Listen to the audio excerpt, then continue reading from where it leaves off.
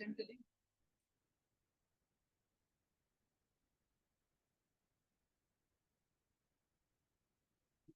That is sent through. You can use it. It's not that integrated cameras and all. So you are logging in. So you can Bhaiya, Suman. Hello. See? Now. This is in the speakers. Okay, If it is off, You off karo. I'm telling you, you unmute it.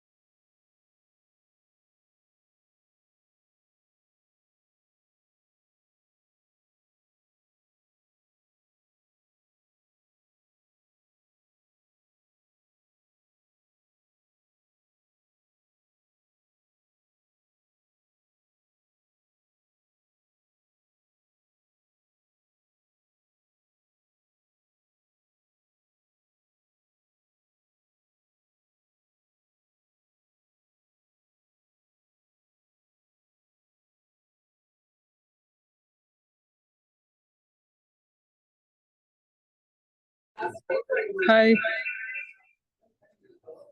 Can you hear, no? Yeah.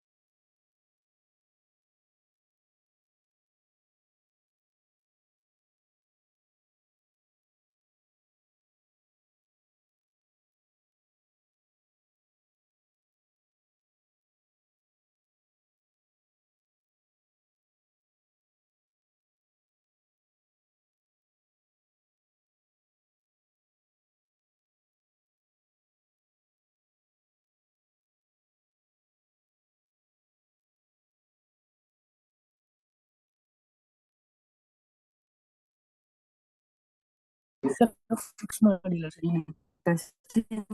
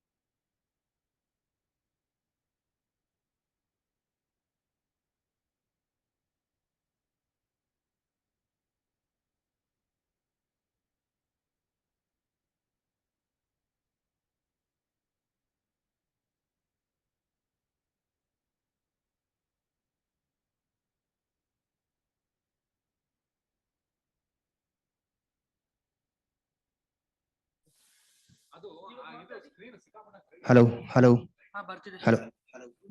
Why it was not on? No, it went off sir because the power connection was disconnected. Check.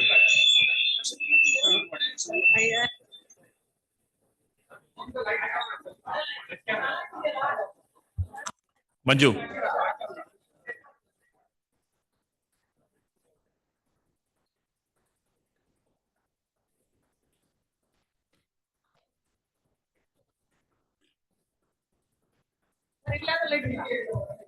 ಈ light ಇದೆ ನೋಡಿ ಇಲ್ಲಿ 4 ಇದೆ.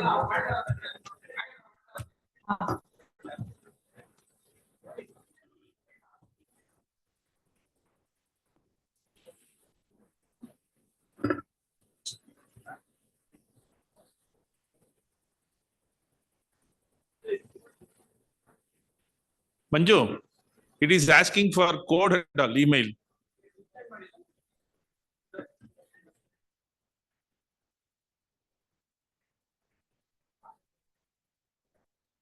Huh?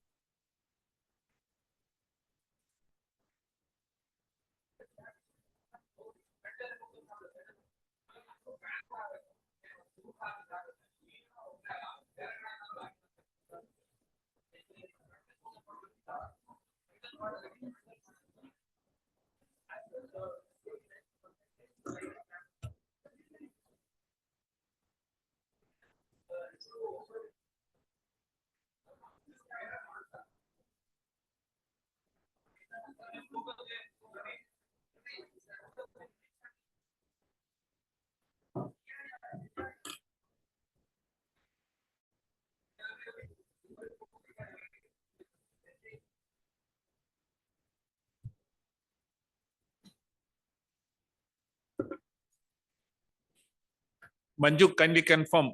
I am again logging in. Yeah.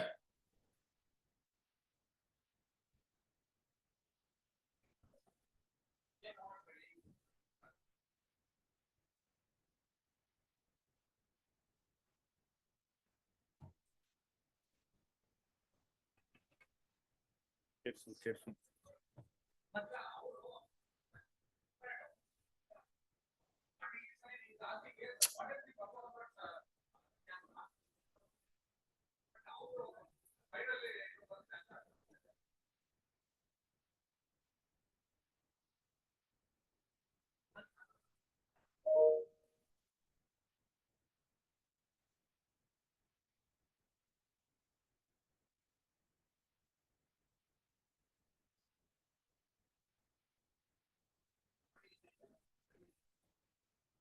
Manju. Manju, you able to hear me? Okay. Can you check with that virtual guys whether they are able to hear and able to see the presentation? Uh,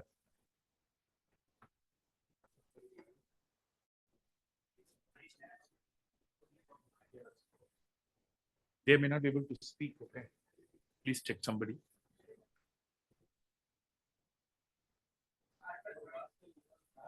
You put message in a kind of thing. Can you see the visual and appear connection? Very nice. Yes, already put it. Can anyone of you confirm me who is virtual? Two things. One, able to see the screen. Second, you are able to hear me out. Can one of you just in the chat box say yes, no, please? What is that? No, please. I don't know.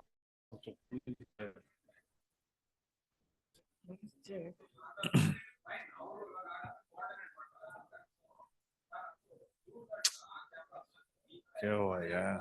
Hey, Dilla. You don't get the network.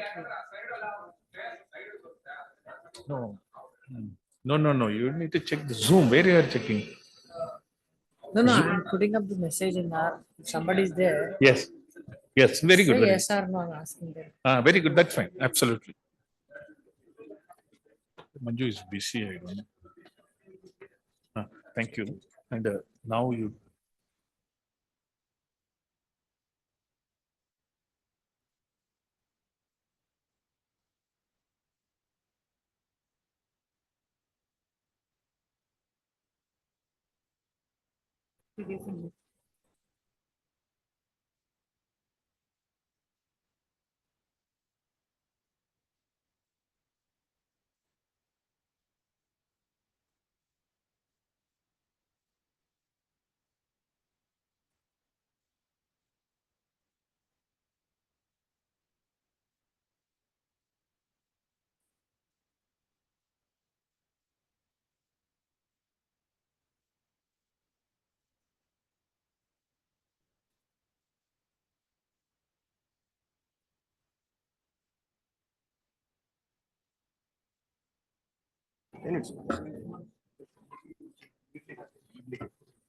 I have the slides in. You have this slides. Now.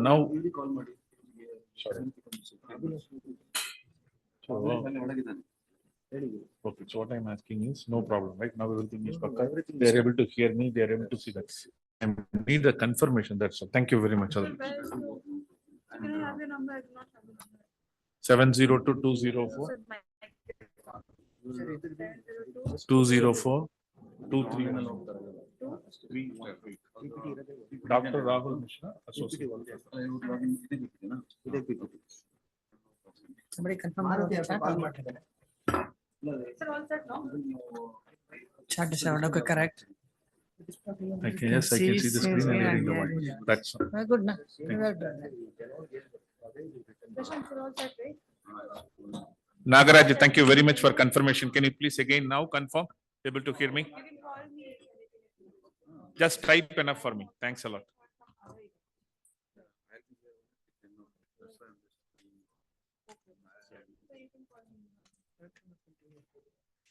Okay. Okay, thank you.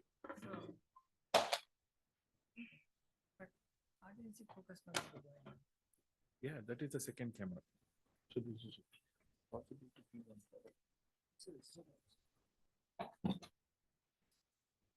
Thank you.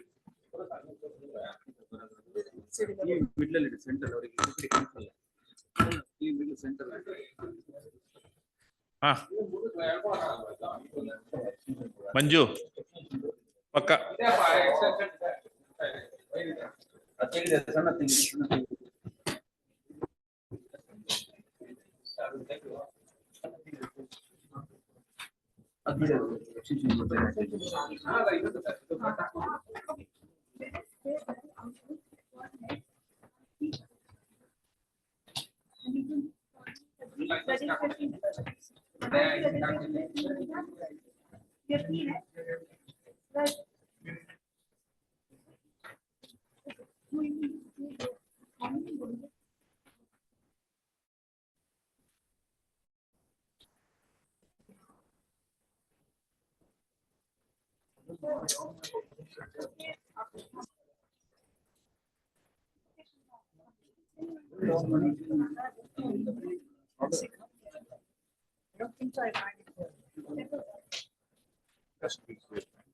I'll call you back. Everything. They will sing the invocation song. They will sing the invocation song. Beautiful. What's your good name? Correct, correct. Thank you. I just send them.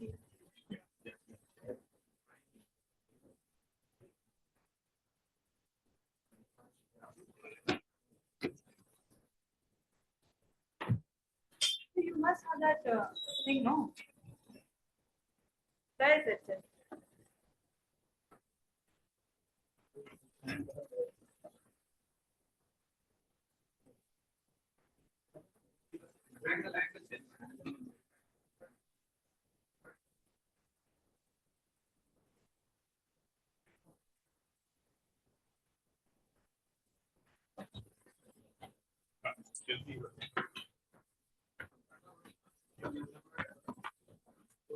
I need that name also.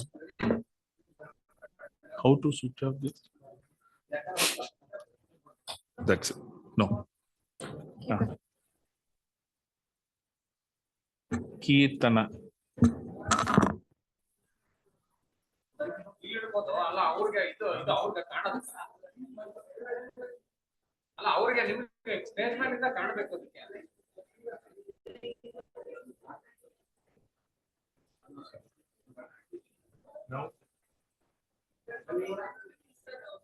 ಇಲ್ಲ ಅಲ್ಲಿ side ಅಲ್ಲಿ ಇಡಕ್ಕಾಗತ್ತಾ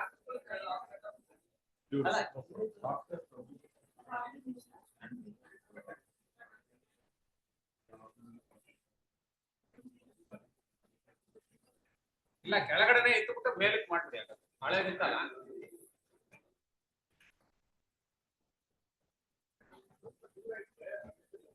ಅಲ್ಲ ಇದನ್ನ stand ಮೇಲೆ ಆಗುತ್ತೆ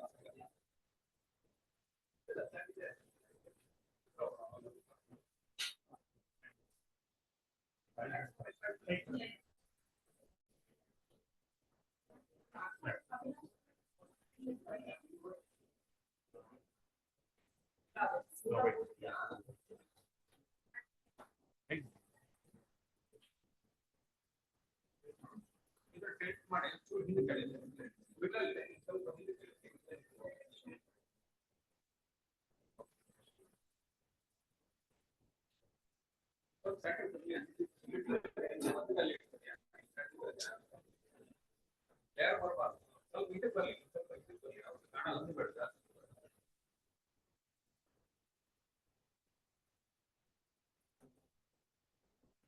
Morning, doctor.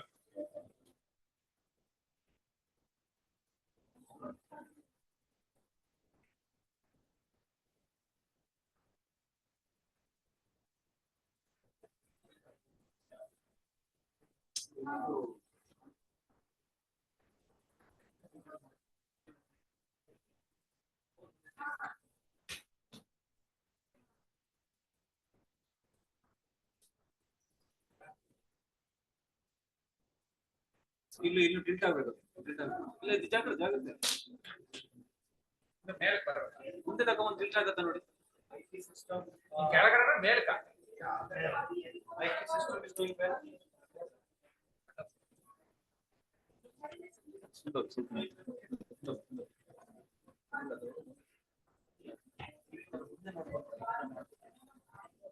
First connect ಮಾಡಿ content transfer ನೋಡಿ on ಮಾಡಿ ಆನ್ ಮಾಡಿ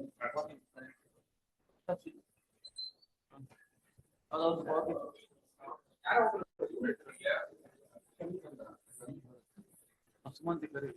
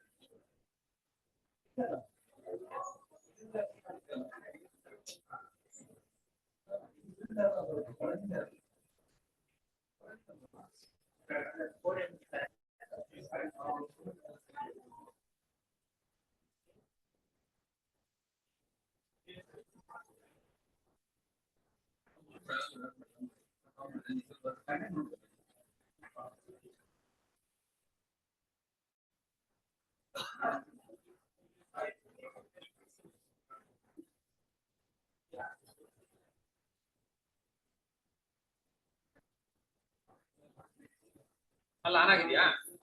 ಅಲ್ಲಿ ಆನ್ ಮಾಡಿ.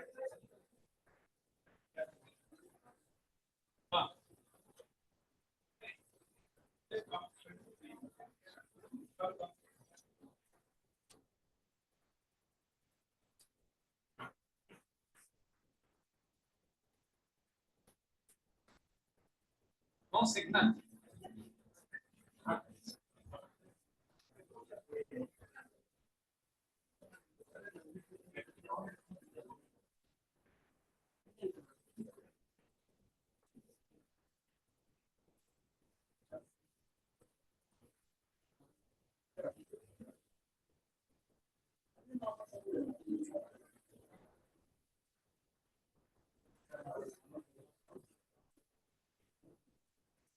ಮೇಲೆ ಒಂದು ಬಟನ್ ಅನ್ನು ಹಾಕ್ರಿ, ಅದನ್ನ ಮೇಲೆ ಹಾಕೋಬಿಡಿ button.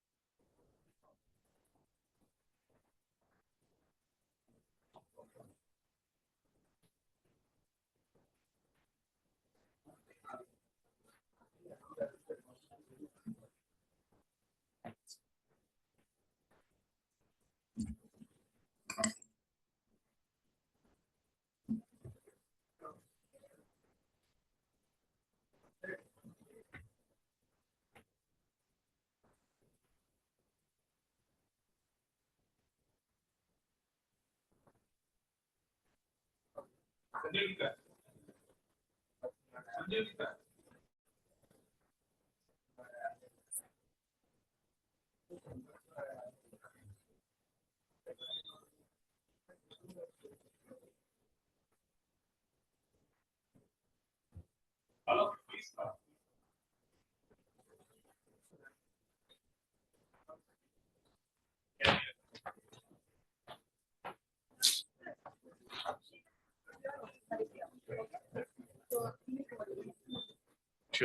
Sure. My person has come, so no problem. She is here.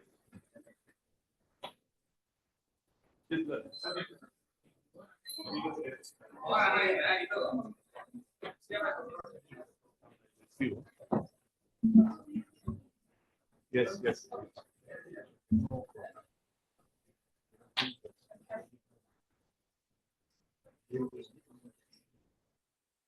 So that's it.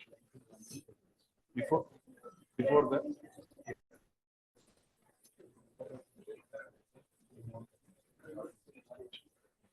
Second, then here after this.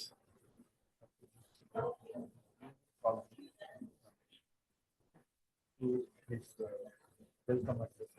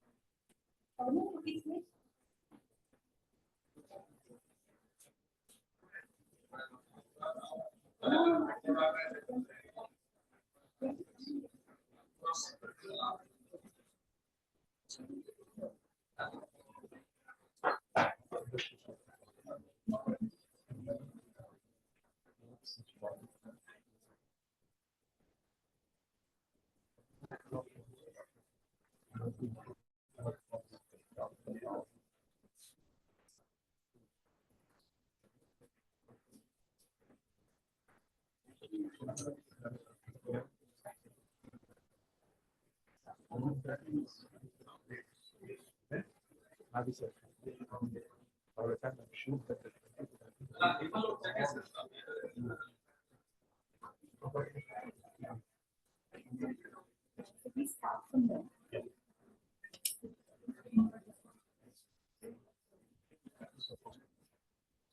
Okay, now we will talk to Bhavi sir. You want to say? Yeah. Come. Where is Bhavi sir?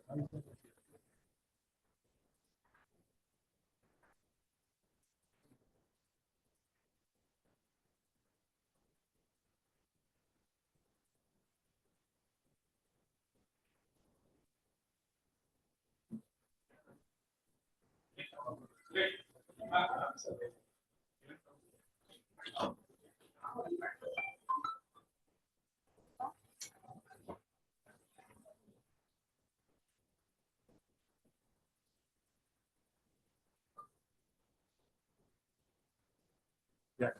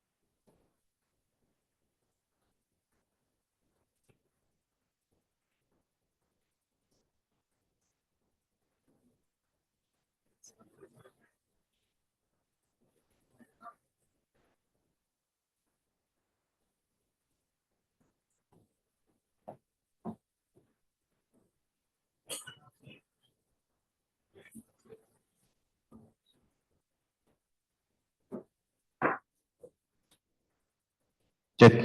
Hello. Hello. Can you hear me? Check one.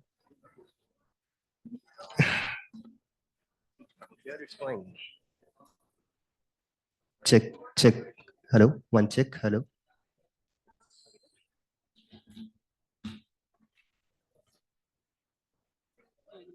Okay.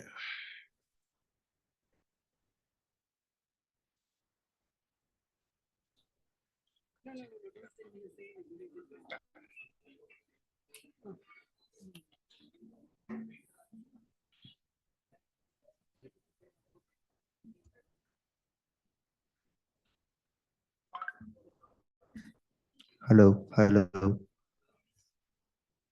Is it audible? Audible?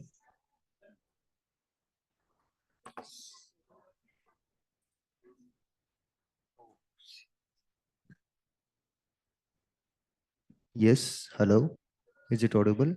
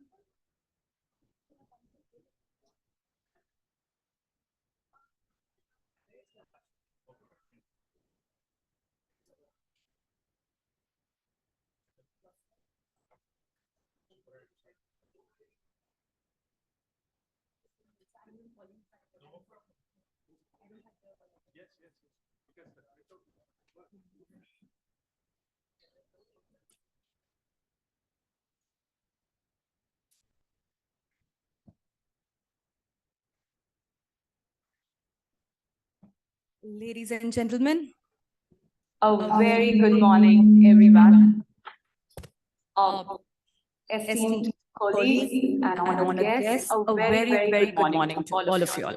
As we have gathered here today, I'm thrilled to welcome you all on behalf of FDPPI and Manipal Law School to the Indian Data Protection Summit 2023, a landmark event which marks a significant turning point for all of us at FDPPI.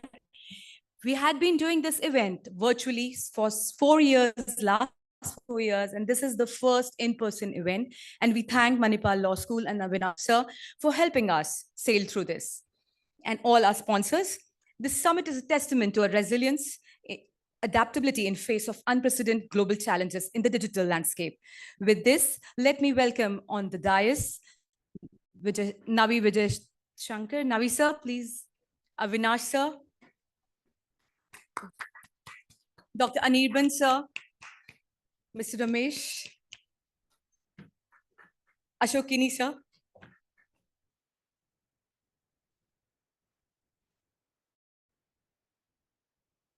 Subraidu sir, Bangalore President for the Bangalore chapter.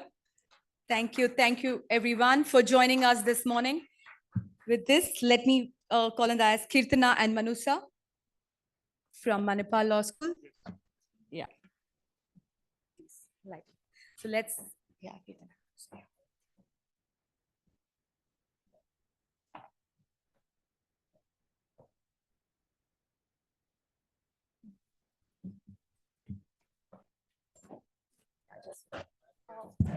Yeah, please everyone join for lighting the lamp.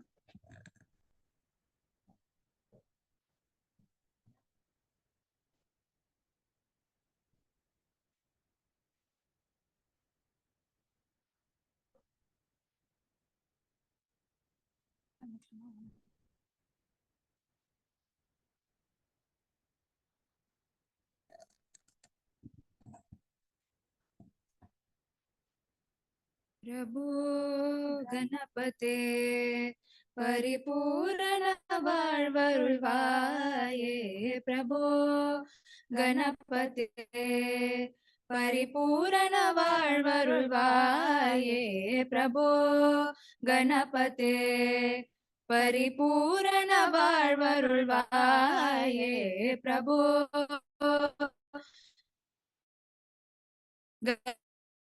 गणपते Ganpati சார்ந்து வணங்கி துதி பாடி ஆடி உந்தன் சன்னதி சரணடைந்தோமே சார்ந்து வணங்கி துதி பாடி ஆடி உந்தன் சன்னதி சரணடைந்தோமே சாந்த சித்த சௌபாகியம் யாவையும் தந்தருள் சத்குரு நீயே சாந்த சித்த சௌபாகியம் யாவையும் தந்தருள் சத்குரு நீயே பிரபோ கணபதே பரிபூரண வாழ்வருள்வாயே பிரபோ கணபதே கணபதே கணபதே.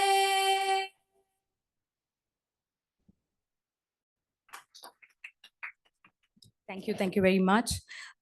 With this, let me call Haripriya. Miss Haripriya to introduce.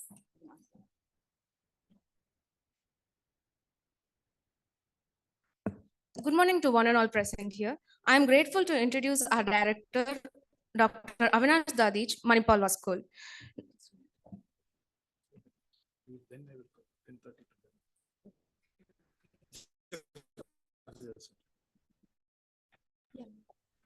Okay, Ramesh sir, please. Very good morning, everyone. Very good morning, everyone. And very warm welcome to all of you.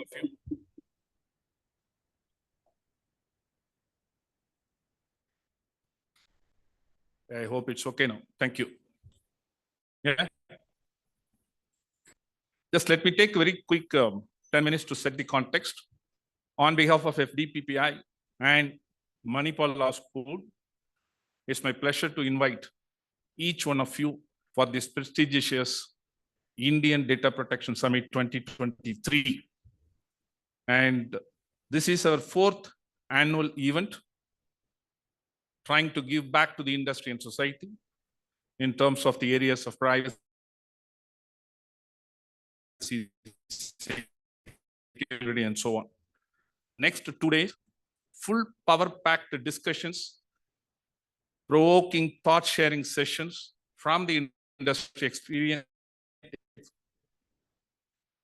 and we will be listening to their views on various aspects, especially with the kind of digital personal data protection 2023 of India, which had come recently, as we all know. If any of you are new to, let's say, the FDPPI per se, I just wanted to take few minutes to help you. FDPPI stands for Federation of Data Protection Professionals in India. It's a Section 85 company, limited by guarantees and promoted by data protection professionals in India. And in fact, we have some kind of foreign dignitaries too, part of our program.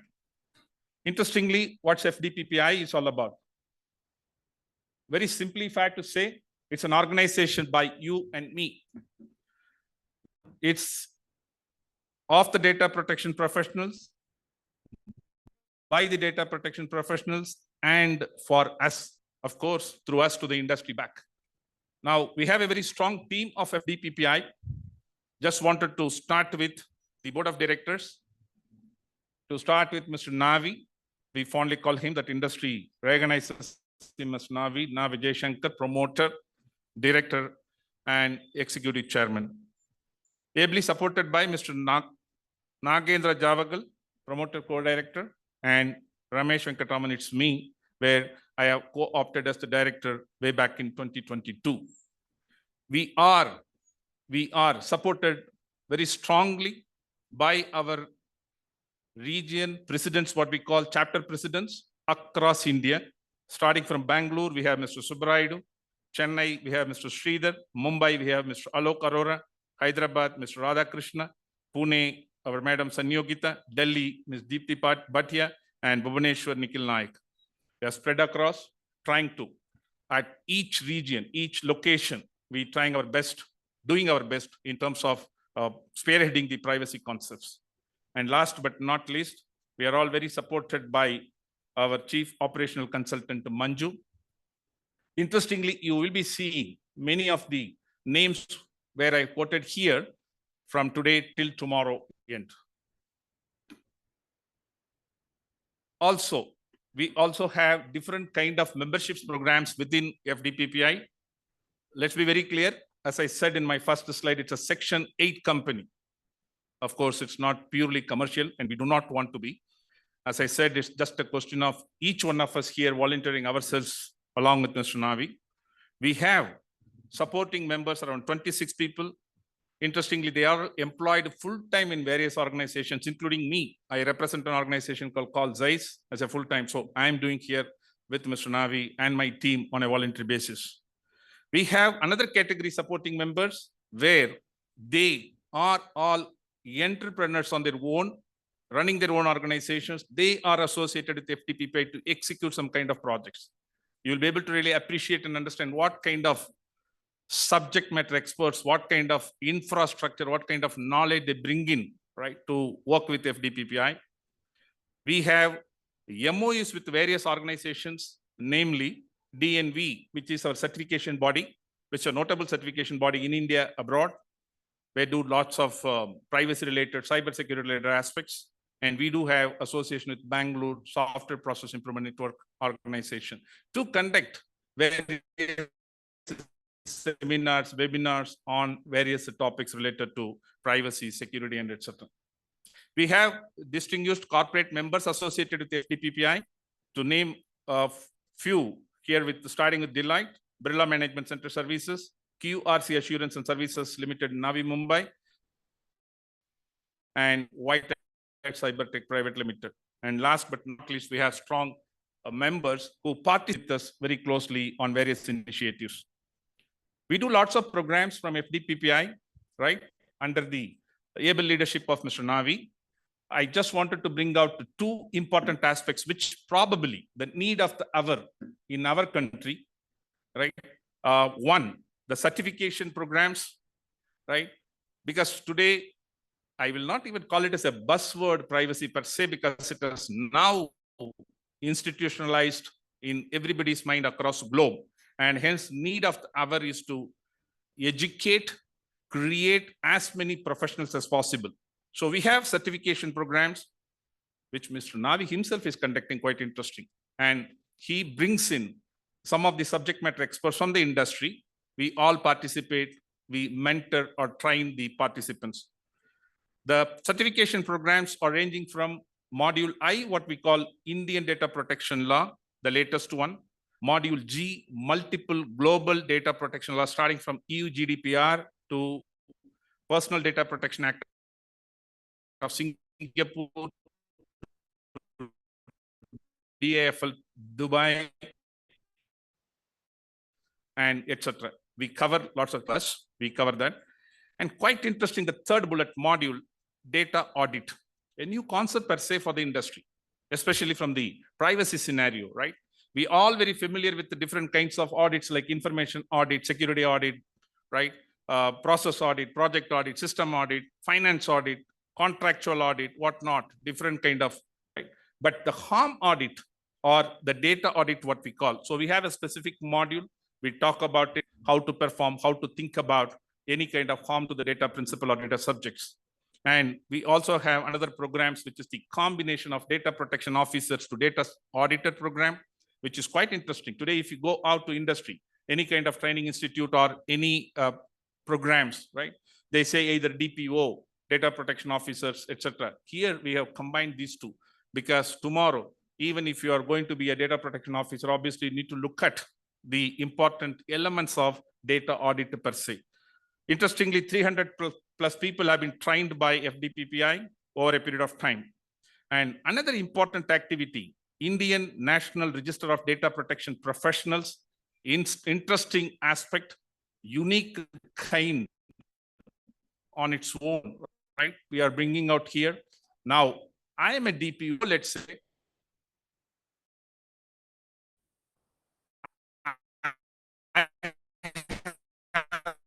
The skill and competence, I can go and register.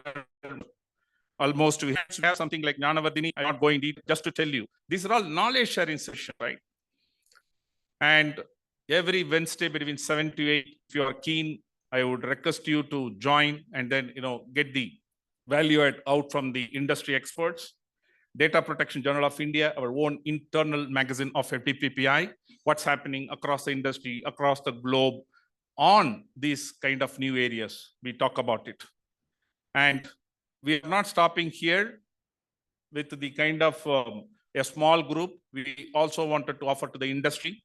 Look at the first one, Data Valuation Standard of India, DVSI, associating a numerical value, let's say cost to the data. We call data is an oil, and everybody is struggling today to interpret it. How important it's for an organization, Mr. Navi's brainchild, I would say. And very important aspect, data governance and protection standard of India, DGPSI, what we call. Navi is going to give his keynote address in the afternoon on this. I would say this is his brainchild, what every industry is in, right? The organizations are working with, let's say, customers from European Union, then they are bound to follow or adhere to EU GDPR. If they are working with another customer from the region like Singapore, let's say, Personal Data Protection Act of Singapore comes into picture. By default, India, Digital Personal Data Protection Act of India comes into picture. And as I talked about HIPAA, for example, so if you have multiple kind of regulations, right, laws, when an organization needs to take care, how it would be very cumbersome and etc. That's the idea that he had brought in the concept of data governance and protection standard of India. Going to, in my opinion, if you ask me, closely worked with him on this concept, is going to be a game changer. We have some kind of discussions going to be, right? How the startup companies are going to really look at the implementation of our current law. And in that context, if you really look at it, these kind of improvement programs would help them. Let's listen to him in the afternoon. And I just wanted to set the context again. What is this IDPS is all about? What we are trying to do starting from now till tomorrow evening, right?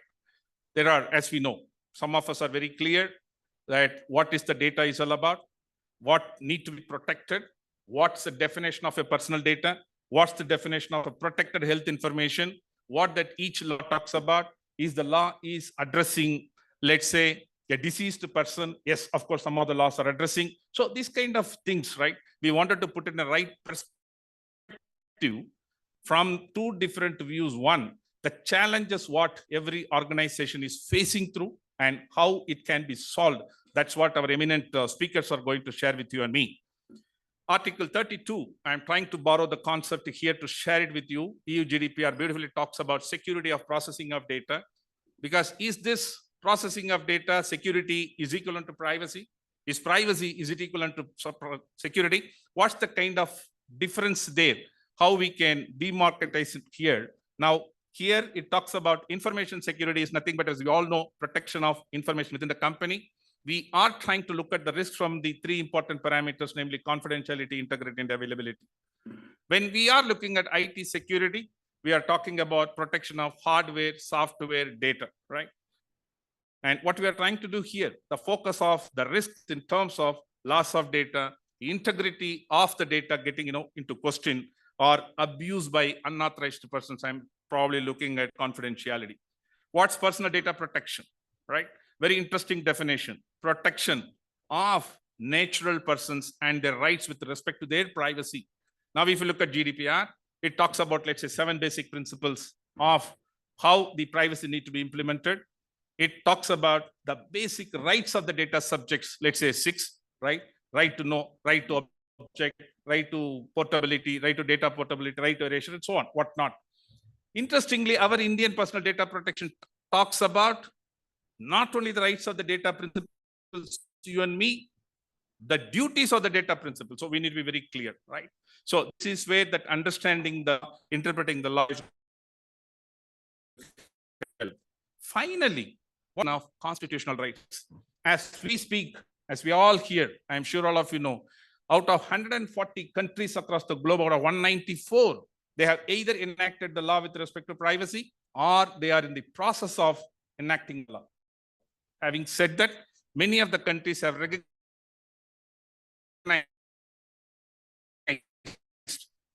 the privacy as the fundamental right by their own constitution. So we need to implement it. Finally, to conclude here with respect to, we all know data protection is about more than just talking about security. It's a myth. If I have the security, I have the kind of well-versed, adherence to privacy is a myth. We need to really look beyond, is what I'm trying to tell you. We all know, right? Data life cycle from its data, since its inception till it's getting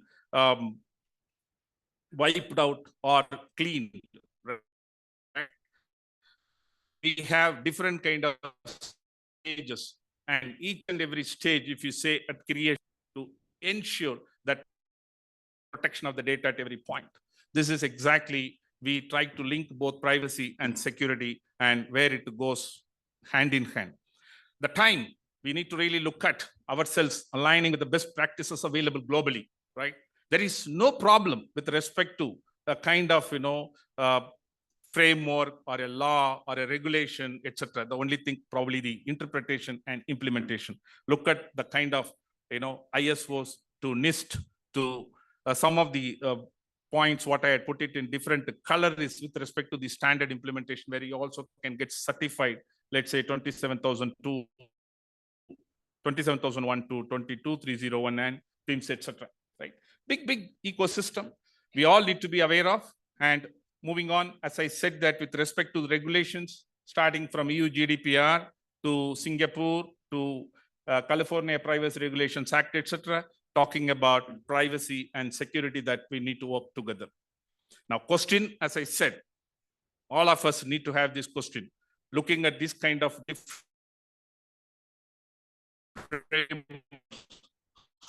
how am I going to implement it? How am I, as we know the data point, customer does not want to work with you and interact with you. So not only your reputational image is in the problem, brand image is in the problem, we also have some kind of a penalty, right? If we are talking about 4% of annual turnover or 20 million euros as the kind of highest penalty from GDPR perspective, right? So we need to be very clear, as I said, what is the solution, right? We are talking about a kind of unified framework. Keeping that in mind, the entire 2 days, I'm trying to give you the heads up that what's in stock for you and me now from today, tomorrow. We are talking about global trends in AI regulation. AI is playing a vital role, as you and me know, right? Everywhere and anywhere. Are we looking at what kind of development methodology we have? What kind of data is getting used? What kind of data is getting trained? How the data is not going to be biased, right? Because that output of the AI is going to be the kind of decision-making process tomorrow. We need to look at it, which is going to be covered by Dr. Avinash, our director here, Manipal Law School. And we are also talking about technology with respect to, let's say, Wonderland of Metaverse. It's going to be spoken by Mr. Harpreet Singh. And we have some kind of panel discussions, starting with, Mr. Navi himself is going to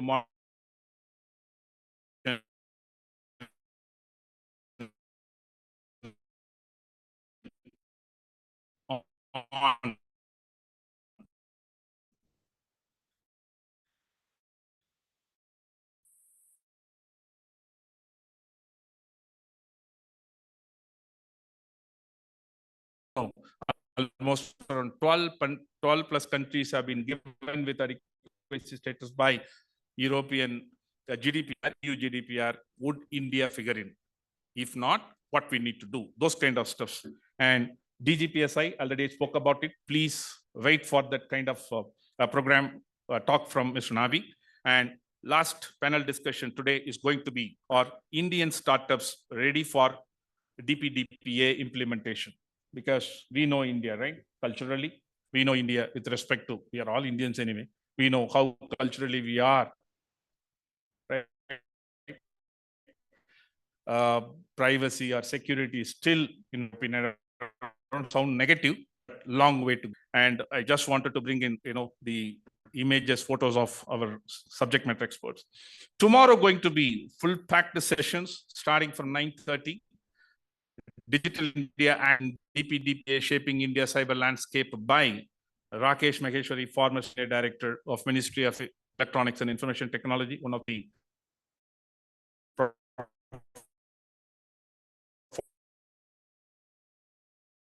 speaker. We had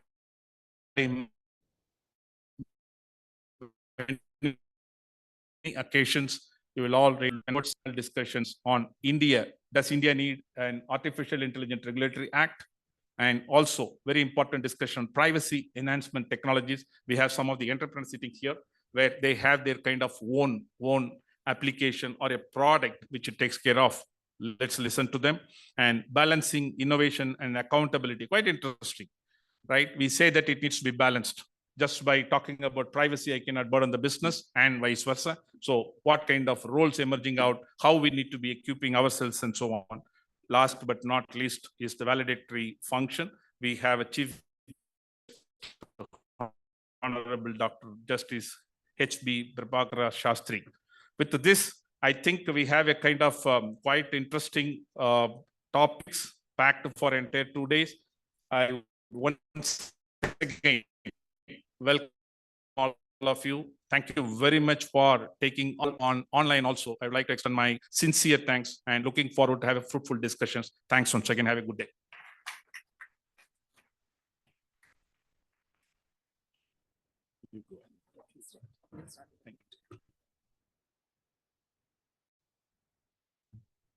Thank you, Ramesh sir, for that 2-day event that's going to happen and details on FDPPI. With this, would like to have our first keynote address for the day on AI regulation and global trends by Dr. Avinash Dadechi, Director, Manipal Law School. For this, would like to call Harpriya Jeev Kumar to introduce him. Harpriya.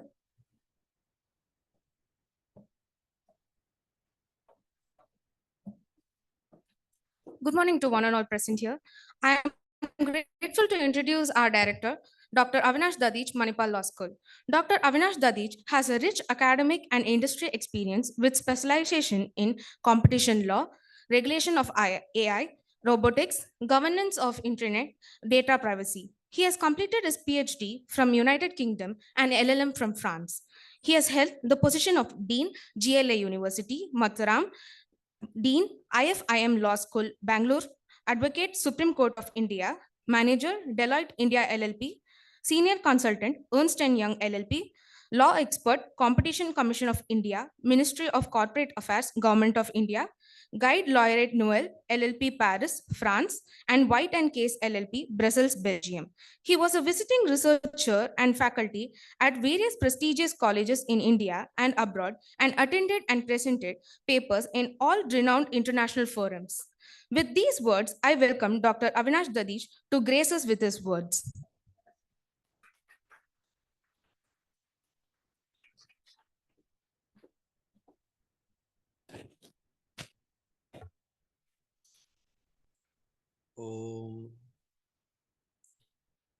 Respected Navi sir, dignitaries on dais and off the dais, my dear students and faculties.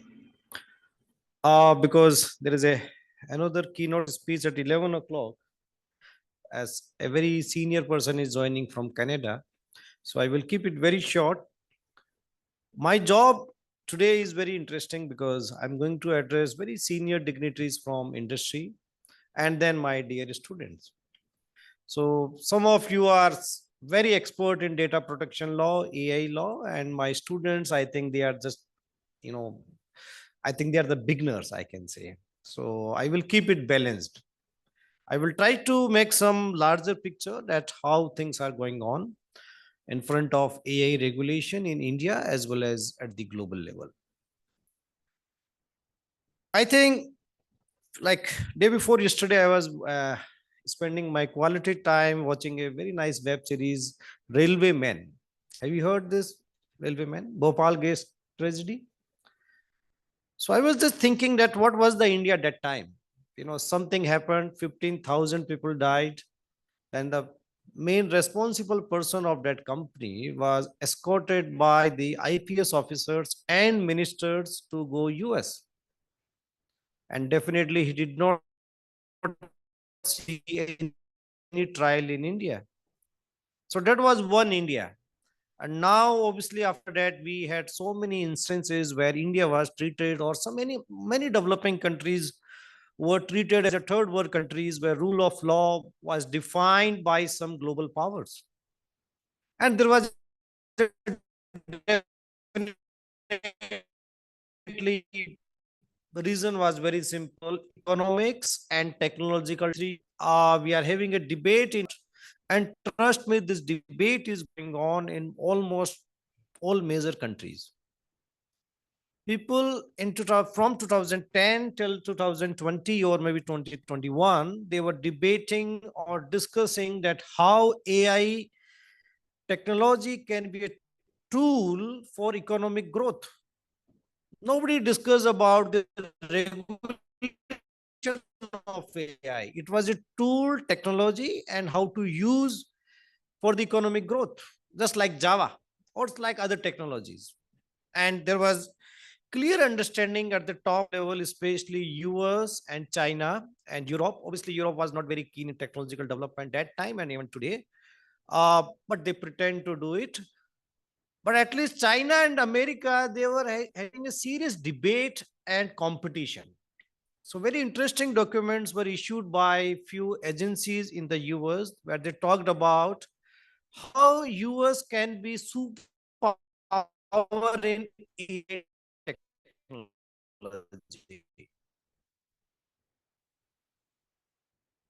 And it was very clear at the global order. It was very clear.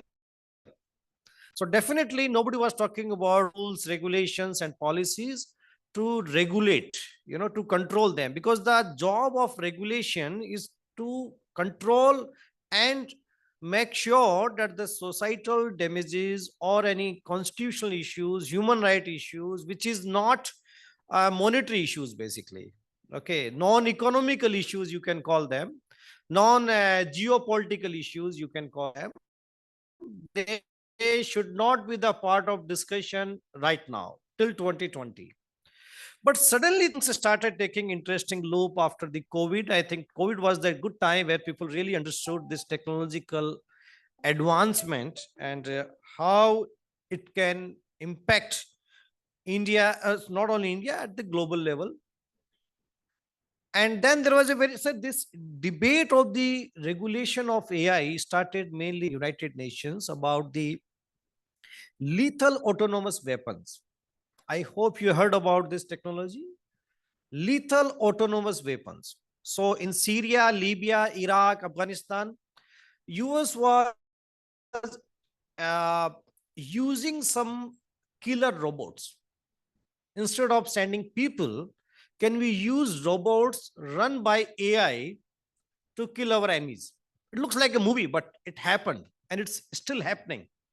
Like drones. Drones are nothing but robots.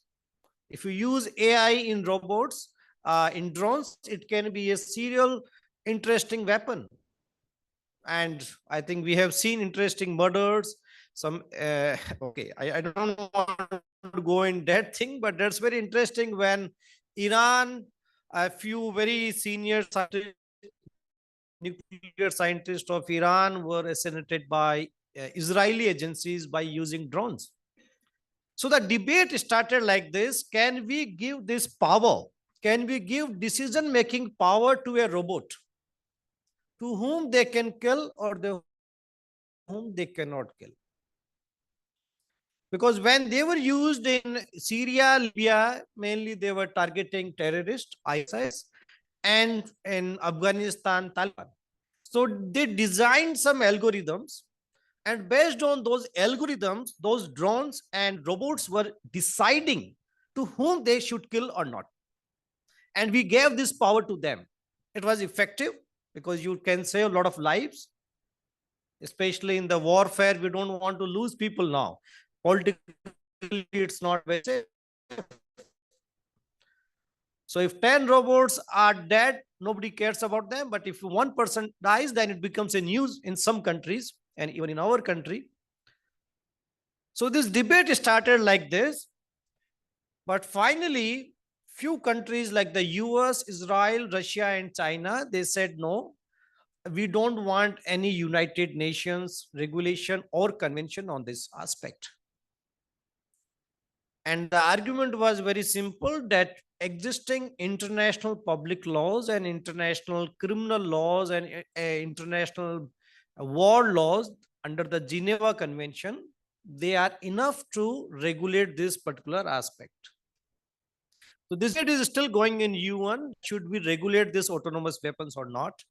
Then this debate was carried away by European Union. The Council of Europe is also trying to bring some rules, regulations. And then in a very interesting manner, European Union started making a law that's called European AI Act, European Artificial Intelligence Act. And as a student of European Union law, I must say you that this is a very complex mechanism, because Europe, you have to deal with 29 countries. Because whatever laws they are making in Brussels will have direct impact on 29 countries and beyond. To do a negotiation at different levels, like the European Commission, European Parliament, and different other European institutions. So it was a very serious discussions, and so far they have reached to very advanced level of lawmaking process. And very soon, I hope in next year, we will see the implementation of the European AI Act. So I request you to keep your eyes on this European AI Act, because like last month I was in Zurich and attending one conference on AI policy, and I met some very senior people from European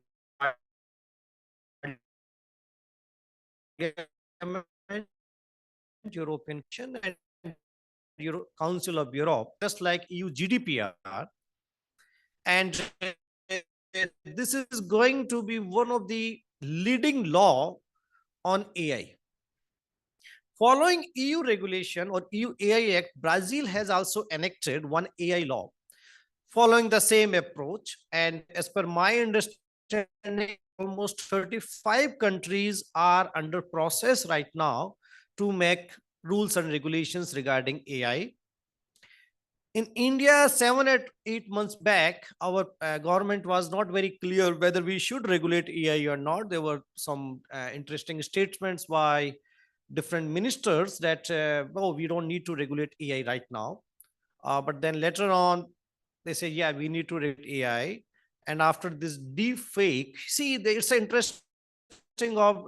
interesting aspect of democracy, that how things move so quickly. The deep-fake technology is nothing but like a use of AI in effective manner. Nobody tried to control deepfake. Nobody discussed deepfake technology in India. Recently, I think 2 or 3 interesting. Now, minister, I think yesterday only, he had a meeting with all big social media companies, Meta, and all big social media platforms, and discussed that we need to regulate deepfake technology. So I think suddenly you will realize, guys, that this AI law, data privacy law, emerging technologies will be in the center. Things are happening at the global level, yes, but are they sufficient? No. I was discussing one with very senior professor. Maybe we will have a global law on AI. I said it's not going to happen. Globalization is over. Yes, globalization is over. The purpose of globalization is over. The purpose of 5 led by United States and European countries, they made rules, regulations on very big liberal ideas to control their ex-colonies. Simple. WTO. US is not interested anymore in WTO because China is leading the world trade. So US is out. Europe is like all European international organizations are situated in Europe, in Geneva and some other parts of Europe. Even Europe is not interested to make international laws anymore. They want to make laws through European Commission and Council of Europe. And they believe that our laws will be far better, more effective rather than these soft laws of the United Nations. So to some extent, I think we can say that the world has moved and we are all taking care of our own affairs. I think India is playing very smart game and I like it. I love it. We are just watching, observing. Because in our country, we need to protect human rights, privacy, and other aspects, definitely. But at the same time, we can't stop the innovation and economic growth. So it's a very big challenge for the Indian policymakers, technocrats, lawyers, politicians, that how to make that balance. Because India is still a democracy. It's not like China where you can do whatever you want to do with AI technology. AI technology is very effective. It's very effective technology. Like the social credit system, it's working very well in China. But we can't introduce that type of system in India. And here the High Court, Supreme Court, and the thinkers, intellectuals, policymakers, they are very critical. Okay, in this country, we are very critical, whether you believe it or not, but we are very, very anti-government country. We may like some personalities like X, Y, whatever, I don't want to name them, like Rahul Gandhi or Modi. Okay, you love them, you hate them, but at the last moment, Indians are very critical for everything. I think that's the beauty of Indian culture. Okay, we have seen very big personalities, but we condemned them. Like Nehru, we condemned Indira Gandhi, we condemned. I think just like the French way of, we can condemn anyone. So the country like in India, where criticism is well accepted, individual level as well as the institutional level, I think it's going to be interesting debate and discussion how these emerging technologies are going to be regulated. So India is playing its own role. China is playing its own role. Now the African countries, I think I would like to say maybe one minute on the Africa. That's very important because nobody talks about Africa, at least in India. If you see the recent geopolitical changes, the ex-colonies in France, they are saying very clearly, get out. We don't want you here. So the French presence or the European colonies, European presence in Africa is moving out. New players are entering into Africa like China, Russia, and to some extent India also. So Africans are having a good bargain and negotiation power right now. Earlier it was only European powers, but now Europeans are almost out and they are also trying to control and stay there. So Africa has become very important continental where 4 or 5 big powers are playing their game. And Africans, they have understood that Africa is the next economic growth. In next 10 years, where economic growth will happen? Not in China. China, if you see their economic growth down, their population is aging. So definitely China is not the future after 10 years. So the growth of the global order will come from Africa. And from the AI perspective, it's important to have diversification of the data. I met some Chinese counterparts in Zurich. Said,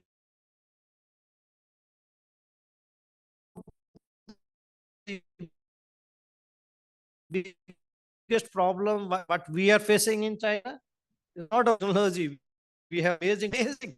They said that thousands of students and researchers with full fundings, and all European American universities accepted them with very great heart, free students, very brilliant students and full funding their government.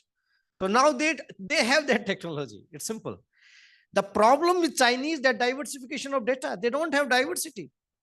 They speak same language, they think like same, they don't, so diversification is a very big problem. So India is very important for global companies because India is like absolutely diversified, like hundreds of languages, thousands of culture. Same thing is Africa. Africa is very different. We think as one continent. Believe me, Africa might be 100 continental.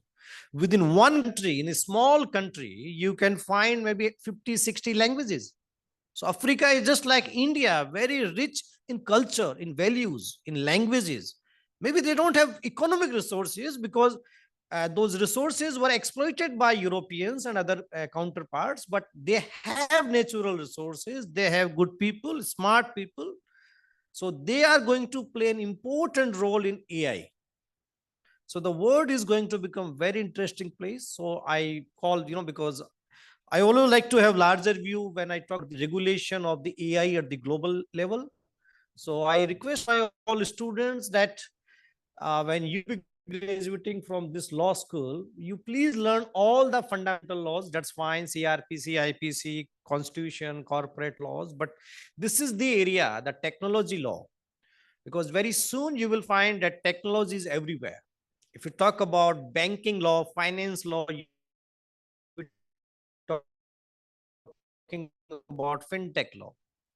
Okay, life, if you are not comfortable with technology law, if you don't understand technology, you will be not fit for the future generation of lawyers.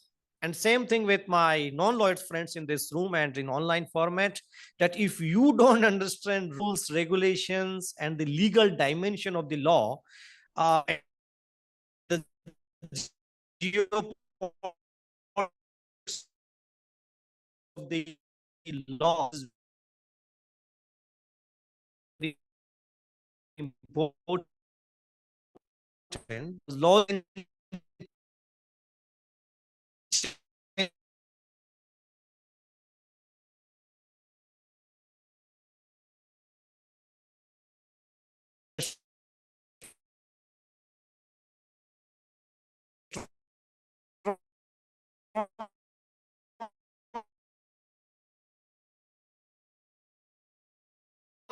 affiliate to any idea.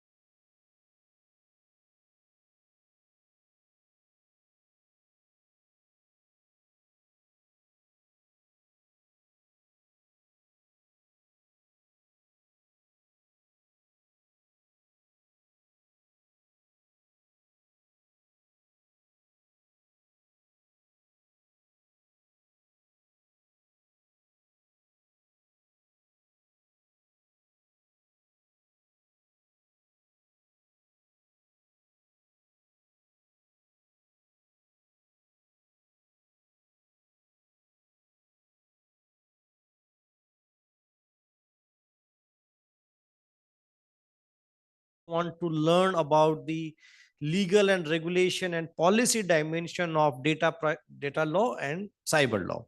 So next year we are going to launch these new programs, and definitely it will be great learning from the industry people. We professors speak very well, but trust me, we know very less. Okay, you guys work, yeah, that's our job. Okay, we read, but we can connect different dots, but you people work on the real issues. And as a Manipal Law School, students, faculties, we would like to learn from you. Doors of our law schools are always open whenever you want to come, deliver few lectures to our students, interact with our students and faculties. We will be very happy to receive you. So with these words, I stop here and I wish good luck to Navi sir and his team for this great event. Thank you.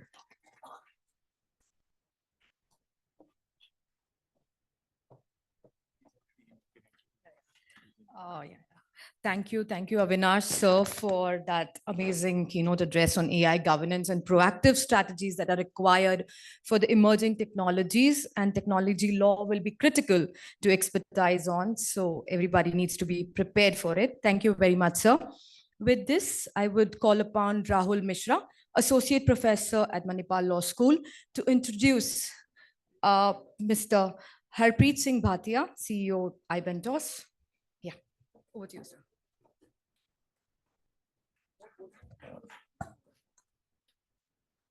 Greetings to everyone. I'm Dr. Rahul. Harpreet Bhatia is a CEO and co-founder of iBentos, an event technology company working in the space of virtual and hybrid events. With 24 years of experience in the IT industry, he is a first-generation entrepreneur with a rare blend of techno-commercial profile.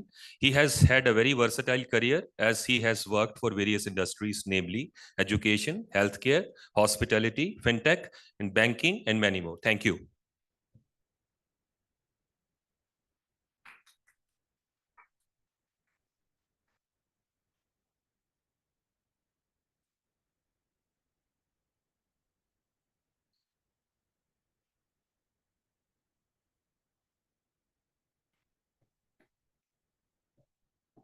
Hi, good morning, everyone. If somebody can confirm that I'm audible. You are audible. Okay, and people are able to see me so that I can share my screen now.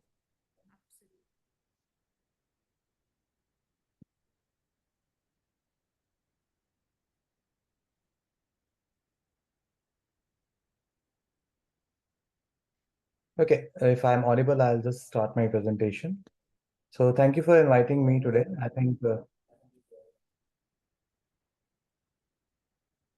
okay, I think the topic is very interesting today. So I'm just gonna share my screen.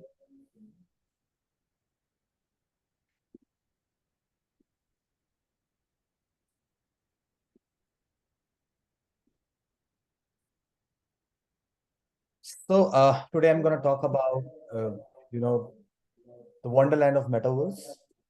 So just a small, very basic intro, what we are doing in this space, in Web 3.0 space and metaverse space. specifically me and my company Bentos, what we are building. So we are, in fact, we have built a product called Megaspace. Megaspace is a no-code metaverse, which can be utilized across devices, mobile, desktop, VR. It's a metaverse for businesses. And people who want to create their own metaverse for their businesses, they need not to know code. They need not to come to the developers. They can just sign up and create their own metaverses. Currently, as mentioned in my profile, when I was getting introduced, certain verticals and use cases currently we are working on: trainings, talent acquisition, events, real estate, education, industry 4.0, virtual schools, virtual universities. So I think metaverse can never be experienced if I keep on talking until as I, showcase you something. So for the understanding of everybody, I would love to showcase you a recent metaverse experience which we have built for one of the Pioneer Institute in technology in Hyderabad. So we will just showcase you that. That's a video which would set the context for everybody. Here it comes to your screen. Welcome to the BITS WILP Convocation 2023. Now let's set you up for the upcoming one-of-a-kind metaverse experience. Log into the platform using your registered email. In the WLP virtual convocation ceremony on Metaverse, graduating students, guided by their humanized 3D avatars, customized with the real faces and the academic regalia, will initially embark on an air taxi tour of BITS Pilani's campuses. Subsequently, they will gather in the virtual auditorium, seated among with their peers, and enter the virtual stage to receive the degree certificate from the humanized 3D avatar of our Vice Chancellor. This unique virtual convocation ceremony highlights the importance of adaptability and innovation in education. And enjoy the air taxi ride over to the spectacular BITS Pilani virtual environment. To make the event highly personalized and engaging, attendees can create their humanized, realistic 3D avatars by simply uploading their selfies.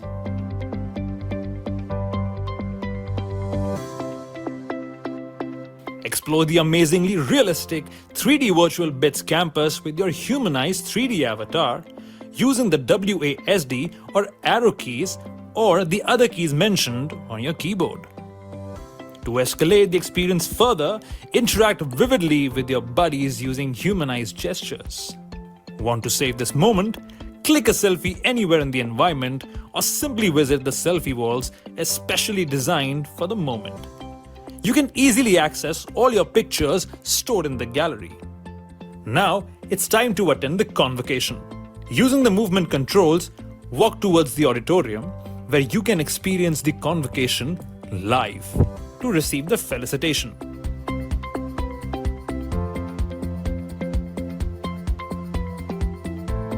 Jai Kiran Kumar.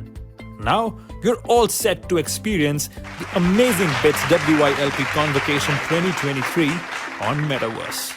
All the best.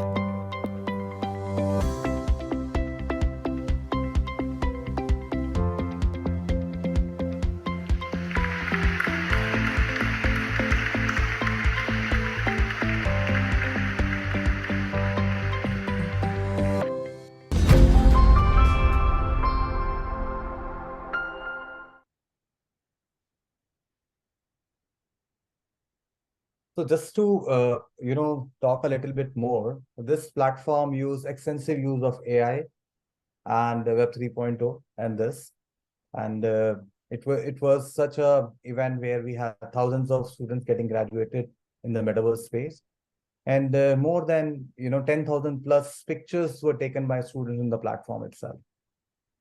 So I think I set the context now how the metaverse, for one use case I've just explained you. We have been working with banks, a lot of startups, a lot of businesses also.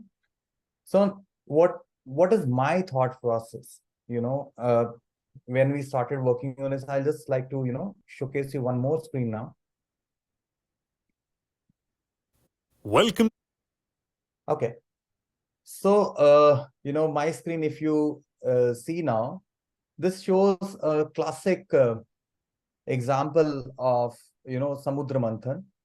So I actually believe that this is the time of evaluation of Web 3.0. It is very similar to what we have, heard in past in our Vedas and, sculptures. So if you see the screen, we can see on the left side, we have Devtas, on the right side, we have, Asurs. And they all are working towards one goal, that is Samudra Manthan.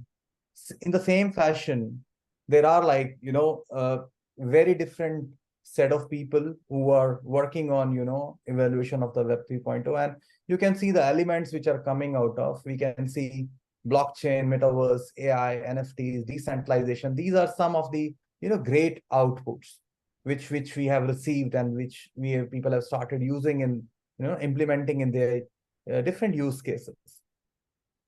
But with all such good things, in the same fashion, when Samudra Manthan happened, one poisonous things which is called, Kalkut poison, which came out. In the same way, with this evaluation, we see a lot of security issues, data breaches, hacking, impersonalization, identity theft, etc. So I relate it with that. So at that time, Lord Shiva came to rescue, and he took that poison actually.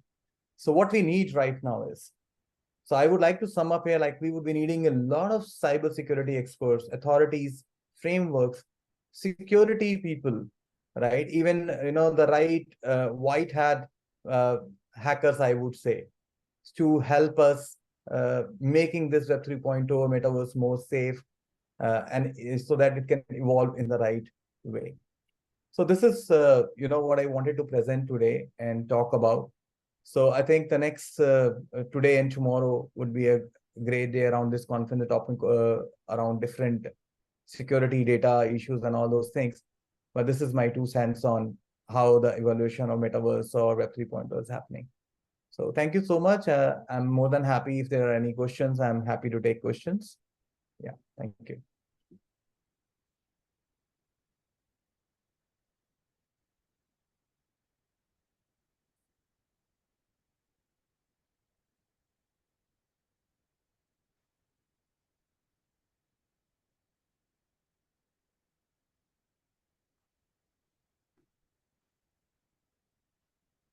Hello, Mr. Harpreet. Okay. Just wanted to ask about how this metaverse, okay, is posing, according to you, challenges to the legal community, because way back in the year 2000, India drafted the Information Technology Act to understand the 2D world of internet. And then, of course, the emails and other things were all very static technologies. Okay. But we developed a law which could recognize an electronic document and which could perhaps provide some kind of liabilities for misuse of the electronic documents. This is how cyber laws evolved. Now, metaverse is a somewhat like a 3D version of what we had earlier. It is still an electronic document. Now, the difference is the perception of what goes on in the screen in the minds of people is little more, you can say, intense. And we are letting the person participate in the proceedings. So, which means that that in one of the incidents in India itself, one metaverse avatar interacted with another metaverse avatar in a manner in which that avatar didn't like it.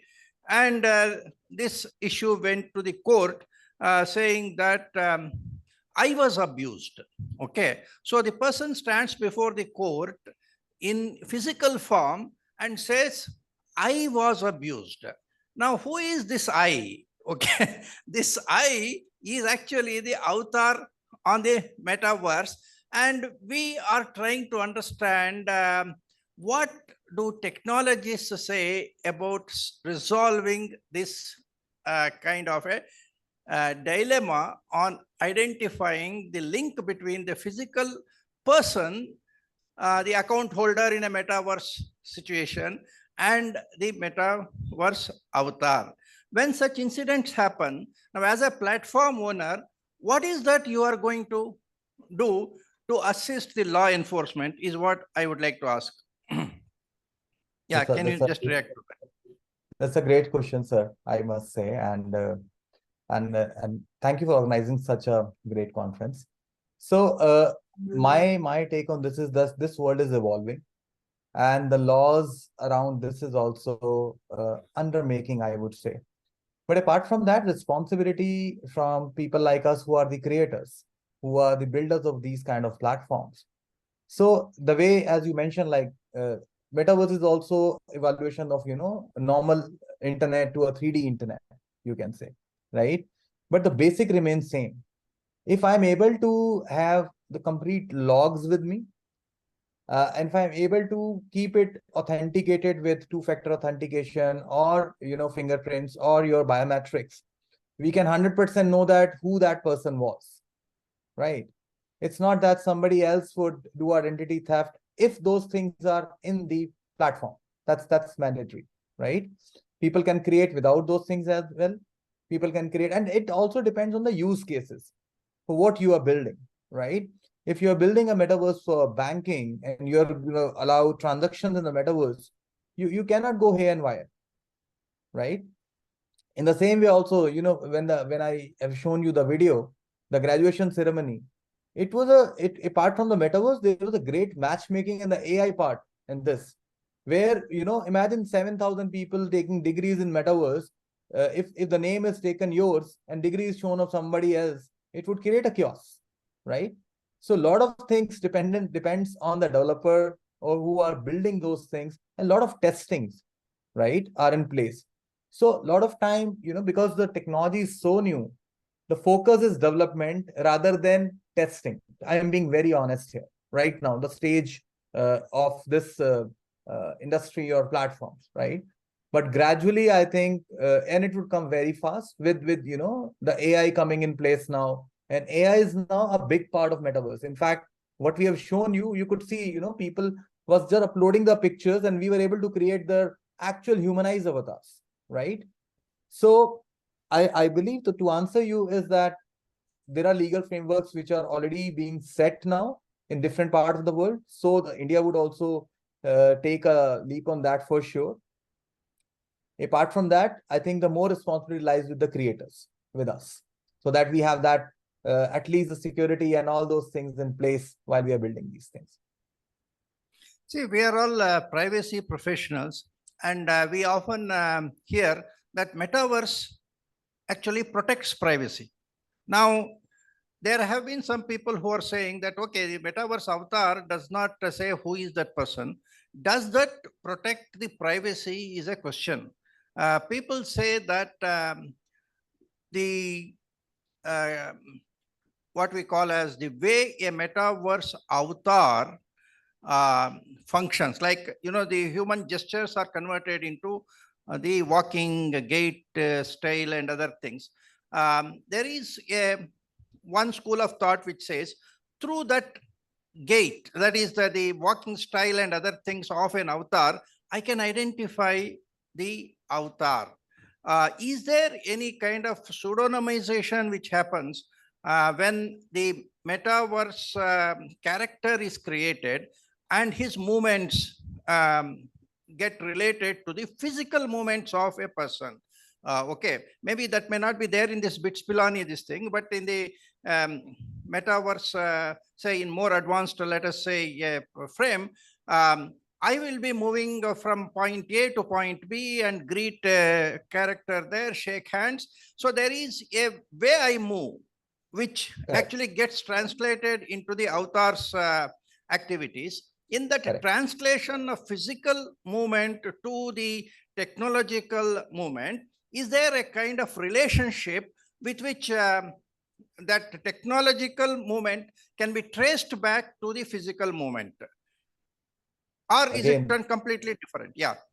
So let me answer you on this. So I think first of all, the BITS platform which we created, that was a browser-based stuff. What you are talking about is a VR device, right? So when you are wearing a VR device, so you are having motion sensors in your hand, right? Of course, there's a lot of tracking happening. Like, because you are making gestures like this. Let's say if you are playing a game, you are doing a boxing game, you have to, box somebody. So that is being tracked. But I have not seen that people are tracking that this is like, boxed by Harpreet or XYZ or PQR, right? But there are certain things like where AI is making a play that you want to play like Sachin, for example, or you want to play like Virat Kohli. So Virat Kohli's AI intelligence can be given to AI so that you can learn like him to play. So if you are playing in a certain manner, right, it can tell you, okay, this was a shot like Virat Kohli or Dhoni, right? I hope you're able to understand what I'm trying to say. Yeah. So yeah. AI can play a very big role here for sure. But right now, I think whatever my experience have been with the VR devices and all, these things are not there like, okay, they are tracking me. Okay, this is Harpreet, this is Manpreet, this is Gurpreet, right? It's not like that. But this is very much possible with AI marrying now metaverse. Yeah. Okay. Any questions from the audience? Yeah. Chat. Huh? Okay, okay.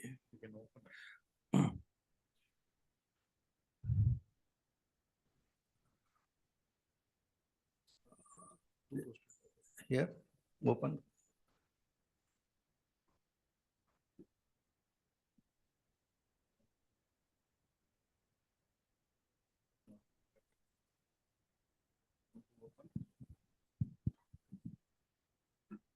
No. No, that is chat. There are no questions in the chat as of There now are no from questions on people the who chat. have joined virtually. Okay. Yeah. So another question which I have from my side is, if I am a law enforcement person and I will, let us say, issue a CRPC notice to Ibentos India for a platform activity, and I want more information, how would the platform react? I'm talking of general terms. I use the term Ibentos, but I'm talking of a platform owner. How would they react?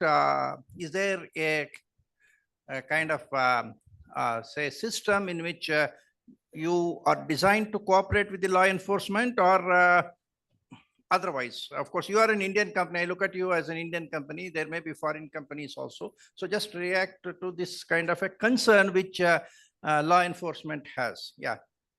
So, sir, to answer this is like we work in 28 countries now, right? I have customers in US, Canada, very different part of this world as well, apart from India.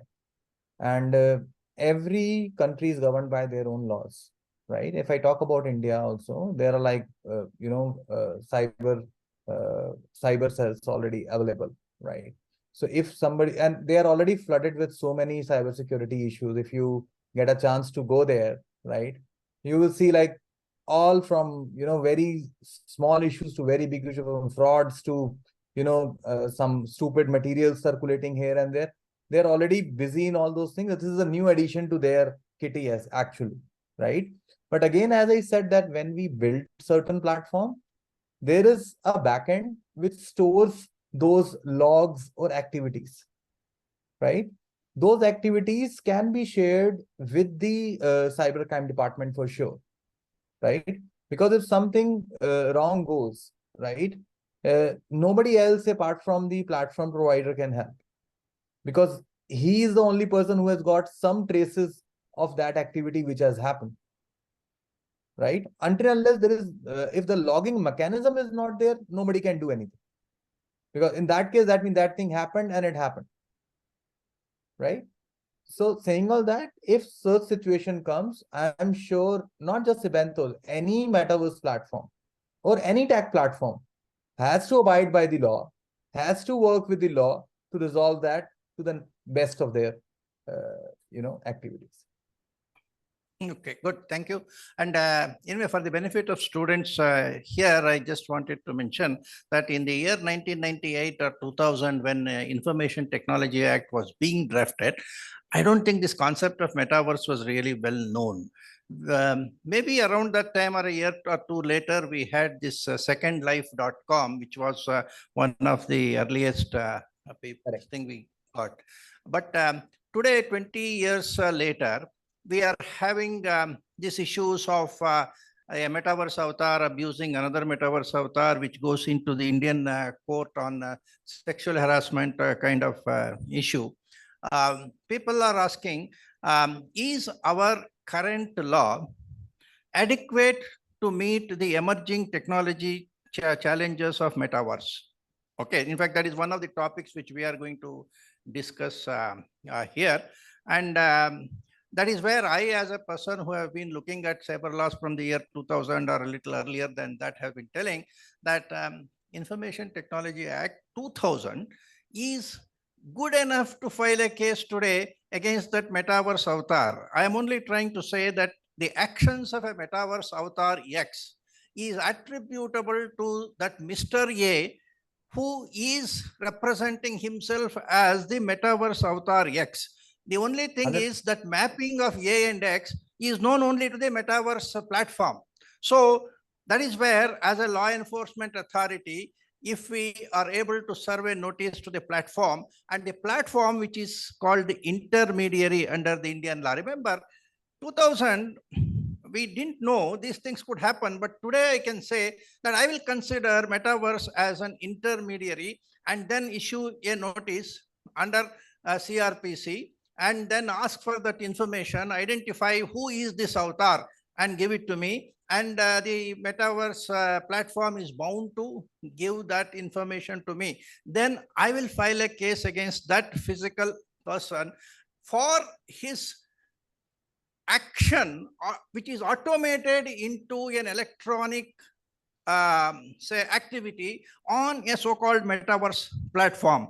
So I just want the law students and others to appreciate that if you are able to interpret the law correctly, then we don't have to be afraid of the emerging technologies, whether it is metaverse or something like that. So that is where I said that we would like to see how metaverse platforms actually respond to such law enforcement agencies. I'm sure that you would be perhaps responding very positively, being, of course, you may be a Canadian company now, but still you are still Indian origin. We are Indian, Canadian both. We have got both presences. Okay. Yeah. Because otherwise the normal tendency of a foreign company is that privacy, I want to protect the privacy of the avatar under my US laws or whatever laws, and that is what leading to a friction between the Indian law enforcement and the platforms. Maybe in the coming days, we are looking at a special law called Digital India Act, and organizations like yours perhaps should be preparing yourself for meeting the legal requirements. Anyway, so this is just a... Just add over here, right? Just like you mentioned about, serving issues to the platform, and platform can take care of that. Forget about metaverse. Even if you talk about, the existing platforms like Facebook, Tinder, Instagram, Gmail, whatever, right? You can create fake email IDs. You can impersonate somebody else, right? All those things already happen, right? They're already happening, but there are frameworks around that also. Let's say something wrong happens and somebody abuses Gmail, right? And sends some threat to somebody else on the mail itself. So Google is bound to work with the cyber authorities to work on that case. I don't see that they would say, okay, I would have to protect that particular email ID owner, right? It doesn't make sense, because if something bad has happened and the platform is there, it becomes their responsibility for sure. Yeah. So the I have same one goes question. with yeah. I've got one question from one of our virtual visitors, one Mr. Jaydeep. Could you touch upon the compliance frameworks to take care when building a metaverse, both from the implementer side as well as the user, he says. Can you just give your thoughts on that? Of Right. course, we as FDPPI are there to help you if you want, but anyway, yeah, I would like to see how you have approached this so far. So I think, whenever we design a platform for a use case or a business case, right? So there is a concept of a public metaverse and a private metaverse. For example, the example which we have shown you today, the Bits Pilani one, that was a private metaverse pertaining to the students only, right? Nobody else could access that platform apart from, the students who were graduating there, right? So their registration happened prior to the event. We authenticated that. At the backend also we verified. Then only we send them, okay, this is your link to join the platform and execute it, right? So that's where, even if when the students were registering for it, when they were creating their avatars, we were taking the disclaimers as well. Okay, this is you who's saying, okay, my selfie is looking good or bad, I want to re-upload it and all those things. We don't want to get into something, okay, my avatar was not looking like me, for example, right? So we need to protect certain things, and these things came from the businesses as well. Up to what level we want to go there, right? So again, as I mentioned, like, if there is a use case with the banking, or there's a transaction related thing, the rules would be more tougher. It would be more harder for platform and the users, both sides. So at our end, what we are using certain technical frameworks at our end. One of the major framework which at the back end is the logging of the transactions. By transaction, I doesn't mean like the monetary transaction. I mean the events which are happening inside the platform, whether you are taking a picture, you are doing a gesture, you are talking to somebody, all those things are getting logged at the back end. That's how it is. Thank you. I think Jaideep also wanted to know as a user, that is, I think he was referring to your platform on which I can build my own metaverse instances. Okay. As a user, what will be the permissions he has to take when he wants to implement what compliance he has to do. But I think that is something which is a common problem in all cloud services. The user is the person who has to take the responsibility, and the platform has to only enable whatever is required. I think that is more of a strict legal compliance related issue. I hope Jaideep will contact our FDPPI team. We will work on that, because this is a very common problem. That is, there is a cloud platform, and then there is a user of that platform who uses part of the services offered as a default service, and part he will take from somewhere else. Ultimately, law will catch only this person who owns that brand of that particular site. Okay. Under GDPR and other things, we can, Indian law, we can discuss who is the data fiduciary, who is the processor, who is the supplier. So these are things which I think the users will have to look at. And anyway, thank Jaideep for raising these questions. I thank Mr. Harpreet, who has joined from Canada, to explain some of the thoughts. His Indian representative, Mr. Puneet Anand, is also there on the screen. In fact, he was the person who hosted our IDPS previous year, 2022, entirely on the metaverse platform. This time, we actually moved to the physical platform. Otherwise, perhaps we would be working with them again. Okay. Anyway, thank you, Puneet. Thank you, sir. Harpreet. Okay. Thank you so much. Thank you so much. Yeah. Thank you. Yeah. Thank you. We'll close this session now, and we will go for a tea break. Tea or coffee break, whatever you prefer. Okay. Thank you. We will assemble after another 15 minutes. 11:45, we will assemble back. Thank you. Thank you, friends. On the virtual this thing, 15 minutes break. You can come back. We will continue. Yeah.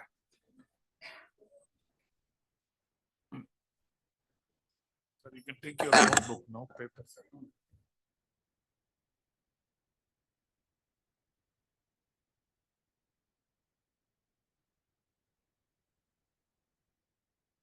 Good morning. Can you hear us?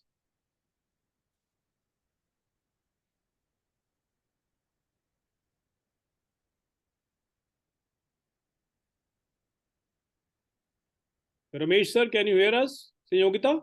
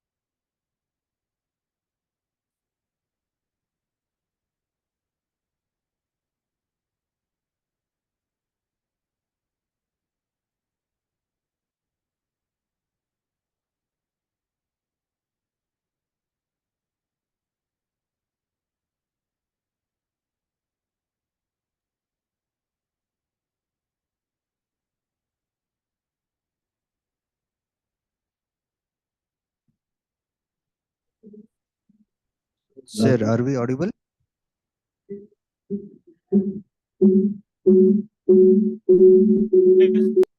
Some disturbance. Can you hear us?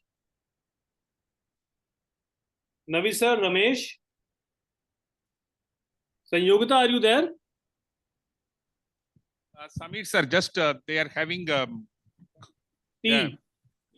Yes, yes. So we'll be joining anytime. Perfect, perfect. Just be perfect. there. So Okay. nice of you. Thank you very much.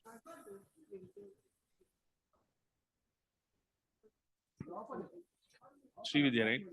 Madam Srividya, can you hear me? Can you speak something? Yes, I We just can wanted hear to- you. Can Oh, hear great, you. great. Thank Can you hear very you. much. Thank you very clear. much. Thank you. Thanks for joining, both of you. We just finished this morning session and we are having a tea time. So they are expected anytime back and then we shall start. Yeah. Thank you. Sure, sir. Thank you so much.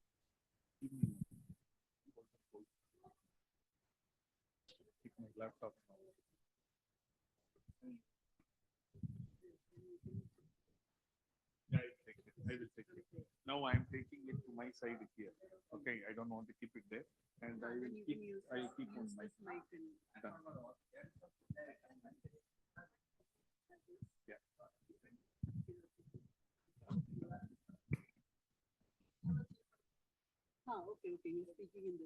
Srividya ma'am, which city are you in? I'm based out of Mumbai. Mumbai. Oh, I am in Delhi. All right. Good to meet you. Yeah, same here, same here. We talked for a few minutes that day. Yes. Before yesterday. Yeah. Yes, No, when we caught up on the context. Yes. yeah. Very interesting, very interesting. So you are with the, sorry, I forgot the name of the company. I am with the Aditya Birla Group. Yeah. So would you know a gentleman called R.S.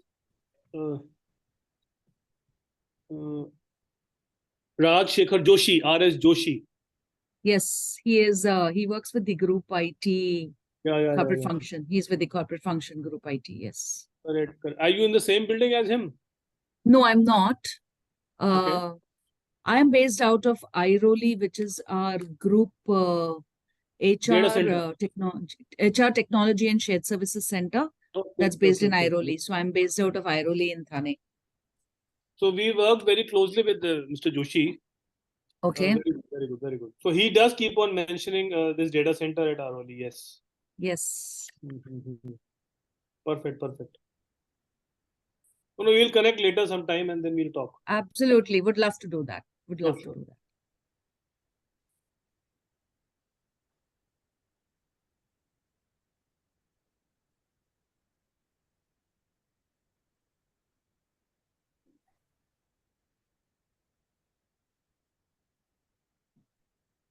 Now am I realizing that we should have gone to Bangalore? In fact, same emotion here. I was thinking we should probably should have just traveled for the conversation. That would have been more engaging. But I think yeah. the atmosphere in the campus must be much more interesting than sitting in an office. Absolutely. I agree. Yes, I mean, really, you said it. We're really enjoying. I can see you and Sanjyogita, everybody. None of you are picking my phone. So I can realize that you are having the time of your life. I could see we started at I could see Sangyogita. I called you. None of you responded to me.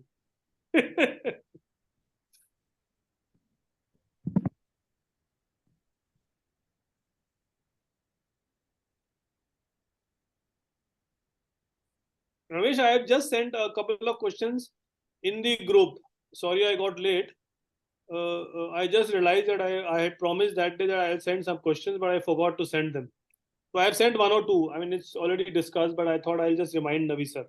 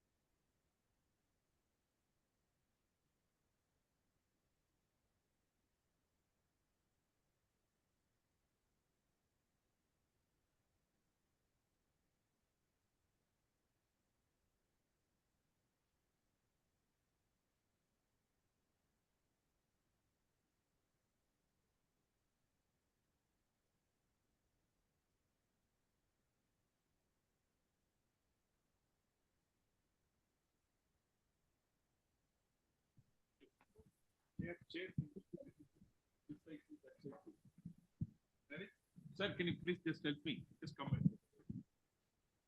I know.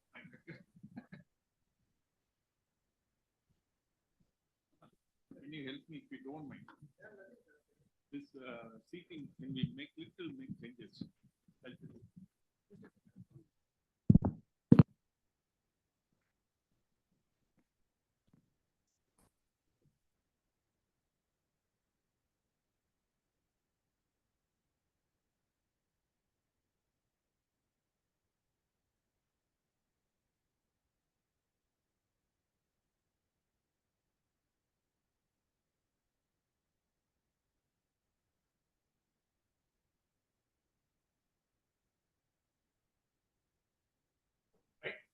Srividya? There.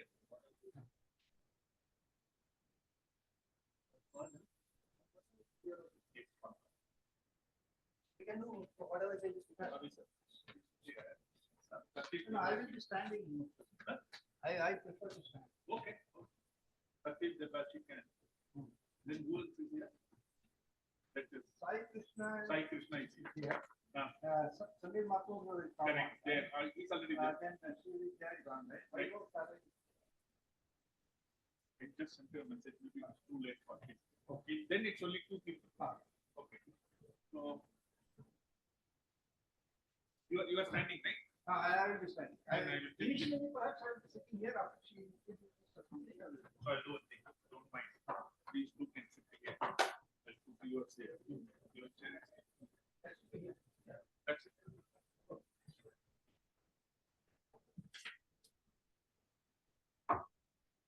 Okay, then this profiles of people, she said. It's there.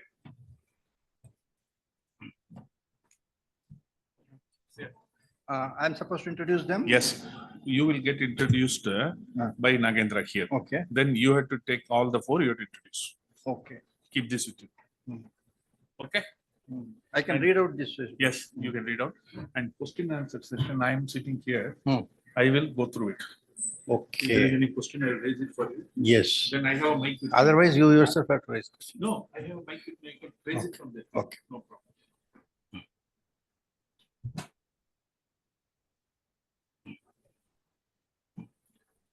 Hello, Srividya. Hello. Hello, Navi sir. Morning. Hello, sir. Morning, Yeah. sir. Good morning. Yeah. We just had a coffee break and we'll come back. We'll come back. I'll go make an announcement. Yeah. Yes, sir.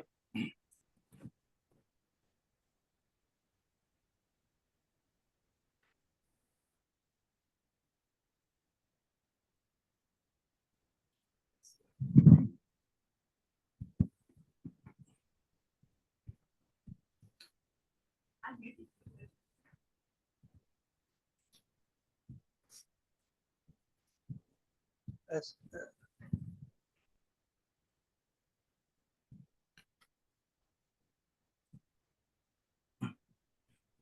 Two more people will join here physically. So two will be there. So there will be four panel members.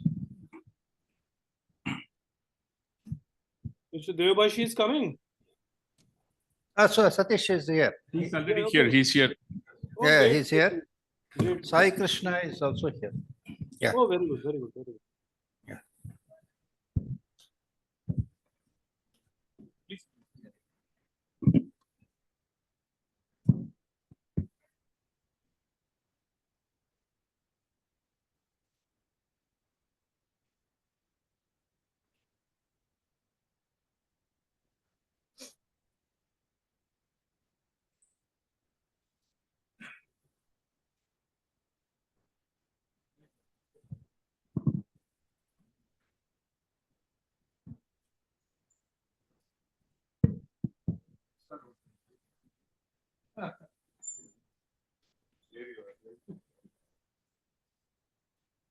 Thank you very much. 1 o'clock, okay? 12:45.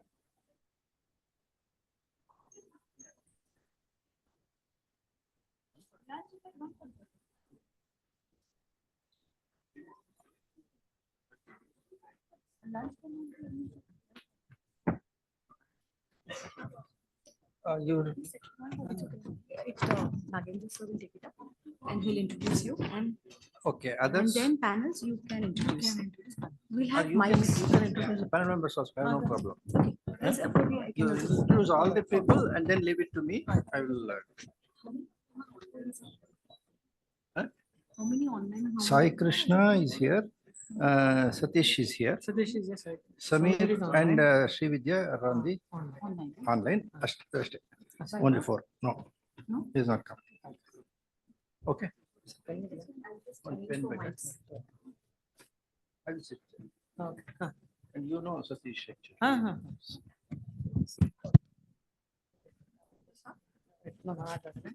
You can invite Satish or yourself. You just invite them to come on stage. Okay. Vaibhav is not.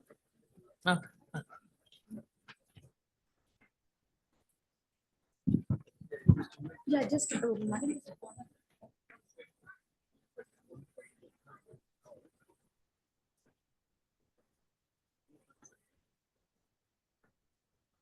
mics there. Yeah. We will need mics there, right? I'm trying to call Revati.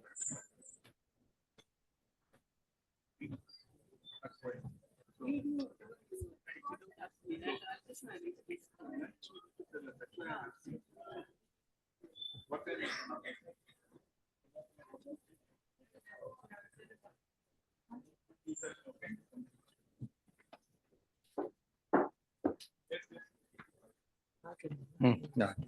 Two online, two. Probably.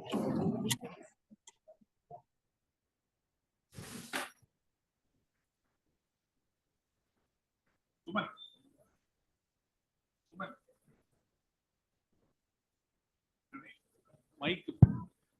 Stage, mic we need. You take this. One for the questions. Check, check. We have it. Mute this one. That's one. No, tell him.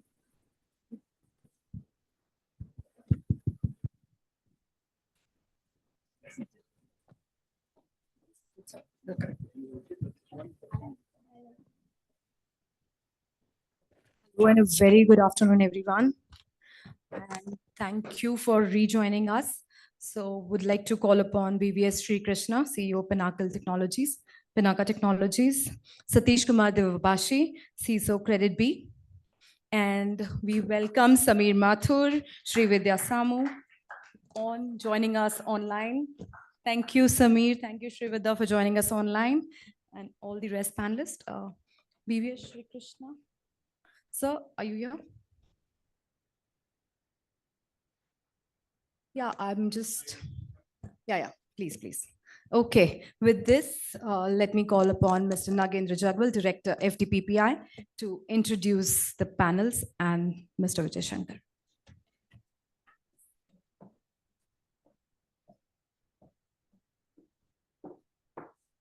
Thank you very much, Ms. Sayagita. This panel discussion, Emerging Technologies Reshaping Data Production Scenarios, will be moderated by Mr. Na Vijay Shankar. He's the chairman of PPI. Mr. Navin Vijay Shankar, widely known as Navi, is a pioneer in cyber law and data protection in India, an ex-banker with wide experience in marketing, merchant marketing, information security, and founder of Cyber Law College.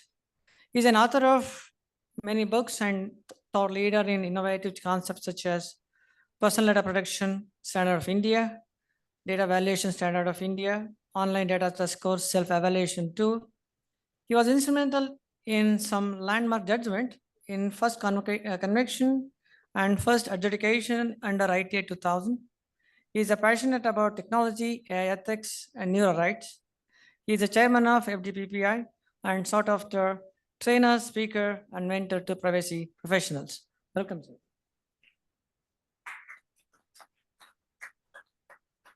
And with us, we have Mr. Balkrishna, CEO, Pinnacle Technologies. Mr. Balkrishna, Sai Krishna was on public policy related issues in the space of digital policy, privacy, ethics related to development of AI-based solutions. An alumni of IIT Guwahati and elsewhere, He was an Indian Revenue Service for 10 years, which includes a stint in National Critical Information Cyber Protection Center under Prime Minister's Office. Worked with leadership roles in cyber and information specializing unit in Government of India, and developed and executed successfully large, complex, and sensitive technology-driven projects in the area of protection and including cyberspace defense, machine learning-driven analytics, and measures for protecting critical cyber information infrastructure.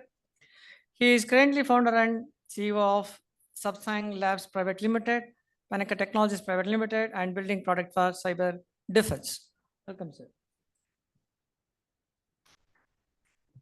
And online, we have Mr. Samir Mathur, Managing Director, SM Consulting.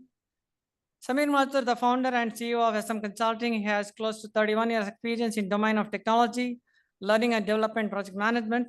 Samir has been an entrepreneur almost 2 decades after having worked with organizations like NIT Limited, Wipro Limited, and Tata Universities Limited. He is a founder and society member and a member of governing body at Asia Pacific Institute of Management, one of the first management institute approved by AICTE in Delhi. He sits on the National Managing Committee of Project Management Associates, an internationally recognized body of project managers. Samir is a profound public speaker and regular contributor to many magazines and blogs. Welcome, Mr. Samir. And also with us, we have Mr. Satish Kumar Dvibashi, CISO, Credit B. Satish Kumar Dvibashi has 28 years experience in IT and information security. Currently, he is a CISO at Credit B, Bangalore. Prior to his role, he was with Wipmo Incorporation as CISO and IBM. He is a ISACA Platinum member, past president and accredited trainer for CISA, CISM, CRISC, CGIT for ISACA Bangalore chapter, and regular speaker at various chapters and industry forums. He is passionate about teaching, coaching, and mentoring. Welcome, Mr. Satish Dvibashi. And also at the online, we have Ms. Shividya Samu, Head CMX Aditya Birla. Ms. Shividya Samu is an accomplished HR process and digital transformation practitioner with extensive experience and consummate achievements in implementing digital and HR enterprise systems. A savvy leader skilled in working with diverse global and across functional teams and multinational organizations as a part of her consulting stint in Infosys, IBM, and Syria. She is heading CMX HR Shared Services Division of Aditya Birla. So with this introduction, I'll turn it over to Mr. Novi to take over this panel discussion further. Thanks so much. Thank you, Nagendra.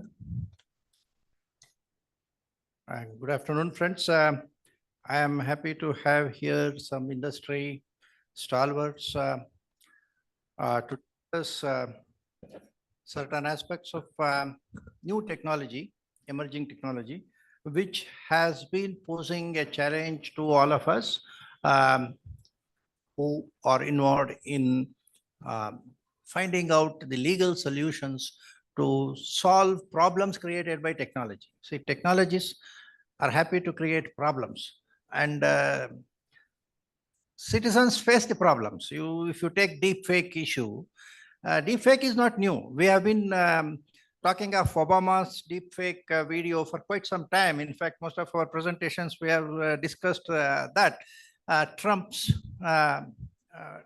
deepfake video.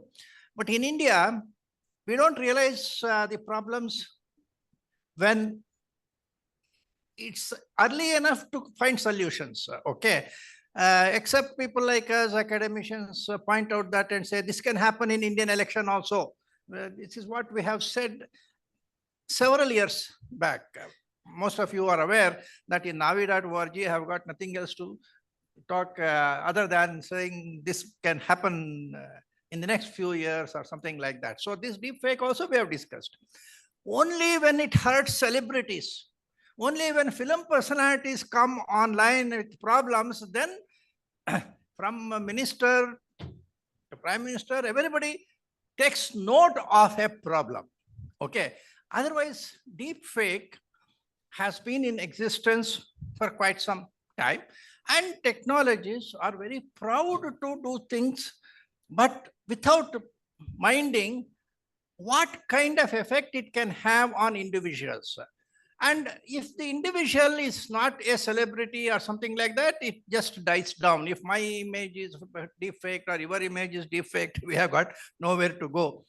Okay. But when celebrities are affected, then we realize that there is a problem. So today we have all realized that deepfake has a problem. It is a danger. Okay.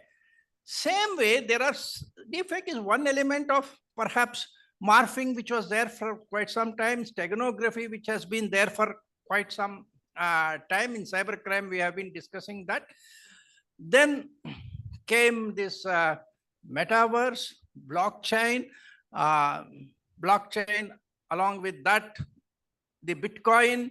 These are all creations of technology. We have still not seen the full impact of artificial intelligence, ChatGPT, and quantum computing. Okay, so to some extent, ChatGPT people are aware of. Initially, we are all enamored by the positive aspects of a particular thing. That is fine. But very soon we find out that much before we can make positive use of a technology, the negative users actually come to the fore. So instead of looking at how best to use technology, immediately we go on to find out how to prevent misuse of technology. So that is where we are standing now. Now, during this session, I would like to bring forth certain concerns on certain emerging technology issues. Okay. Whether we can find solutions or not, we do not know. We will try to find the solutions because experts are here. We will ask them whether they have got a solution. Okay. So if possible, we will have some ideas of solutions. So we have here a hybrid panel. 2 people are online and 2 people are here. So 50-50 equal distribution is there. So we will try to tap their resources to find out more about this technology. Considering that there are at least a few students here, I always have to keep reminding myself that today's students are tomorrow's professionals. Okay, we have all come through that. And today's students were lucky enough because they were born in the technology era, whereas we were all born in a different era and we try to learn technology as we grew up. So for the sake of students also, we will try to ensure that concepts are properly explained so that they will be able to appreciate the problems. Okay, so I would request the panel members to keep this in mind so that we will try to balance between the concepts and then the concerns and so on. Okay. So with this introduction, let us go into exploring these emerging technologies. Okay.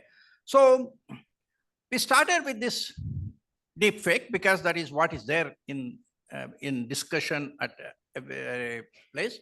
Let us start exploring that further, then go to other aspects. Now,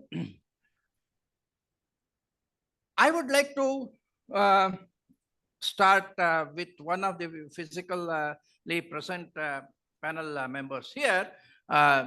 Start with Satish.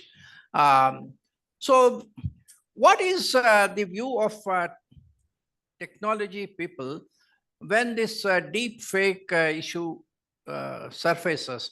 Is it something trivial? What is the loss which has occurred if some photo is morphed or something like that? After all, they are film personalities. If not on this video, maybe in some film also they would have acted in something similar. So where is the concern? Okay. Is one thought. Okay, people will definitely ask, what if? Okay. Because see, when we have this data protection law, one of the things which we'll be discussing very frequently is, now, okay, law is there. So if somebody has his privacy infringed, what will happen? He will go and ask for damages. Now, what damage you will ask? How many rupees you are going to claim? Okay, that is a valuation of the damage, which is very important now when the law has come. So keeping that in mind, now the 2 or 3 deep fake we have seen. The film personalities like this Rashmika Mandanna and others, and then even Narendra Modi doing a Garba dance. Now tell me, this is a question to Mr. Satish. What is the damage which has happened to these people? How do we translate that into a concern which needs a solution? Satish? Sure, sure. Anyway, I think I'll not get into the legal aspect because I'm not a legal expert here, wearing the hat of a CISO. So I'll get that as a technologist, the cyber perspective and how deepfakes, and not only deepfake, even the other, I'm sure in the next, we'll discuss about the AI challenges also. So I'm sure, I think right now it is all about what we saw these few cases, but so this will definitely expand into the corporates, enterprises, especially already we're talking about, but traditionally what we were talking about the phishings, right? Earlier in the enterprises with a lot of these corporates like impersonating. I think now the next level, right? By using especially artificial intelligence, and there's so many ready models which can easily create deepfakes. So while right now this is more of the deepfake for celebrities, especially, but I'm sure this is going to expand into the enterprise segment, which is one of the biggest challenge, and corporates have to really have this ready controls in place to ensure that these, in fact, the risk around impersonation or the loss, and you, as you said rightly, the other side, the enterprises, how they have to prepare for any loss. One is reputation, but apart from that, the financial loss, which can also probably, which can mount to huge. I think that's the biggest challenge we're seeing today, especially corporates getting ready, because these are classic cases, especially if you look at even AI. While in the AI, we're talking about responsible AI, I think similar way, all these technologies, especially which are in the deepfake context, I'm seeing a lot of, in fact, even at the boardrooms, they're discussing how, while of course there's a legal framework which will be probably coming, but then typically in the technology context, how do we ensure that, see, most of the problems will start coming in and then there are solutions. So I'm also, a lot of anti-deepfake solutions, which probably, in fact, there are like solutions which probably if you pass through, it's like a pass-through platform, it can detect, what is real, what is fake. In fact, so in that, of course, typically AI will do a lot of help, especially all these large language models. So whether there are anti-defect solutions, which will be the next step where enterprises will be investing to ensure that corporates don't get into this state. Thank you. I think I will ask Mrs. Sai Krishna, who has got a lot of forensic experience also. Is it possible to have a reliable detection system for deepfake videos on the YouTube? Yeah, sir, I'll also use this opportunity to put a conceptual framework so that, see, now deepfake looks like a new problem to us. But just think about this. At the end of the day, what you are using in deepfake is an image of a person or any personal details or personal details about that person. We, in the industry of information technology, we had this problem in a different avatar some years ago. Let's talk about software plagiarism. Now, I'm a software engineer. I wrote a piece of code. I published it to the internet. Someone else copied it, misused it, abused it, made money out of it, whatever it is, without my consent. Now, in case of the deepfake, instead of my software code, it is my personal identifiable information. It could be my photo, my preferences, my car, my dog, my pet, anything it could be. So we already have a conceptual framework to understand this. I know there is no 100% match with the current circumstances, but we have figured out some sort of a solution by coming to a standardized licensing conditions. Like, let's take the example of Rashmika Mandanna case. Her face is released because in a public, let's say, like an open source document, because she acts in many movies, they are publicly available. She acts in many films and many ads. So the face of Rashmika Mandana is released on a limited use basis or open source basis. But nobody has given any other person right to use that image out of context. Now you take an example in the software world. I have written a code, let's say to decrypt a certain type of packets. I published it to the internet. When I publish it, I make it very clear that this is to be used in a non-commercial circumstance. Or if you are using my code, the code that you used it, you should also release it in non-commercial circumstance. So there is some sort of a legal framework already in place in this game. The same framework that we can also ask the intermediaries to adopt. So the problem per se is not really new. It's basically coming at a different sophistication. The conceptual framework also more or less in my view exists. I think we can also start getting into standards for the companies like Facebook and others. Okay, don't tell me your licensing arguments. I'm going to tell you 5 categories only as a regulator. As a companies which distribute open created content, you have to stick to one of these 5 standards. Let's say in software, we have Free Software Foundation, MIT license, or proprietary licenses. Because the challenge in deepfakes comes not because of people who create them. It comes because they have access to anonymous distribution. And it's impossible for the platforms to police. But it is not impossible in the sense, it's expensive, but it's not impossible either. Like we do have people who work on CSAM, child sexual abuse material detection. There is a delay, but they are doing it. And there is a concerted community effort to ensure that it solves. Now, coming back to the technical question that you posed me, sir. Yes, YouTube can do it. Anybody can do it. The only question is expensive. And today, there are many research papers which identify deepfakes. Even that example of Rashmika Mandana, in the first few frames, you can see very clearly the face is not same. And face is not decipherable. If you build a very simple engine which identifies faces in every frame, the engine will itself tell you there are no faces in the first 5 frames or 10 frames. Suddenly I see a face. And the face is not common. So it's a simple logic. This logic can help you quickly identify. And you don't even need to use machine learning or anything. You can simply use off-the-shelf OpenCV tab techniques to do this. But the issue is the scale. It is better to stop it before it reaches the distributor or the social media intermediary. Or technically, forensically, yes, it can be done, sir. That's, I think, my 2 cents. Okay. Of course, maybe this Rashmika Mandana deepfake was some script kiddie who might have done it. Okay. If you look at the Obama and other these things, they used the original video and only lip sync was changed and voice was perhaps cloned. Maybe that was more sophisticated than this. Sir, generally, the way to identify deepfakes is by looking at eyes. Eyes and the edges of the features. Because when you're morphing, these parts are never done properly. No, that's why I made a mention of Obama's. There, where the face is not masked, it is his Obama's face only.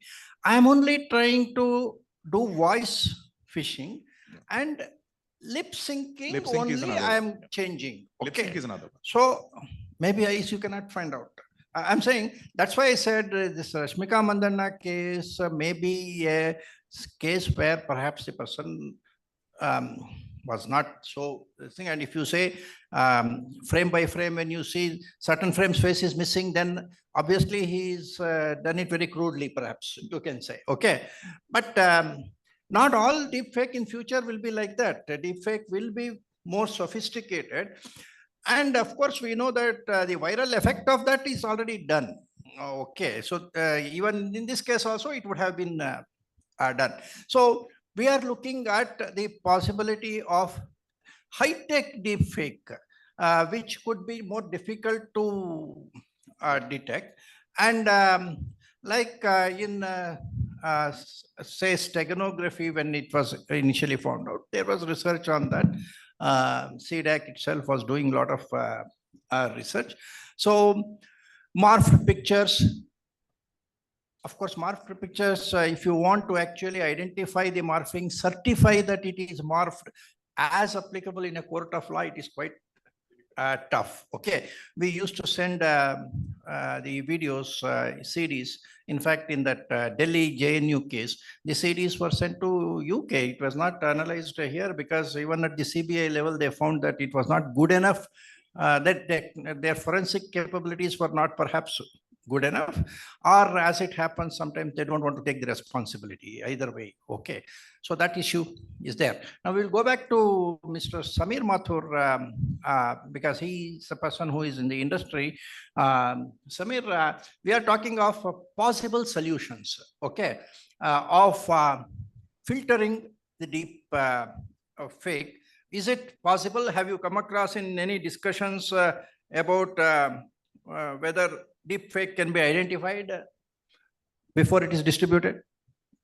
So that's a very different kind of question. See, I'll go a little deeper into what you started with, and you started with how technology can be used and misused.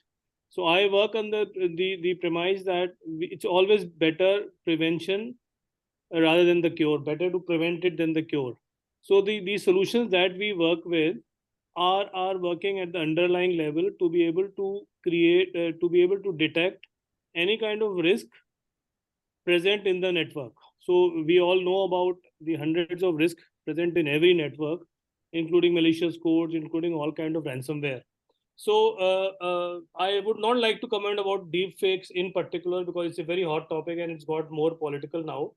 But generally, yes, I would. We work with, we work with similar solutions. For example, last 2 years, since this concept of privacy has taken precedence over other security issues, and it has become a discussion at almost every board level, including MSME organizations. We have come across examples where people are not clear about these solutions to be employed, which means that they know privacy is to be stopped, but what exactly is to be done? And that's where we suggest solutions where we work with the network level actually at the packet level. For example, we have this concept of attack surface management, which talks about that it's not only the network and the endpoint and the servers which need to be looked into. We need to go much deeper into each and every device, each and every microservices that you could be running, some applications, some libraries, users, storage, SaaS, everything is part of attack surface. And attack surface attack surface size now is increasing tremendously. So just having a protection at my end device is not going to help me. So we have now AI-based tools which are able to sit in your network and define and point out the highly risky codes which could be present in your network. The biggest challenge with any CISO or any SOC analyst today is, although they have advanced tools to define malicious code sitting in your network, but the amount of alert that they receive on a day could be in thousands. And we have this term called alert fatigue. Now, there is a Gartner study which says that to be able to do a research on each and every alert that is coming into your system takes more than 20 minutes. So if there are about 1,000 odd alerts every day, then you understand the amount of time being taken by the analyst. So there are now AI tools which are able to kind of prioritize that out of these thousands, these 20 or 30 need to be looked at into deeply in terms of what kind of activity is happening in your network. So to answer your question, yes, all kind of malicious activity on the network can be identified. There are ways to do it, but of course, it needs a deeper introspection at the C level to be able to implement these solutions. So that's my short answer. Of course, we will get into more details once we go more into detail of the systems. Sir. Okay. Thank you. Now I will go to Srividya and ask for her reaction in a slightly different way about a solution. See, one of the problems which Mr. Sai Krishna pointed out was the distribution issue. That is, okay, creation is one. There is some software developer has created the deepfake. Subsequently, it has been placed in some platform and then it has got distributed, and he used the terminology anonymous distribution also. Now, the same issue came up some time back with WhatsApp, if you remember, that when messages are transmitted in WhatsApp, government wanted WhatsApp to find out the origin of a message, to find out who was the first person who actually originated a particular message which got forwarded and then created a problem in the end. Initially, of course, WhatsApp said it's not possible, but subsequently, when most of the technology people said, no, you cannot say like that, it is possible, it should be possible. This question is, you have not done it now. And I think Sai Krishna also talked about cost, but somewhere cost should not be the excuse to do certain things which are necessary for the society. So WhatsApp finally, I think, has been able to create an identity tag to the messages. So today, I think it is possible. They might not have announced, but some of you may be aware that it is possible to identify the origin of one message, go back like that. I want to know, Srividya, whether in a situation like this where there is a video which has been posted on YouTube, is it not possible for the platform to introduce a system of, say, ID, maybe a hash or whatever is that, the first upload which it receives with a specific hash value or identity, so that when it is re-uploaded elsewhere, this original tag should remain with that, okay? It is not a very difficult technology, I suppose.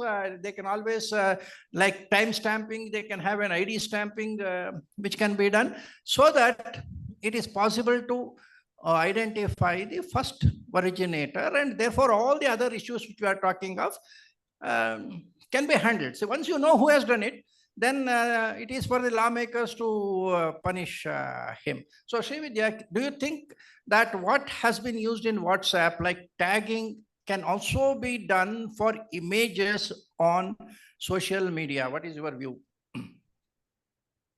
Yeah, I mean, I think when you look at it from a technology angle, even today, when we look at it, whether it is content or image, or the kind of issue that we're talking about, which is creating deepfakes, technology can still handle it. There would still be the first originator identifiable in the system, and I don't see why we can't do that using technology. But I think the basic premise here is three things, and the way I look at it. One, I think beyond the first creator identification or where it originated from, I think the larger question is about saying, where does this get used? So I'm going to draw a parallel here. Typically when the mobile usage went up and we got smartphones and we wanted to do call tracing, today that as a regulatory facility is available to the law enforcement agencies and the lawmakers, and it goes with a special request. So I think the premise of this whole conversation is about, even if that is available, what part of an individual's freedom of choice of use is being impinged on, and hence what is available to society at large to be able to implement in these places. One. Two, of course, you have very closed political takes on this, or regulatory takes on this, where you restrict the entire creation, which I don't think is the way to go on technology. Three, I think the platforms that allow for these kind of content to be created need to be conscious of the emerging geopolitical requirements across the globe. And it's a fine balance. I think it's a balance that tips one way or the other. And they've got to have it available for at least governments, law enforcement agencies to make it available. So I think on a lighter note on what we spoke about earlier, I just think some of these regulations, some of these things that we're talking about, maybe if it was socially if we ran some social experiments on personalities that are well known, I think the law would take over faster. So I think the whole emerging fabric would really come up. As a practitioner, very, very often we want to know where it first originated from. So when we implement any technology, in the space, and I work in the HR space, we do want to know where the source code was written, where did it originate from, can I get access to it? And Sameer talked about all kinds of technologies today, including SaaS, PaaS, and there's an emerging conversation there to say, can I get access? What's white labeled? What's subscription? I think it's an emerging conversation. But to answer your question specifically, technology can address it always. I think the larger conversation is about how does society, the regulatory bodies, law enforcement agencies, and educating people at large. I think that's the larger conversation, that I definitely think is a more critical aspect to talk about. Okay, thank you. In fact, I am reminded of the situation way back in 2000 when Information Technology Act was passed in India. It was triggered by what was called an I love you virus. This I love you virus had created so much of damage world over that I think the US law enforcement wanted to trace where from it came. Tracing the virus again, going from one computer to previous computer, across the globe they hunted, finally went to a university in Philippines. A research student doing a research had accidentally released that out of network. If this was possible in the year 2000, for a virus, I don't know how many thousand computers they would have done. This deep fake, which surfaced only a week back, in India, we should have traced within a few days. Okay. But we are still thinking of next 15 days when law will come. That's what the minister has now announced. Whereas we already have intermediary laws and we already have several laws which we are not applying. We are trying to find a new law for this deep fake.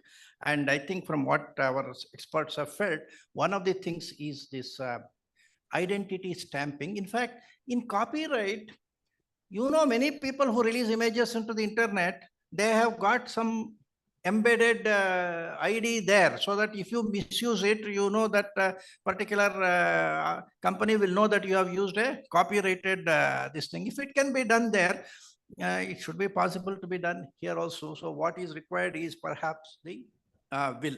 So we will stop this discussion on deep fake here. We will go to another interesting thought process, which is the ChatGPT. Okay, now ChatGPT is a large language model. It uses AI.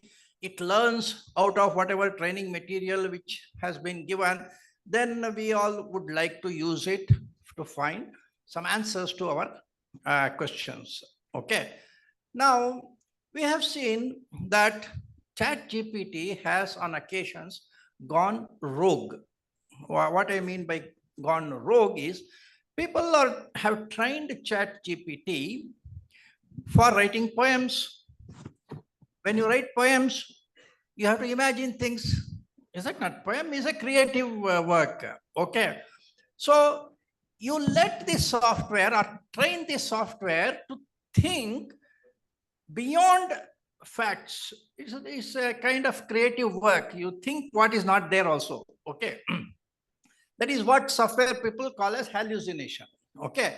Now, hallucination for AI, is it something which should be encouraged, or should we put some reins, is a question which I have, because I feel the rogue behavior of ChatGPT, when I say rogue behavior, I'm talking of the responses which the ChatGPT gave to that New York journalist or something like that.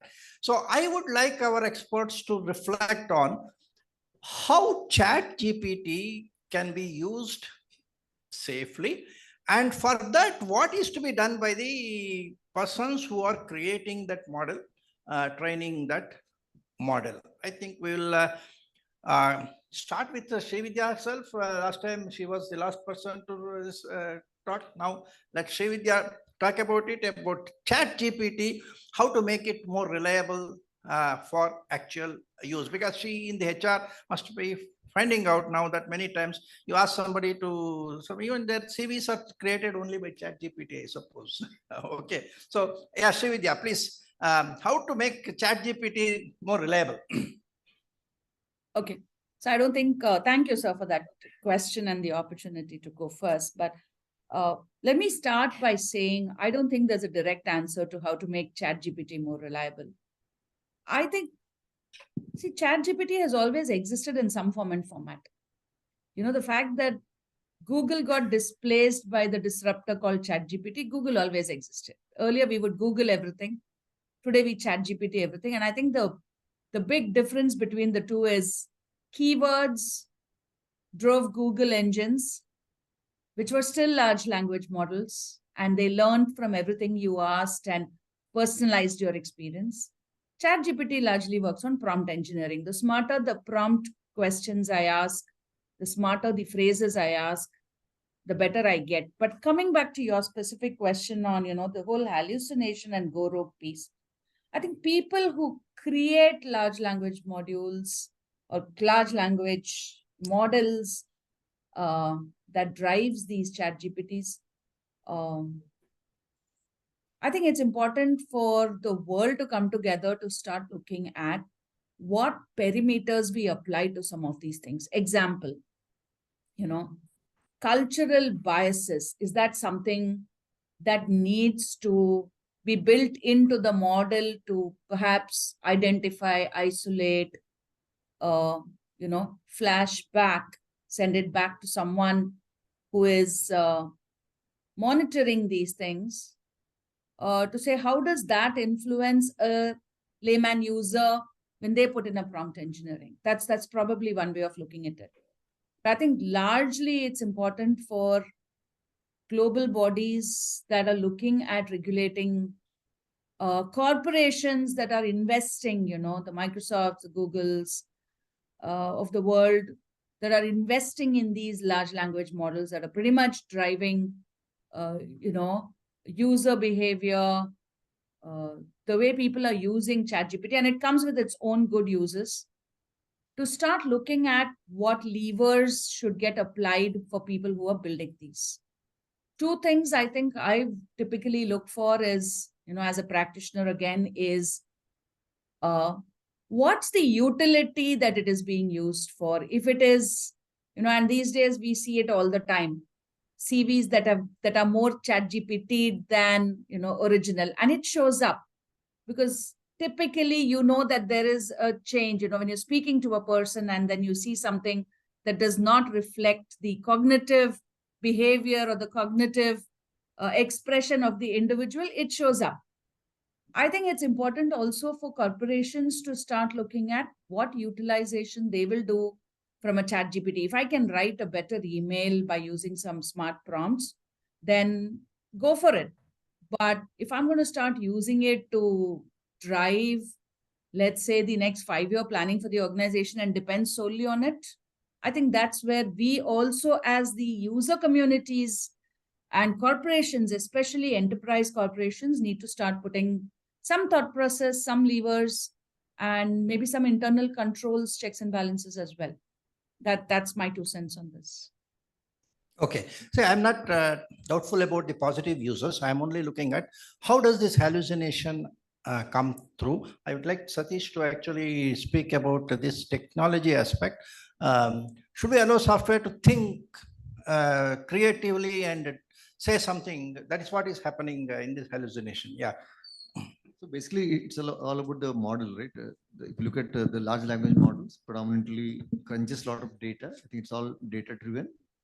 So if you look at what you spoke about, the ChatGPT challenges, enterprises already have started putting guardrails towards. So if you look at Microsoft already published how to use AI responsibly. In fact, NIST came out with a interesting AI risk management framework playbook. But so all this, if you look at while ChatGPT is great, in fact, you can't stop In fact, all the youngsters, or if you look at even in a lot of tech companies, right? ChatGPT is great, but I think how do we ensure that this kind of hallucination, how do we ensure that, so it's all about, as she said, prompt engineering. How do we not allow ChatGPT to create those stories, right? It's all about, basically it's all about creation. It's trying to, I think the more you prompt, the more it creates, in fact, which is not accurate. Hence, if you look at Microsoft, I think because there are two different, one is the open ChatGPT. In fact, enterprises are using these models, which has certain guardrails, where the data probably, you can also put anti-hallucination, in fact, framework. There is a framework which Microsoft has created recently. A lot of enterprises are now putting a lot of guardrails where this kind of, right, misappropriate, it doesn't gives you that kind of hallucination results. And there are a lot of work happening around. As I told you, NIST has come out with that AI RMF handbook, playbook. In fact, even a lot of cyber practitioners know the MITRE attack framework. In fact, MITRE came out with a framework. I think all of you can look at Atlas, ATLAS. Atlas stands for Adversarial Threat Landscape for AI. In fact, that's also one of the framework a lot of enterprises are adopting, using to ensure that these kind of things. In fact, so I think the only way is to put certain guardrails to ensure that AI is used responsibly. Okay, I'll come to Sai Krishna. Now, for those who are not perhaps trying to identify what exactly is the problem I am trying to focus, I would like to say that, see, in that New York person's interview, the ChatGPT suggested to him that you are not happy with your marriage, please divorce your wife, you marry me. Okay, this is the conversation.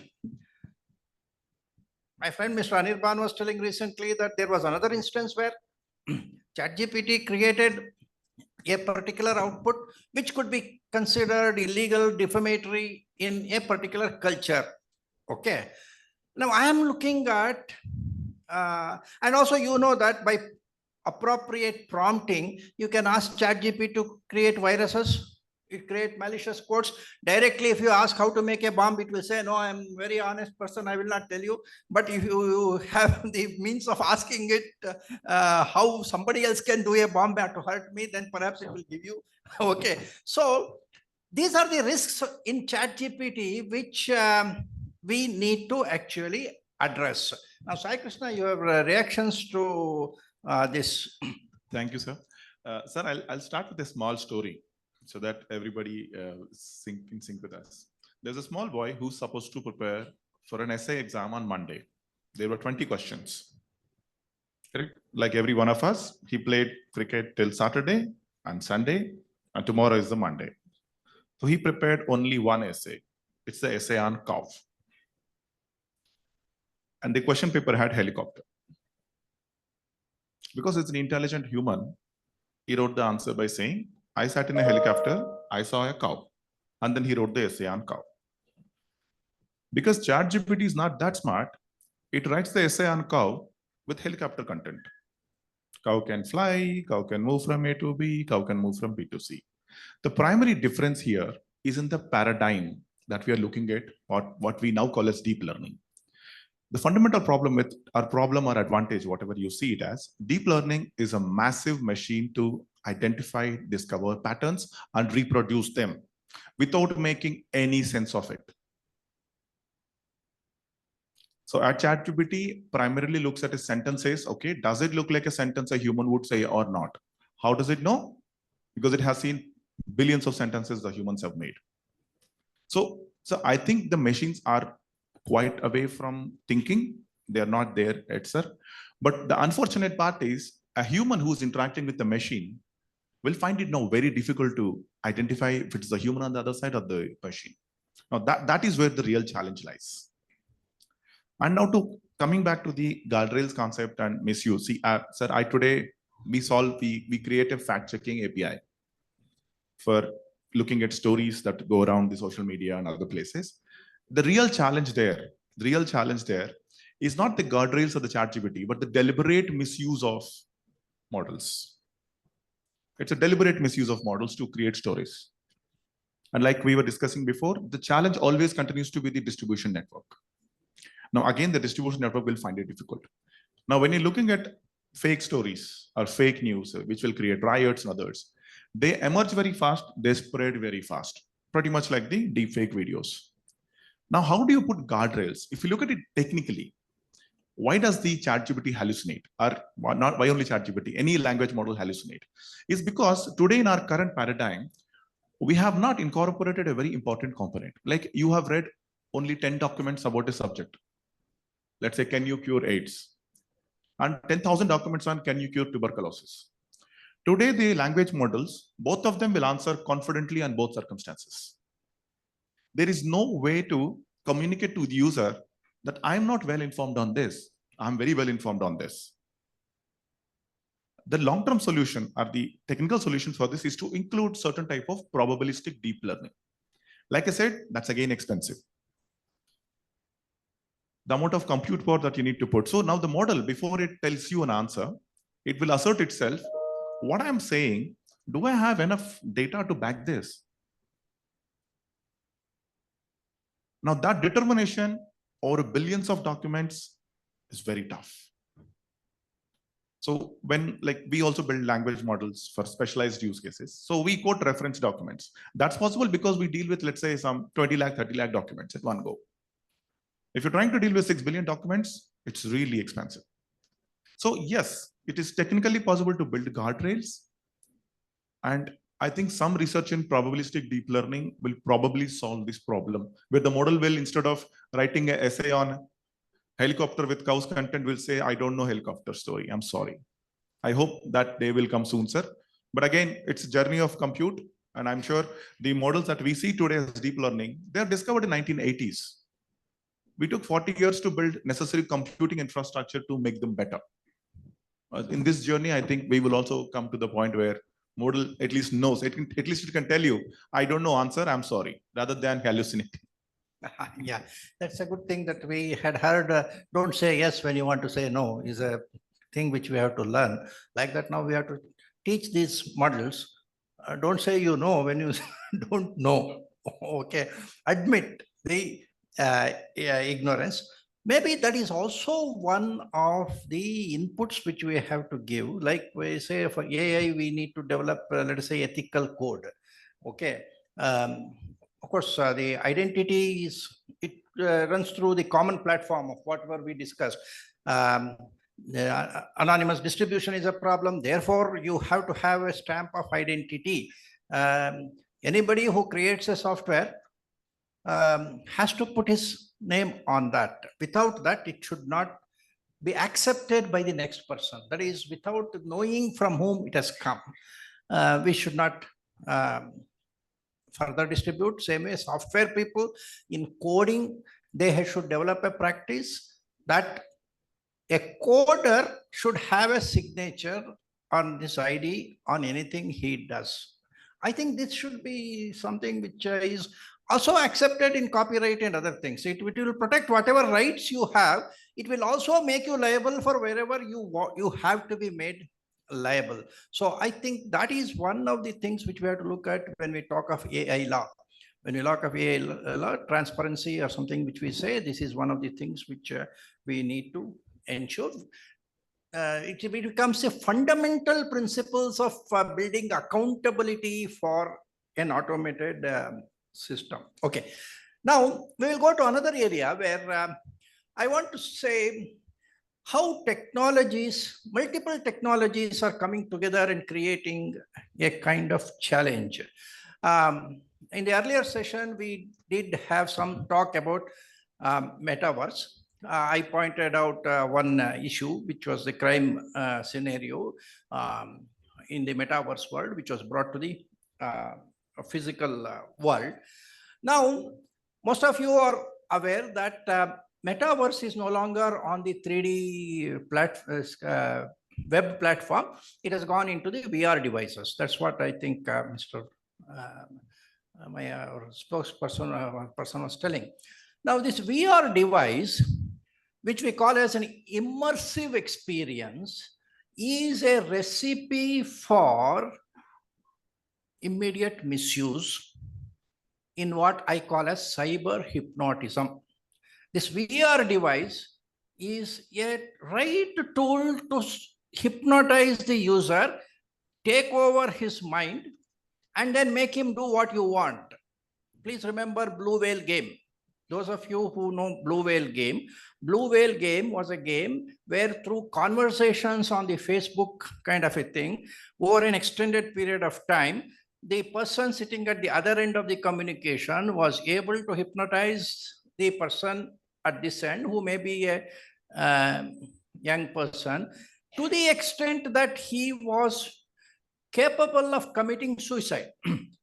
That is ultimate in hypnotism. Okay, you cannot give suggestions leading to self-destruction, we say in hypnotism, but it was disproved. Okay, now that was done through a series of conversations over a period of 40-50 days. Now in cyber, in this VR world, what is happening is you are putting on the VR device, you are shut off from every other experience, you are 100% inside a particular make-believe world, and it is instantaneously you can be made to take the suggestions from the other end. So we are merged with this metaverse, can take over the mind of people, and we in privacy, we say privacy is the right of choice. You decide how much of your personal information is being shared with anybody else.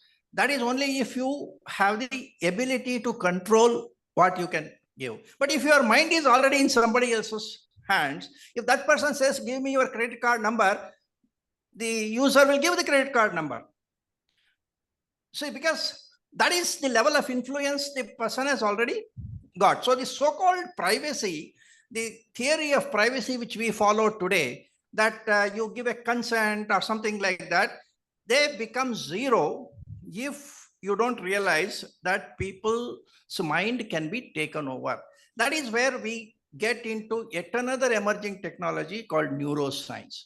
Now, I am looking at the problems which technology is creating by having a brain-computer interface, which is the next version of the VR, okay?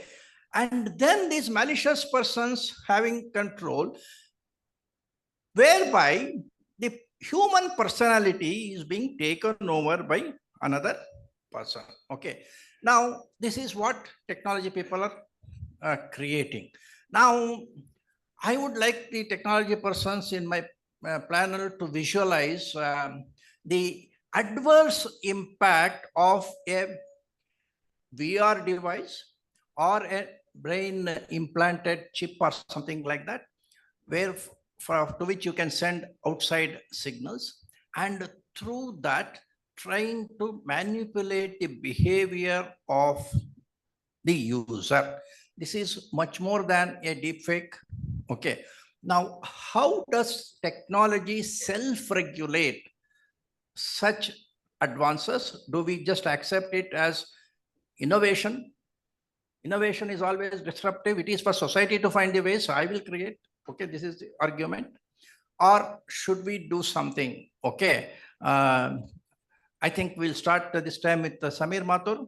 Okay, I'm raising a very philosophical question. Please give me a quick response because Mr. Ramesh, our chairman, organization committee is already looking at his watch. So please be brief. Okay, please. So of course, I'm not an expert on neural networks, but whatever I have read in the last 1-2 years, one big advantage of the brain and chip amalgamation I can find is usage in the health care industry, where they are able to actually connect the stress and lifestyle behavior that we have with our the problems in coming in the healthcare sector. But having said that, yes, it's a very big ethical issue, and fortunately, even this is being discussed. Ethical issues like this is being discussed at Government of India level also, and of course we know at GDPR they have come out with some kind of very basic framework on ethical use of AI. But having said that, I think it's a long term. Like with every technology advancement, with every new invention, this will also need a lot of thinking from the point of view of individual, how they are using it, and what is there in the best of their interest. Yeah, thanks. Thank you. I don't know whether cow flies or not in our imagination, but time flies. Okay. So when experts are there, it's not always possible to get all questions answered. We have more questions. I think a couple of questions would be there from online. I would now take this little time to see if there are any questions before we wind up. The questions can be answered by any of them. Yeah. There are two questions. One from Jaideep. Interesting question. Can BAS, breach and attack simulation, or CART, C-A-R-T, tools be used to detect deepfake on the corporate networks? See, breach and attack simulation, I think Samir touched upon, like the attack surface is definitely expanding. And in fact, in that context is where the breach and attack simulation, and of course, CART is nothing but automated, because any vulnerability management, risk management has to be automated. So I think the more the organizations understand what is the overall attack surface, definitely it can be detected. And not specifically about deepfake, but most of the emerging risks, it can be really detected. The second question, I think it's related for the same thing. Simulate/attack IQ are all leading SaaS tools to improve the company's security posture. Simulate is a top Israeli company. Any perspective from panel to address the deep fake detection? I think he's continuing. I think, yeah, but he's referring to a tool called Simulate, which is nothing but simulating, Simulate and attack IQ. Both are predominantly today. In fact, these tools are growing, especially to see how, I think, what enterprises are doing, like red teaming, right? Trying to simulate the attacks. Simulate are nothing but automated platforms which will simulate the attacker. Basically, it's attack simulation tools, and I'm sure they will expand attack simulation to deepfakes also. Red teaming or purple teaming? Yes, absolutely. Great. Thank you. Any other questions from the audience here?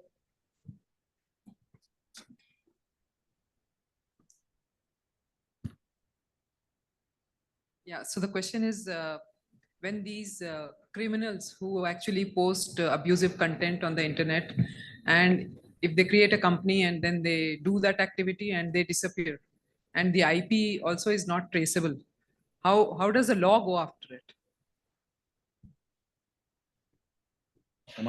Like I discussed before also, I have two more comments on the earlier question also, sir. I'll answer that. I'll try to add this point because I deal with this almost every day.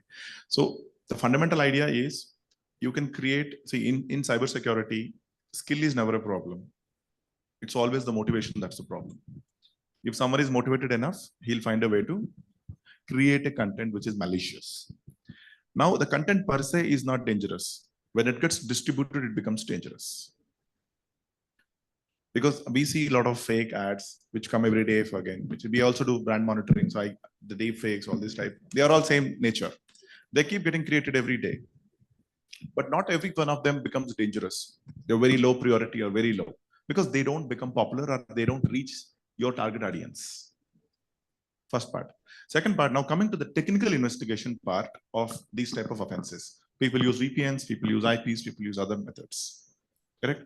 Now, there is a global consensus on discouraging these type of operators. Because most of these operators, largely under VPNs and dark web, they are largely used only for malicious purposes. Now, sir, this conference is about data protection and also data privacy. Now, this is where everybody is stuck. Now, if you remove these, there is no privacy too. Like we also have a lot of authoritarian regimes.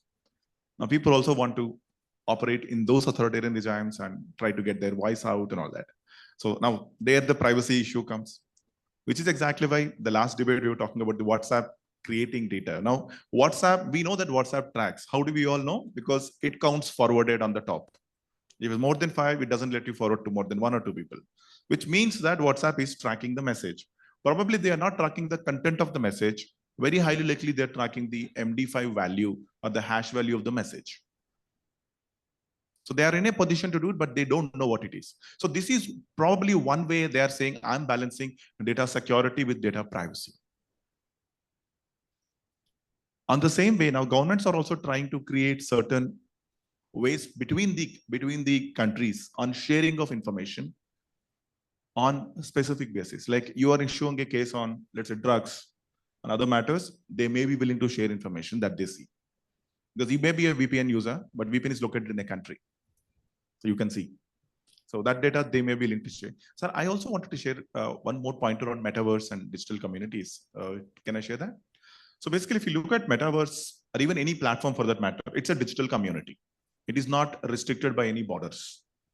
So I would say it's an independent, self-governing, sovereign entity in digital space. Now, any platform which creates an enterprise sovereign entity within the digital space must be mandated to have 2-3 fixed things. Like it should have a certain constitution for itself, and it should mandatorily have law and order institutions. You think of it, you're creating an content sharing platform.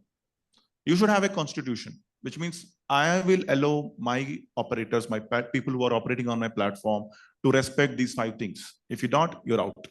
We have it in some form or another. I'm saying we should regulate it better. Then the misuse of technology drastically reduces. And most of today's applications like Twitter, Facebook, they are all trying to catch up with the violations. They can be removed by design at the conception itself. Yeah, in fact, this concept has been used in the UDRP process, okay, Uniform Dispute Resolution Mechanism for domain names.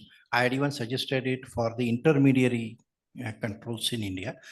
So it's possible to look at the constitution of that particular platform. Now, I would like the final comment, if any, from our virtual panel members. A final word on this. Yeah. Any questions? Yeah, please. Yeah, one more question from here. Yeah, please. Go ahead. Okay. Oh, yeah, please.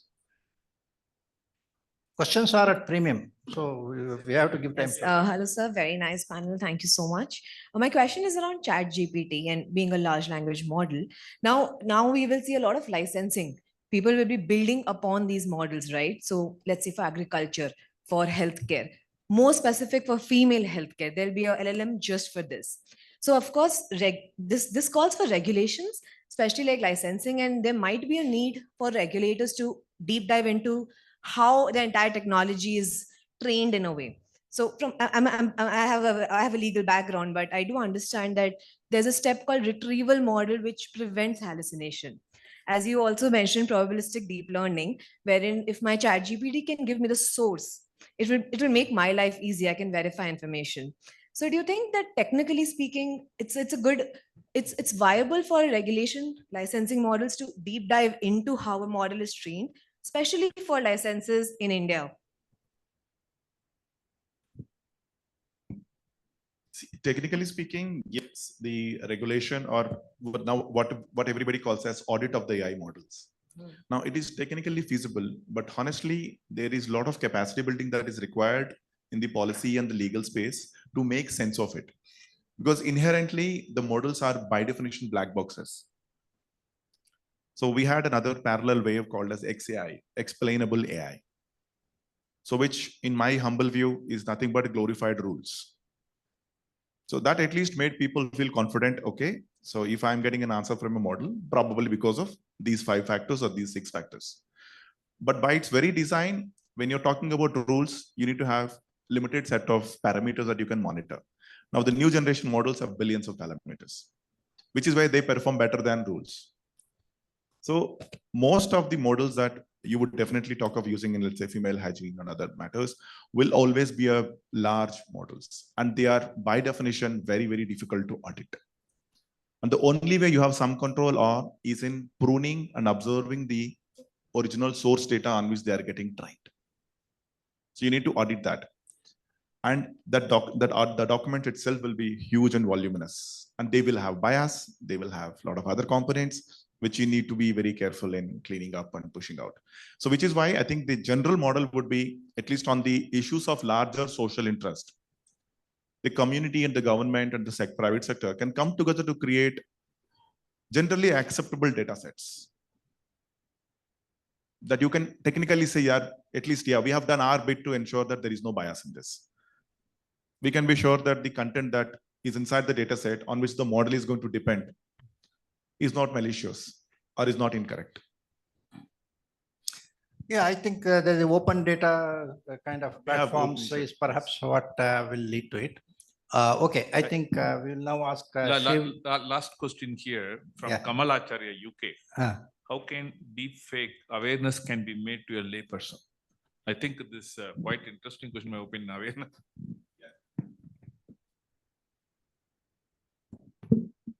So the best way to do it is to show it to him, because it's so intuitive. The reason why, see, we have multiple types of fake news. One is the text. Not many people read it. Videos. Now you see the videos also. It's always the shorts. The reason why, in fact, any malicious person would like to work on deepfakes is it appeals to multiple senses: audio, video, visual. So they see it. And most of the memes that you see, most of them are deepfakes.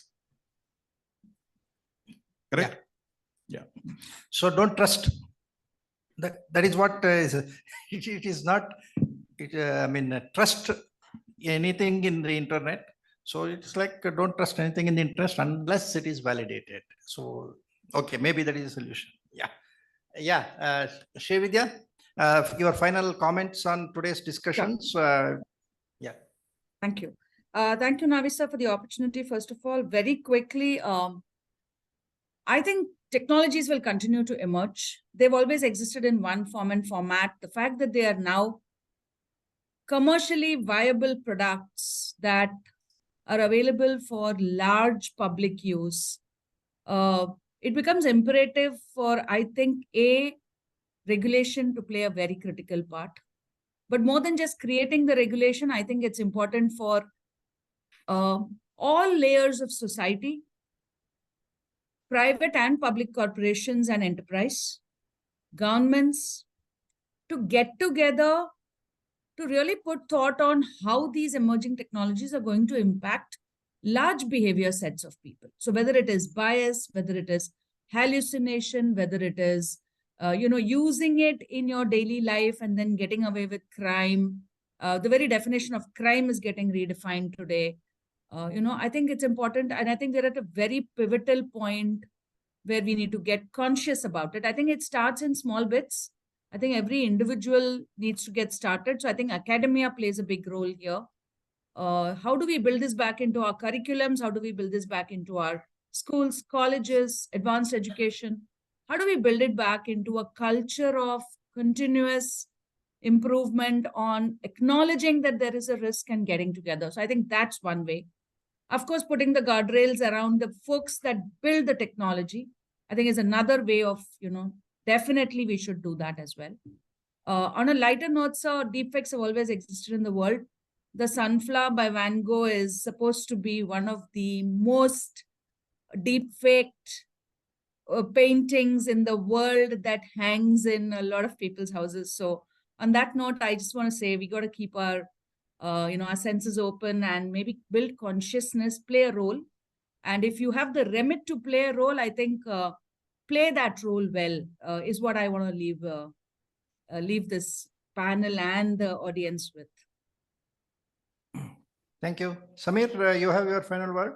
So I'll just end with what you ended with, where you said trust nobody. So in the cybersecurity world, there is actually an architecture called ZTNA. It's called Zero Trust Network Architecture, where it actually says that do not trust any device, do not trust any software you might have installed, do not trust any individual. So neither trust your people, nor your processes, nor your technology. As far as cybersecurity is concerned, one must have a redundancy for each and every process that you have implemented in terms of being cyber secure. So yes, zero trust is very much on the agenda for all large corporations to be able to take care of these cybersecurity issues. Thank you, sir. Thank you. Thank you. Any final thoughts, Satish? Nothing, I think as Samir said, zero trust is key, and that's where the overall digital trust is becoming very important. I think I'm sure more and more digital trust frameworks will evolve, and that will help us. Thank you. One last word, sir. I think we need more events like this, and we need more engagement like this, because we are living through a very difficult times that way. Okay, thank you, thank you. Yeah, I think I thank all the panel members for their excellent say sharing of the thoughts. It's a never-ending debate. Anyway, on behalf of all FDPPI, I should thank them, and I leave it to the organizers for the next continuation. Okay, thank you. Thank you. Thank you. Thank you. Just give me a minute. So thank you very much for that power pack discussion. Definitely zero trust on the tools and application, but 100% trust on FDPPI trained privacy professionals and security professional and the guidance of Navi sir. That is something that we should all trust upon. Okay, we'd like to thank all of our panelists with set of mementos who are here present. Just give me a moment.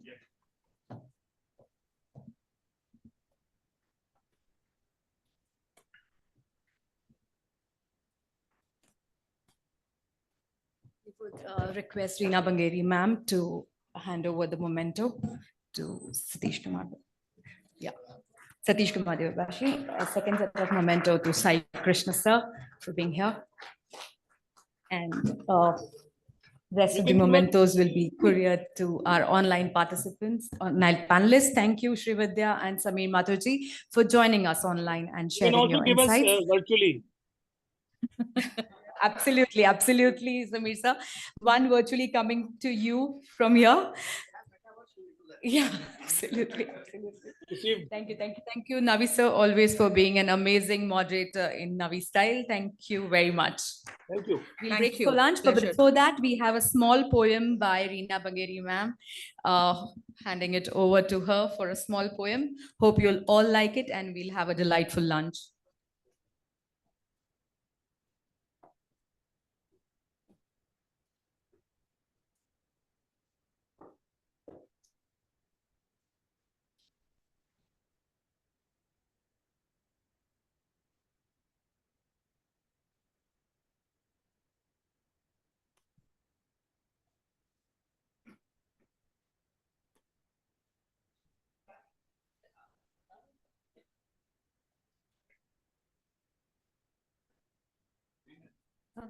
You can display it.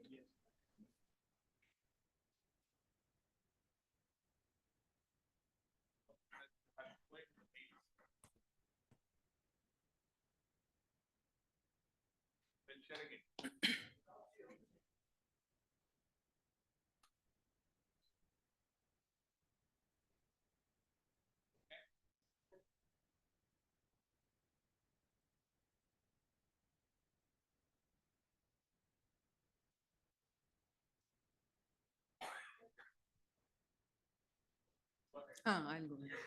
Okay, this is a light humor before we break for lunch. And it's a poem written by me last night. Please hear me out. The Privacy Army at FDPPI. A while back, a veteran in domain security plunged into the cybersecurity ocean. He swam back on the shores after a few years to establish the privacy terrain. The direction: enable privacy consulting and implementation. The nuances of privacy overlapped with cybersecurity and the strong foundation. He gathered jewels from dust and said it is a must to put together what is now called leading FDPPI into a golden dust. The sought after lieutenants of this army, you will find so many, all of us. The commander-in-chief is now in full steam, carrying the industry and professionals to realize the dream that we all experience now, and we are the privacy professionals' cream. Come join the mainstream. IDPS is inviting young and proficient students, midstream pavers and all to become at least sufficient, then excel and be the star in the band of FDPPI. Adopt privacy and tread the glowing path leading to the high. Kudos to FDPPI members and welcome all to this day in November 2023. Enjoy the IDPS. It's the blooming tree FDPPI. Appreciation to Sir Navi, who is our privacy army chief, and we all are his trusted lieutenants. Thank you.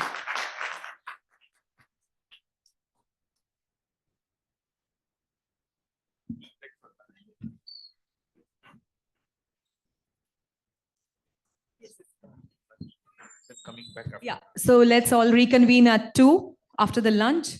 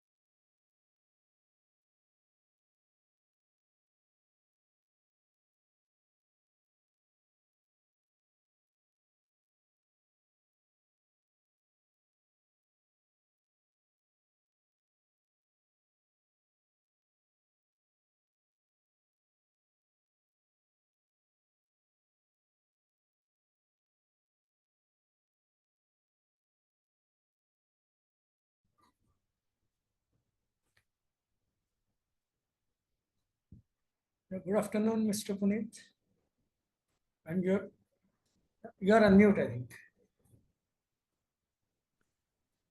Good afternoon, Mahendra. Nice to see you. Yeah, nice to see you. We haven't met ever. You are in Belgium, I presume. Yes, I'm in Brussels, Belgium. Okay. Thanks for having me. Yeah, we are rather pleased to have you on this particular discussions. I couldn't attend previous sessions because some Supreme Court matter was going on. So I couldn't pay attention, and just now I joined. Okay. Navi sir is there, I think.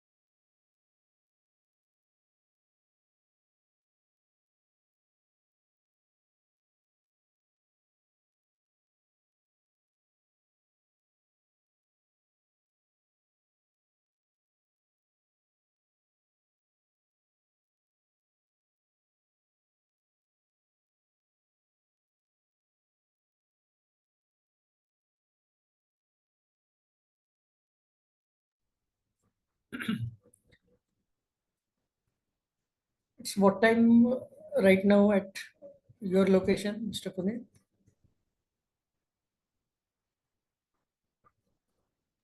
My location is 9:27 in the morning. Okay, 9:27. So I'm 4.5 hours behind India. Yeah.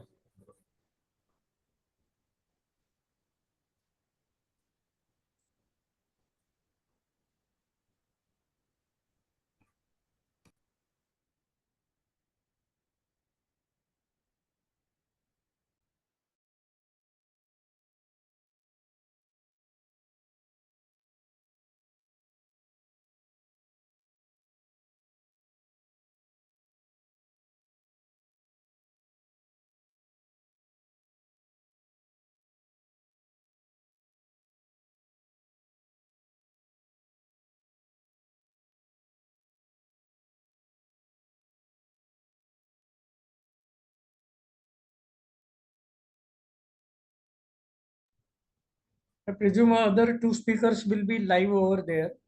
So coordinator Aparna would be live, means Aparna is co-speaker and Vasantika is coordinator. So they will be there at my campus physically present, and we too will be representing through VC mode. Okay. You are in Nagpur. Nagpur. I'm based in Nagpur. But I do travel a lot of locations for litigation matters. Yeah.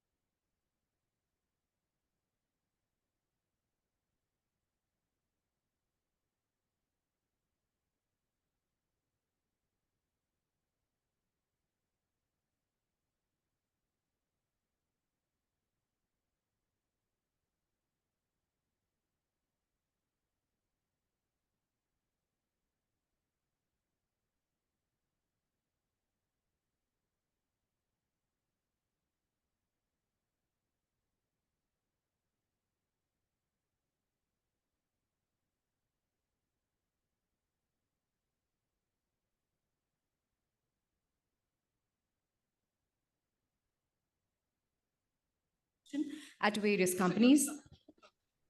Okay. Who can't hear? Oh, okay. Are the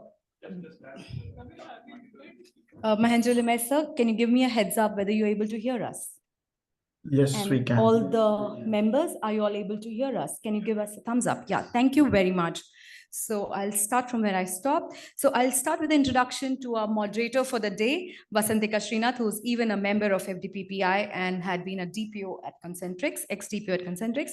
She had an experience of working as an attorney for 8 years in Mumbai and Bengaluru. She moved to in-house setting up and leading legal and compliance function at various companies, predominantly in the IT space. She has just stepped down from a position as a vice president, regulatory contacts and compliance at Concentrix Corporation, and started practicing as an independent counsel. Vasantika is also a privacy professional, a fellow in information privacy at IAP. She was recognized as top 100 powerful women in law. She is regular speaker at various legal events and seminars. We welcome you, Vasantika, today. Thank you. Today we have with us Aparna Pathak, Global Privacy Specialist TCS, as one of our panelists. Aparna is Global Data Privacy Specialist at TCS, Global Privacy Office, and is working on compliance and numerous privacy laws worldwide. She is certified with CIPPE, CIPM, and accredited with FIP.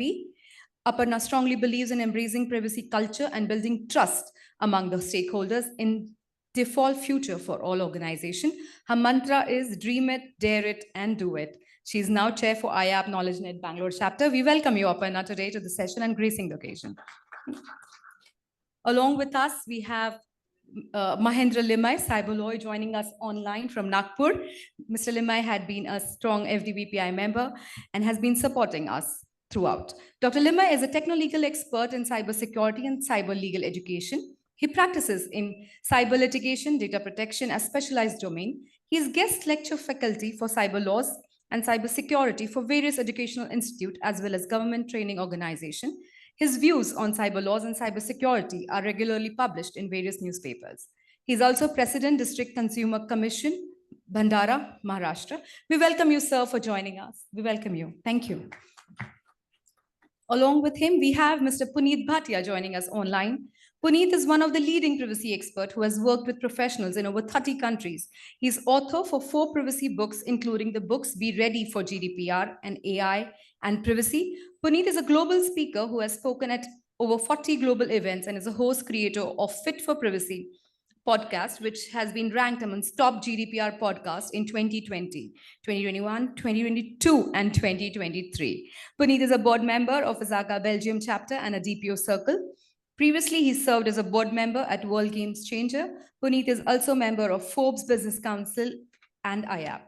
We welcome you, sir, today to the session. Along with them, we have one more panelist and our FDBPI member, Ms. Reena Bangeri, ma'am, a leader in global data privacy and compliance management with 3.5 decades of overall experience, including IT delivery and various domains like BSFI, telecom, and perform key roles as PMO and quality management. In current role, she's leading the compliance program for about 5+ years as a DPO, as a part of the DPO office, responsible for compliance to global data protection laws across various jurisdictions in Europe, America, and Asia Pacific. We welcome you, ma'am. Thank you for joining us. The stage is all to Vasantika, ma'am, to take it.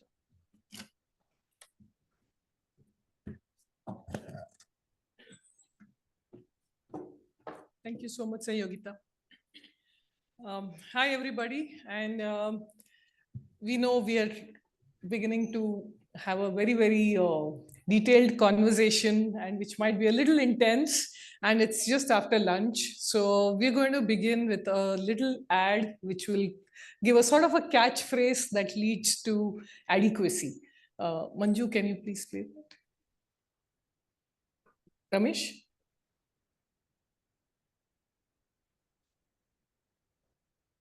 You have to play the link.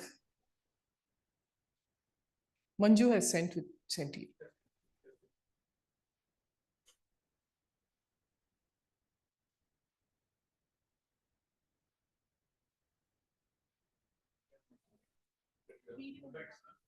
Yeah.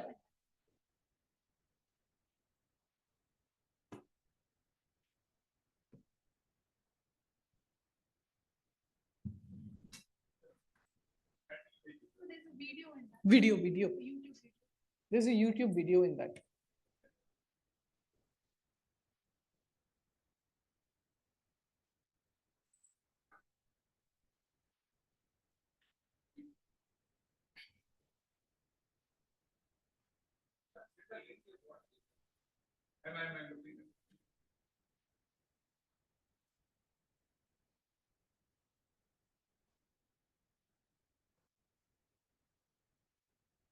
So while we're waiting for that, the conversation is basically about do we expect India to get adequacy ruling from under GDPR? So before we get to that, I know there are some students and maybe everybody is not familiar with what we mean by adequacy. So we thought we will get give a little primer on what we mean by adequacy. So adequacy ruling under the EU GDPR is a formal decision which is passed by the European Commission that a third country which is outside of the EU or the EEA, it certifies that that country provides adequate level of protection for personal data. Based on that ruling, they can freely transfer data between the EU and such third country. Because otherwise, what we have to do is you have to have your standard contractual clauses or maybe BCRs. And there are so many other stringent provisions that you need to go by. This makes it very easy for free flow of data transfer between EU and this other third country. So it's a very valuable tool and helps organizations transferring data between countries. And it also, then you don't have, additional safeguards, like I just mentioned. So some of the countries that have been granted adequacy are Andorra, Argentina, Canada, Faroe Islands, Guernsey, Israel, Japan, New Zealand, Switzerland, Uruguay. So India has not been granted that. And the question is that now in view of DPDP, do we stand any chance? Do we think we will get that? Or what is, in the store for us in that journey? But before we go there, my first question would be, do we need adequacy? And if yes, why do we need adequacy is, the basic question. Ramesh, are you able to play that? So we'll first watch this little video. It's an ad.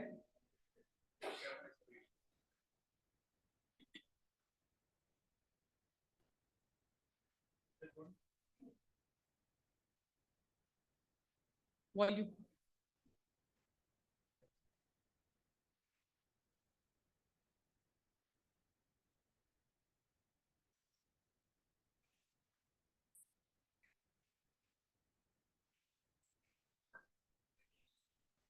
Volume.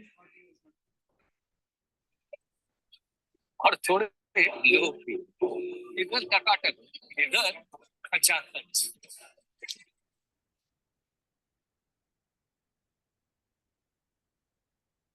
यही मैं record भरोसा वैसे मैं सौरभ से बना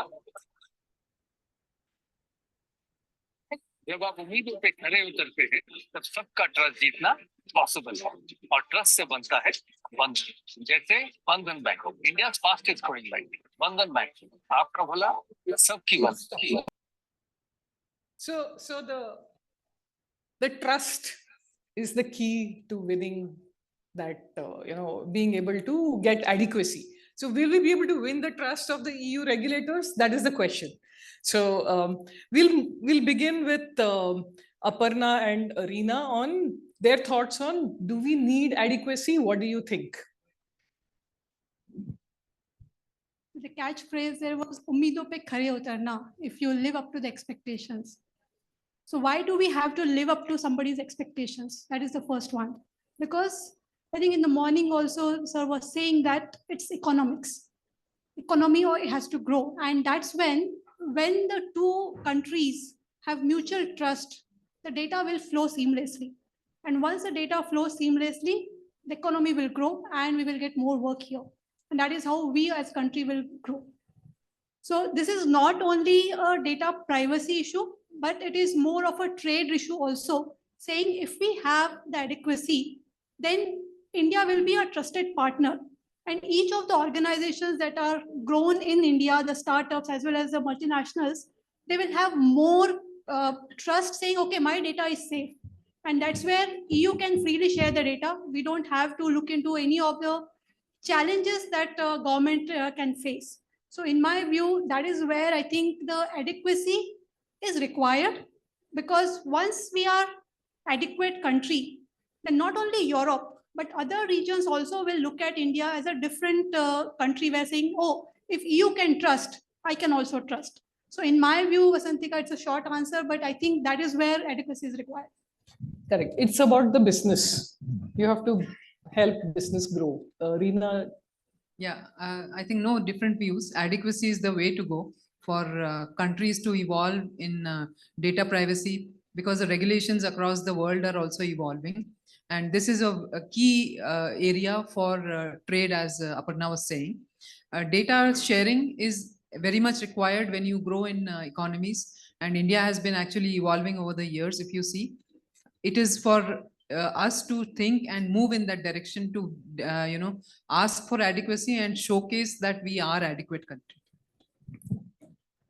Puneet had a outside-in view on this, and would you like to go on this? I think hope I'm audible. Yes. You can hear me? Good, thank you. So thanks for having me. I think I agree with the views that are mentioned here. Adequacy helps in the transactions or the trade.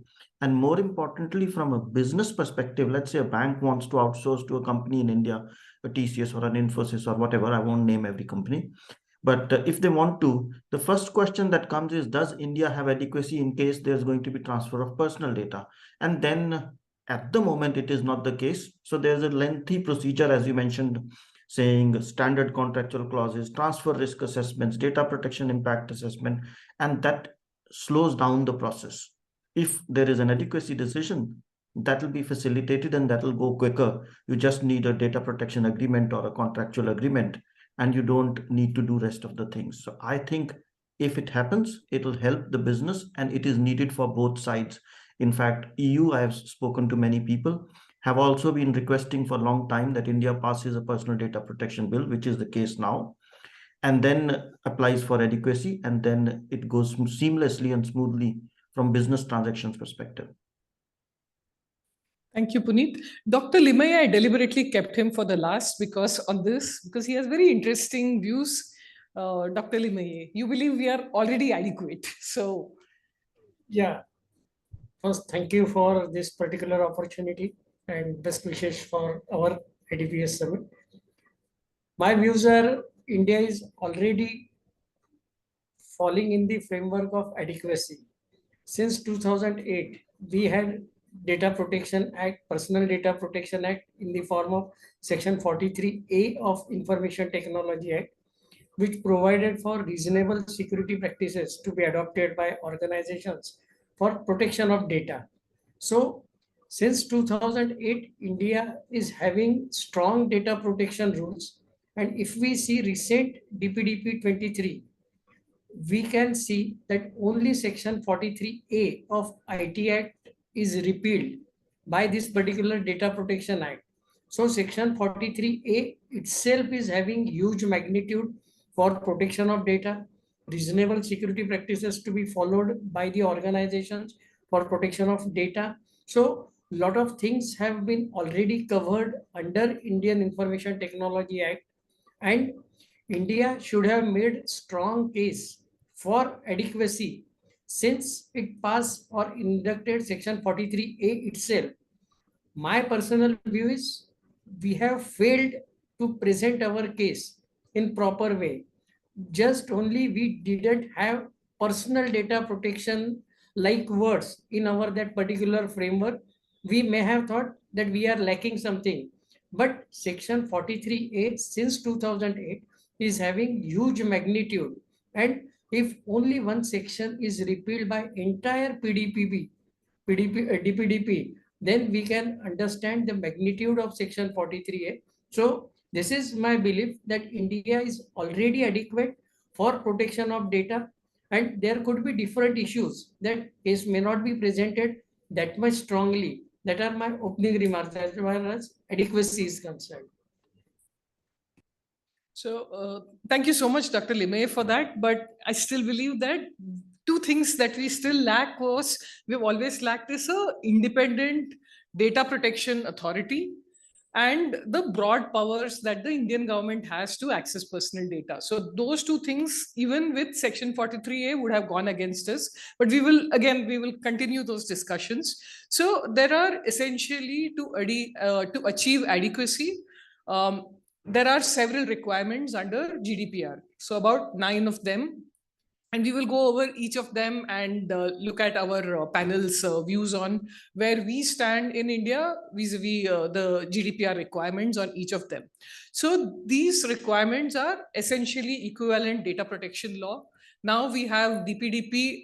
Dr. Limay believed that Section 43A was good enough, which is a very nice and interesting thought also. Respect for fundamental rights and freedoms, we should take both DPDP and this clause together. Then do we have requirements for necessary and proportionate data processing, sufficient redress mechanisms, supervisory authority oversight, international agreements, convention memberships, reciprocity, national security and public authority access, and additional safeguards for sensitive personal data.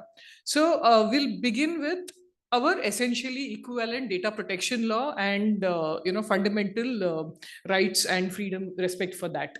So Dr. Limay, now 43A is gone. Since you had the strongest views, I will give you the option to go first on this. So now we've got a separate DPDP, and looking at that, what is your opinion? Where do we stand? We stand on same and footing. 43A, just a moment, we also had a separate sensitive personal data rules which are gone, and we don't have a reference to sensitive personal data in DPDP as of now.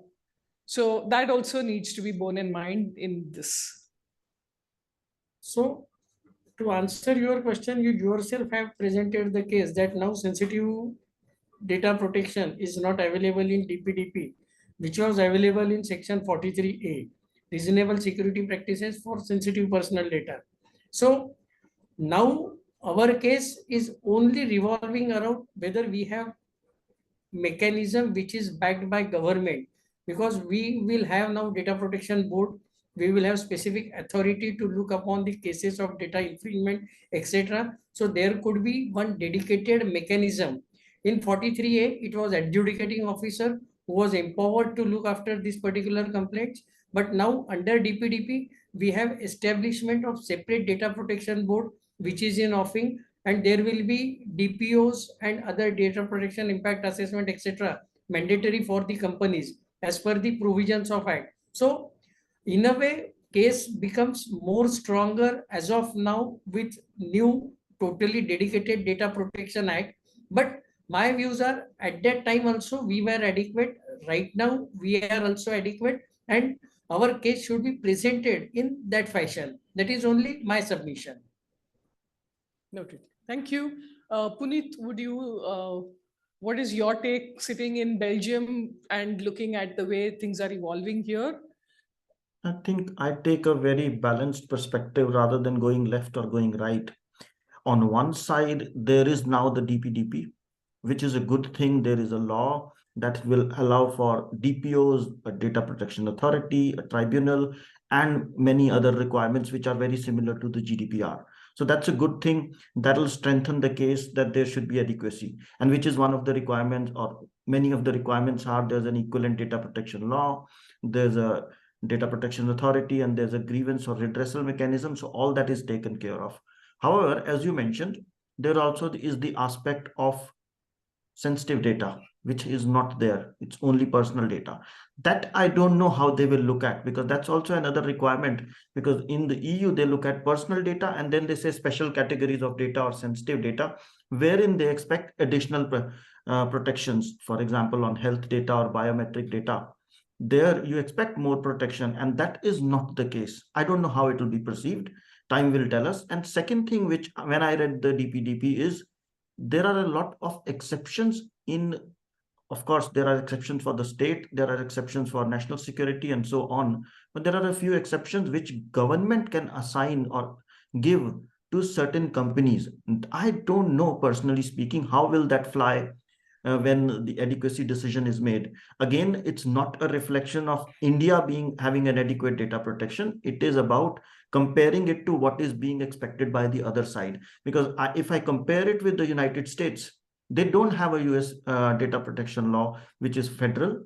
They have state-wise protection laws, and they do have clauses in their other laws which are equivalent of protecting data. But where it goes wrong is, one, they don't have a overarching federal agency. Second, they don't have this, what do we say, they have exceptions for national security, just like India has. And those two elements is where they are missing out, but they have found a way around the data protection framework which they've signed. But that is a more cumbersome, or a more, I would say, it's somewhere in the middle, non-adequate and adequate, and then you have a framework to comply. So my opinion is, there are some good cases, good elements to present the case, and let them judge on what is not there. We are not going to say, or you're not going to say this is not there. So there's a good case to be made. Okay, thank you. Aparna, do you have something to add? See, if we compare GDPR and DPDP, obviously there are similarities and differences. And as rightly mentioned by the panelist, there are certain gaps that EU is looking at. But I'll emphasize on the rights of the individuals, or the human rights, which EU is definitely looking at. Many other countries may not have the same rights that EU gives. Say, right to portability, probably it's the least used one. But right to object, right to restrict processing, those are not there in DPDP. And similarly, in some other countries, they are not there. But when EU is looking at it, they are going to evaluate DPDP in each of those parameters as well, saying, if a European data subject is saying, okay, I want to restrict data, can India allow it? Now we can debate, yes, we have a grievance redressal mechanism, and that can be used as a route. So as rightly mentioned by Dr. Limay, there is case that has to be made in each of these points where India is not sufficiently mentioning or having a comparative information for Europe. But it also has to be looked in from India's DPDP is very business friendly. And that also could be a case of the adequacy, saying we are allowing business to grow, and it is also going to help Europe. Just by restricting data on GDPR, a lot of companies are trying to move away from Europe, not keeping their data centers, or trying to keep only within the Europe, not moving outside. So those are the areas. Only looking at business will not help. We have to look at protection and business and have a balance for the adequacy. So adequacy, when Europe is going to look at it, I think we ourselves will have more case saying how our law is a step forward from GDPR, allowing business as well as having the human rights enabled. So that's my view. So the human rights is anyway enshrined in our constitution. So we've got all of that. We already had all of those. So it's a matter of how we present it. So Reena, you have something to... Yeah, I think it's about how we present our case, and then give confidence to the EU authorities that we are moving in the direction of adequacy. The one thing I thought was that also when they talked of essential data protection law, they also talk of the supervisory authority and the DPB. The way DPDP is worded, the DPB looks more like a reference authority for a complaints, references. It is a reactive authority. It is not a proactive authority. Like if you have a question whether what you're implementing is correct or not, you could potentially pick up the phone and call the ICO. You could call the Ireland DPA, and they will engage with you and advise you what you should do. But the DPBI does not look anywhere close to something like that. So it's perhaps a maturity, but when you look at the way they have drafted those sections, it doesn't look like it's going to be something, it's comparable.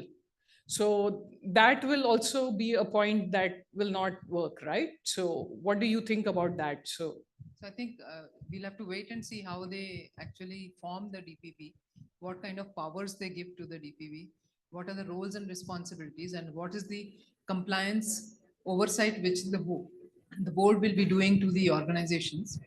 And also the, when we talk about automation, and if you look at India evolving, there is a lot of automation happening. So what are those measures which are being put where the, the fiduciaries or data fiduciaries are able to proactively go and confirm that they are actually sticking to the measures and they're complying to the act? So I think we'll have to wait and see how it evolves. No, but Limaye sir, I will ask him because he's the litigator. Do you see the DPBI being, from reading of the act, do you feel it will be more powerful than just a quasi judicial authority, or will it be something that could also consult people?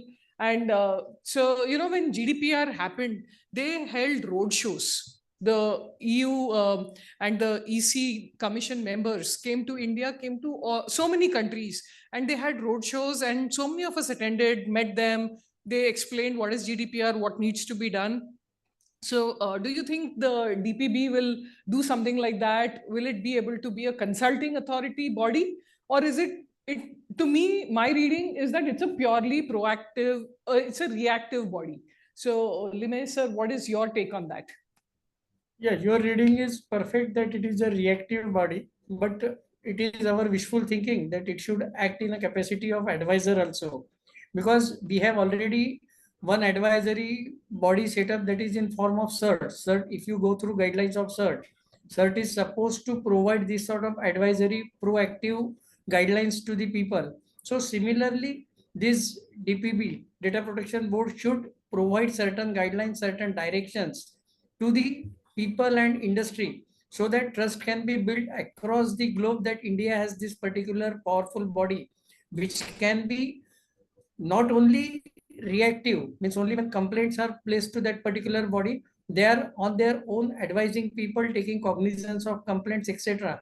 So it is our wishful thinking that DPB should be a consultative organizations which will cater to the queries of industry as well as individuals and provide formidable solutions to that particular activity. So Puneet, how do you see the EU reacting to this kind of an authority being constituted, unlike the DPAs that we see in Europe? In my opinion, I think having a data protection authority is already a big plus. Now, it's not advising and it's a reactive mechanism. That is not going to be an issue in my personal opinion, because what they are asking is independent adjudication or review of customer or individual complaints, customer or individual concerns, and then the ability to exercise their powers to issue fines or even sanctions. So that capability is being assigned. Of course, you want, because the law is new and everything, you want some guidance, you want some support, and their consultative approach or advisory approach helps. But I've also seen when you have advisory, consultative, fines, and the individual support, it becomes a bit too much for authorities, because on one hand you are advising and on the other hand you are fining. So sometimes in the advice you have to say very nuanced opinions. It's better, in my personal opinion, not to have the advisory part, only the sanction or the support for the individual. So I don't see that being an issue, especially in context of adequacy, which we are looking at. Of course, we can always debate, is advisory good for the authorities or not? But for me, I mean, on one hand you advise, and on the other hand you fine. It becomes a challenging topic, because everyone will come to you, you'll give a nuanced opinion, then you go to court and say, oh yeah, you advised us. So that's more tricky, especially in a country like India. And another argument which can go in this context is India is a huge country. So we are looking at the size of Europe, or maybe 1.5 times, and then having one authority. Maybe we will have it state level eventually, but right now one authority. So for that authority to advise 1.2 or 1.3 billion people, or say so many companies, would be a humongous task. You will need maybe thousands of people, and that is something maybe India has chosen not to do, and focus on evaluating compliance and also taking care of grievances from individuals or citizens. So that it can be positioned that way, as you are talking about making a case. Sure. Aparna, you had something to add. We also have to remember that India's DPDPA is a new law. While it is replacing 43A, the laws of Europe have been there for decades and decades. Correct. The authorities have matured over a period of time. So today, if we start with reactive, because that is where we will know where are the problem areas. But we've had TDSAT, we have the had all AO, this. we have CERT. It's not like we don't have We don't have authorities. anything. That means we have certain things, but Yes. from a personal data protection perspective, it's still new. I mean, people are still talking security is equal to privacy, right? So that is where even our authority, the DPB, also has to give a different view of saying, no, this is different. And that's when first start with reactive, maybe over a period of time, it will know that these are the hotspots and then start giving the guidance. That's what I think. So basically, redress mechanism, supervisory authority, oversight, both have been clubbed into one in India. It's not that the DPB does the whole thing. But then when we talk about that, and Puneet also talked about the authority being able to levy fines and sanctions. So the fine, if at all levied, will get paid into the consolidated fund of India. It does not get, a complainant does not get anything. So how would, I would like Puneet to, how does that look like from, the outside in view? So they will levy a huge fine, and then the consolidated fund, the government gets the money, and a person who has complained, what do? They will file a separate case again. That is the proof that, the DPPI has, find this person. Therefore, that is the validation that, I have a valid case, and then I go fight a case in torts. Lima sir will be chasing them in multiple other forums. But how will that look, from outside in, Puneet? Outside in, I look at it very positively, because in a country like India, where people would have not been used to this litigation mechanism or complaint mechanism that much, there can be actors who would like to take advantage in case you give them the financial advantage, saying, okay, there's a fine and you will be given 1%, then we will become, or you will become like US. So everyone comes in, wants to get a fine and wants to get a percentage. So I'm very happy that it is not given, because that's not a good thing to do, because in US, it's almost driven by financial interest rather than by the litigation interest or the genuine interest that there is an issue. So I'm happy on that part. Now, the second part is, where does that money go? Okay, it's not going to the subject, that's okay. But where does it go? Does it go to the authority or does it go to the government? Now, again, if it goes to the authority, sometimes it becomes a tool of getting more budget, because authority needs to hire, authority needs to sustain itself. So even in most European countries, I don't say every country, but most European countries, whatever the fines are issued, they go into the government pot or another pot, and then authority still has to ask for budget. And that is the right model to follow, because you don't want to have an authority which is fining for the sake of fining, because you can always fine a company. You go there, you'll find one or the other problem, because no one is 100% compliant at any time. Of course, you're reasonably compliant and you have a defensible position. So in that case, and also again, in a country like India, wherein people can have vested interest, it is a good thing that the pot is not with the authority. There is then a sanctity around genuineness and fairness, rather than, okay, I don't like you, I will fine you. Because I know even if I fine you, you'll have some reputational damage, but the money will not come to the authority. But again, we will see how it pans out. Because as Aparna said, there's an aspect of maturity that has to come along from all dimensions, the individuals, the organization, and the new board that will be set up, which in most of the European countries, it's there for last 50 years. Again, has matured over time. It hasn't been like the GDPR came only in 2016-17. But for 50 years, they had one law in one form or the other, which was called Personal Data Protection Bill or law or something. So we will see, but it's a good thing the way it's structured for this part. Awesome. Thank you. Reena had something to add. Yeah, so I have a different view. Basically, what we are saying is when a complainant has gone to the board and has raised a complaint, the board is responsible to do an investigation. Now, in order to do the investigation, the board has to have an infrastructure to complete the investigation by actually doing audits, doing investigations. The data of that complainant could be spread across multiple states, or the jurisdiction of that company who is actually in the picture here would be operating in multiple states. So how does that governance work? is something which needs to be looked at. And in my opinion, possibly the board will have individual small authorities created at the state level or even percolated at the district level or city level, and then try to complete the investigation, without which and without this independent authority which is provided to the board, they will not be able to function and meet the requirements of a complainant. That's my opinion. Very nice. Thank you. Limaya sir, so what do you think? So this is not going to really encourage, India is anyway not a litigious society. People don't file cases unless they're really pushed to do it. So now if they see that I will go file a complaint, money goes somewhere else, I get nothing, I only spend money and I don't see anything in return. And then to recover any money, if at all, then I have to, I don't know, what would you suggest? We'll have to go to TDSAT, or we'll file a civil case in torts. We'll do so many other things to chase the money, which we will never see. So what do you think, is finally going to, how will this pan out?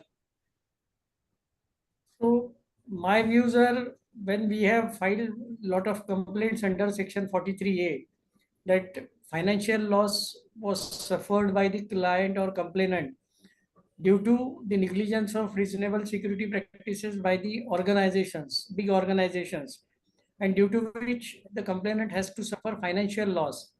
And when under new DPDP, if that particular compensation is to be diverted to the government kitty, then it will be practically injustice on the complainant, because he has taken a lot of pains, lot of efforts to raise that particular amount of money. His money is lost due to compromise of data by some organizations. That organization is penalized and required to pay to government and not to data subject. Means it will set in a way mixed trend. What Puneet is said, I fully agree with this, that a lot of fake litigations or sponsored litigations are there, where these sort of things may happen. But just think a case of individual consumer who has lost his money in this sort of confidentiality breach or data breach, and he is not getting anything. So that will set a negativity amongst the people, that law is there, new law we have for personal data protection, and that particular law is not supporting citizens. So this will be tested over a period of time, and I'm practically facing this particular problem, because after 43A, after 11th August, there is a big vacuum, because 43A is not repealed from its retrospective effect.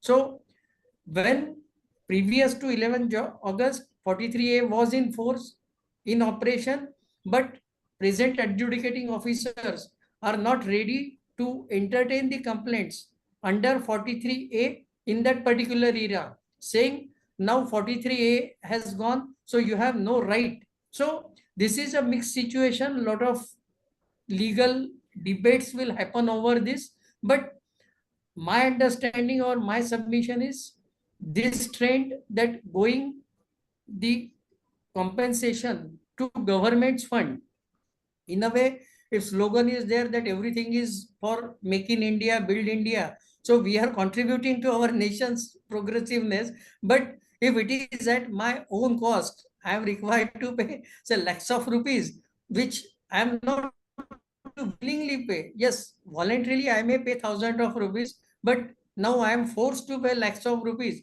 So that may be some sort of, say, I may not use harsh word, but it will lead to some sort of, say, confusion amongst the people whether to go for litigation or not.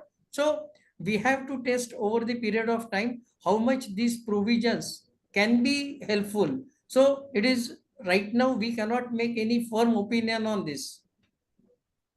I agree. But ultimately, my concern is that the lack of, if people perceive it as a lack of efficacious remedy, that will obviously impact it. That is what will also be the view that we will give out to a a EU authority that is looking in, that people are not appreciating this authority. So to that extent, it will impact or cloud that, even though maybe EU is running with that kind of a system, it may not, work out that well over here. So that was the concern rather for me. So the other requirement on to achieve adequacy is also international agreements and convention membership. So I think Aparna had some thoughts on those. So today, if we say we are not adequate, what are the other mechanisms? Either you can have a binding corporate rule, or you can say you are going for the standard contractual clauses. Now, being in the global organization, but this is my personal view, if you have to sign and do the transfer impact assessment by one country, by one company, same thing will be done by another company, same thing will be done by another company. So now, how many companies we have in India, each of them is doing an independent transfer impact assessment. So the productivity is gone, efficiency is, you don't know what is the accuracy of that transfer impact assessment. And it's like, not to say, but yes, law firms are very happy on this. But then if we have adequacy, then at India level, we will have one transfer impact assessment which is applicable to all the organizations. So it saves productivity and efforts and gives more confidence. So then if we have to sign standard contractual clauses, not only with our first processors, but even with the sub-processors, that is creating a lot of work. And I would, maybe Dr. Limia will not agree, but it's a paperwork. It's just a signature there. It has to translate into the actual implementation and data protection. Who is validating that today? Nobody is validating it. Yes, we say accountability is there, we have to do the audits and all, but practically it is not possible to do 100% of audit to all the suppliers that we have today. So having the standard contractual clauses is a way out, but it is a costly way out for us. So having adequacy will give more confidence to the authorities. It will reduce work for the organizations. It will create a more consistent impact of understanding of the law across the organizations. So I feel while SECs are our way out, I think in the long term, if we get another Schrems 3, Schrems 4, we can't keep on creating contract over contract. So that is what my view is. I agree. That is a very useful tool if we would have that. Do you all have any questions or anything to contribute? Thank you. Puneet, do you have any perspective on international agreements and convention membership? So India as of now does not really have much of that, right? So yeah. In my opinion, I'm fully aligned with what Aparna said. I think standard contractual clauses are the way, and they are, in my opinion, more stable than adequacy because, I mean, with US, what we've seen is they had one set of framework, then second, and every time it gets challenged, and then they have a new one. And what do you do in between? You create a lot of paperwork, a lot of administration by saying, do transfer risk assessments, do this, do that. So I'm not sure, even if any country, and especially a country of the size of India, if it gets the adequacy, it may be or may not be challenged because those are activists and that's their job. That's what they live on. So to my clients also, I recommend that you rely on standard contractual clauses. Of course, BCRs are not for everyone because BCRs are quite complex, quite expensive, quite time consuming. But standard contractual clauses is the way to go. And we cannot do a transfer risk assessment because, I mean, most companies are outsourcing to Microsoft or Google in one way or the other. So you do a transfer risk assessment, and these big companies don't even allow you any flexibility when you're doing those transfer risk assessments. So what is this transfer risk assessment? Pure paperwork, as Aparna said, and everybody in EU knew it. And that's why this DP data protection framework with US came up. But how long it will stay and when it will be challenged and when it will be invalidated, we don't know. So saying we want adequacy, it's not a solution for everything, but we do need to look at optimizing the effort and making it simpler for businesses. That's also important. That's my personal view. And internationally, India does have whatever is needed. So there on that criteria, I don't see any constraints if it's to be evaluated in context of adequacy. Awesome, awesome. That's a good perspective to have. You have something to say? Sir.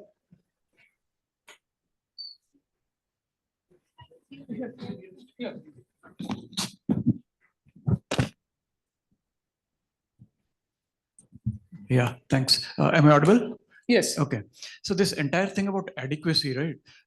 At one level, I was wondering that is adequacy really something that a country should yearn for? Is it really worth it? And particularly this question came up after I read the meta judgment of Ireland, which, you know, singularly came down so heavily upon the Section 702 of FISA of the US, and saying that because the US investigating authorities seem to be having the power to intercept and read any personal data of any foreigner, That is right? to be discussed. So given yes. that, see, and we also know that in the evolution of privacy laws in the US, all these strict provisions were added after 9/11, right? So as and when countries keep revising their privacy laws and information security laws in response to the emerging threat environments, right? How fair is it for this EU to say that, hey, your law is adequate, your law is not adequate, and therefore we'll put impediment in the transfer of data? So this entire adequacy, is it not getting more geopolitical? That angle seems to be overriding all other provisions. So in that context, I mean, is really, I mean, why should you yearn for adequacy was the first thought that it came to me when this topic came up. So what are your thoughts on that one? Yeah, so which is why we opened with, do we need adequacy? And it was more of it's a business requirement and business enabler. But to an extent, yes, it's more like a snobbery, and India's, whether we want to get into that club. So the countries that are in the club are also, if you see, other than Canada, all others are small countries, but they have.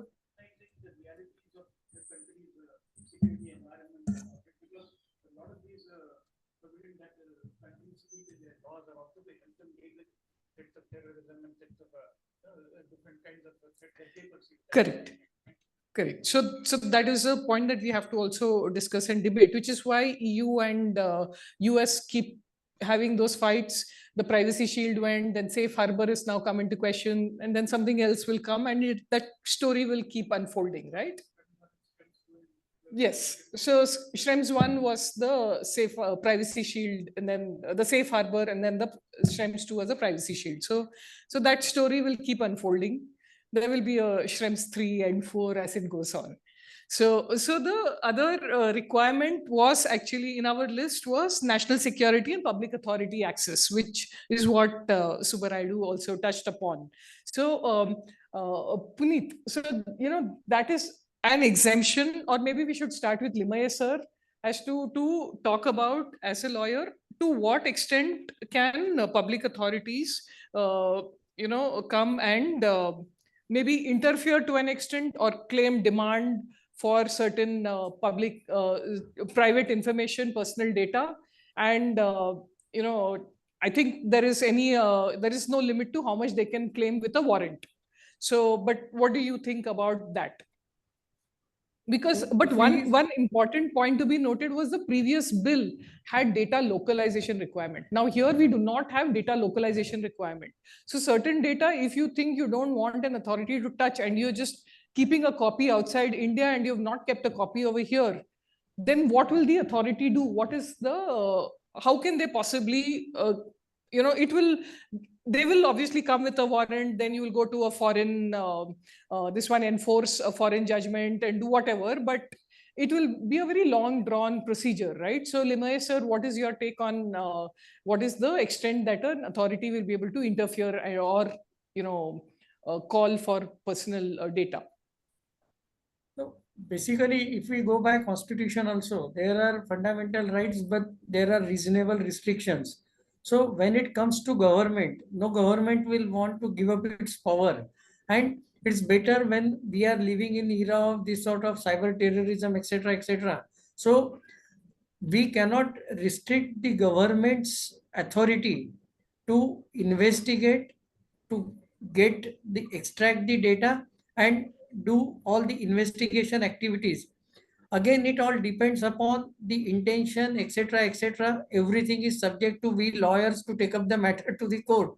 But in my way or in my understanding, what I firmly believe is if your nation is asking you something, you should give it to the nation. So government should have this particular interference, intersection, interruption for various activities, and they should have these particular powers, because now otherwise what will happen under something or other, if we prevent our own government from giving this particular information. Take simple case, when Justice Puttaswamy happened, the arguments were, if your data is taken by social media, nobody is objecting. But if your data is asked by your own government, you are objecting. So this is selective nature of the citizens also. That's why government has to be hard, government has to be given this much powers. Ultimately, the basic rule is power corrupts, absolute power will corrupt absolutely. So whatever is the thinking of the government of the day will decide. But I genuinely believe that government should have some power of investigation and interception of the data. So I agree. And anyway, when they look at adequacy, they don't say that the government cannot access. It says that it should be necessary and justifiable. So long as it is necessary and justifiable, we can, we'll have to do that. But as a data principle, personally, I was very disappointed that the data localization piece was not there in this act, while it was there in the bill. So because there is that extra layer of security that you have if you know that your personal data is being stored in this country, right, than in some other country. But anyway, that is not the point of discussion. But so since it's about necessary and justifiable, we could perhaps use that as a justification. But and then the last point, I think we're going to be short of time soon. So the last point that is required for adequacy is your additional safeguards for sensitive personal information, similar to what was used in Japan. So Aparna, you want to just explain what that did? See, today we don't have sensitive personal as a separate category. Everything is called personal information. Now, if we have to say, highest level of technical and organization measures, is everything at par? My email address and my political opinion, are they at the same level? They are not. So when EU looks at it, they are also going to say that if you do not have a categorization, that means everything has to be at the same level. That means everything has to be protected or encrypted, which is costly. And business is going to be on a back foot saying, no, I cannot encrypt everything. So this piece is very important. I also want to add, say, Singapore also has some kind of business-friendly things, but they do not have adequacy. Why? Because the business, they did not apply for it because they're saying we are happy with what we have. Now, if India were to get adequacy, and this is a question that comes, in my personal opinion, we should have some categories of data which is sensitive, especially biometrics and the things that are coming in AI, which is going to impact individuals at a higher level. So if we do that, when the rules get defined, if we can say that significant data fiduciary, but it also has a criteria for sensitive data processed, I think that will solve the purpose for which the data getting protected at an individual attribute level.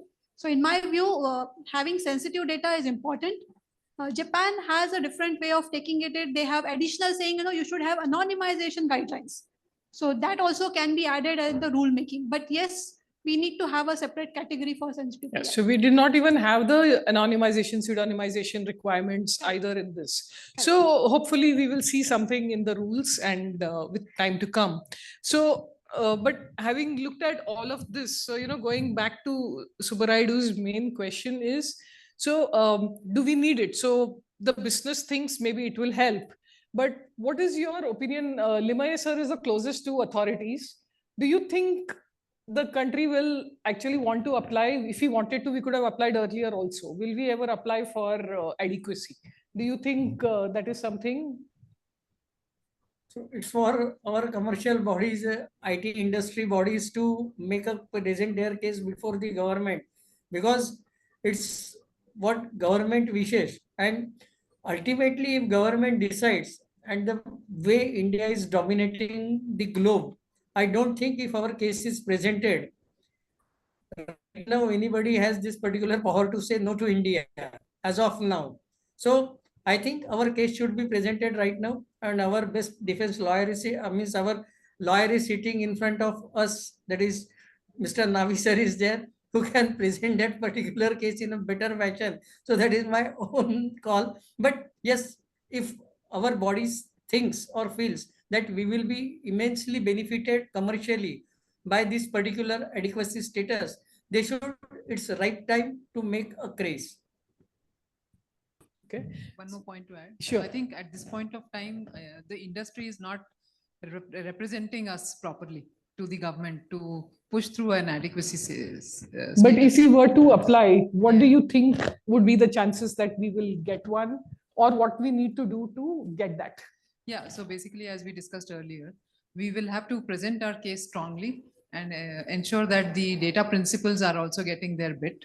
That is one. And the second is your grievance process and the penalties. These three items will be. So we still have things to Yes. work on. Yes. So if the government had adequacy as a goal, perhaps they would have not rolled back on some of these requirements from the previous bill to the law.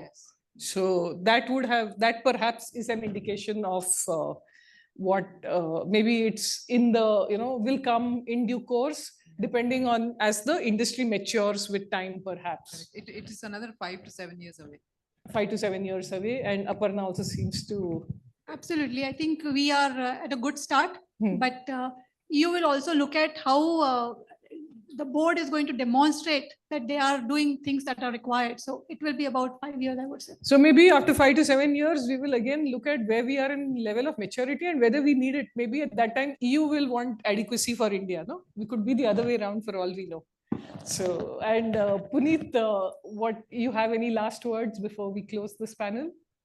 I think let the law take its shape, let the authority come in, let them do the job for a few years, let the maturity develop, and let's see how the business adopts or the adoption of the law happens. And then adequacy can be looked upon. There's no hurry, no rush to do it. We do have mechanisms to do business, and nothing got lost in last 5-7 years of GDPR, whichever way you look at, or even before GDPR. So I think we can live with this current situation and the new law. True. Thank you so much.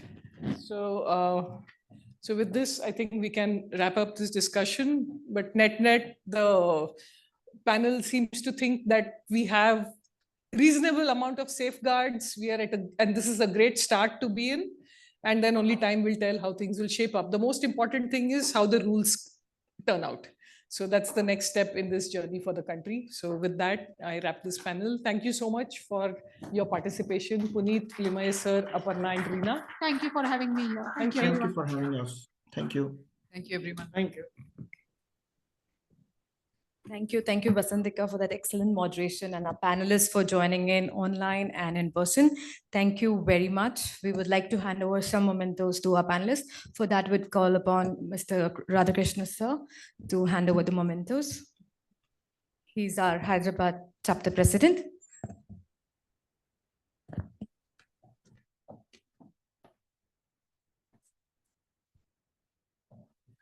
Thank you, Vasantika ma'am, for that excellent moderation. Aparna Pathak ma'am.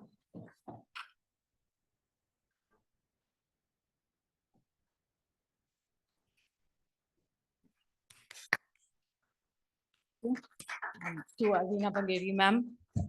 Yeah.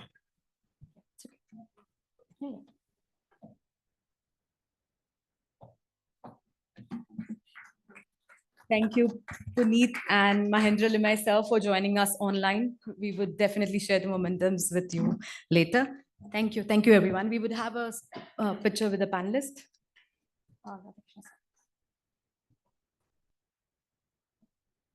Navisha, would you like to join?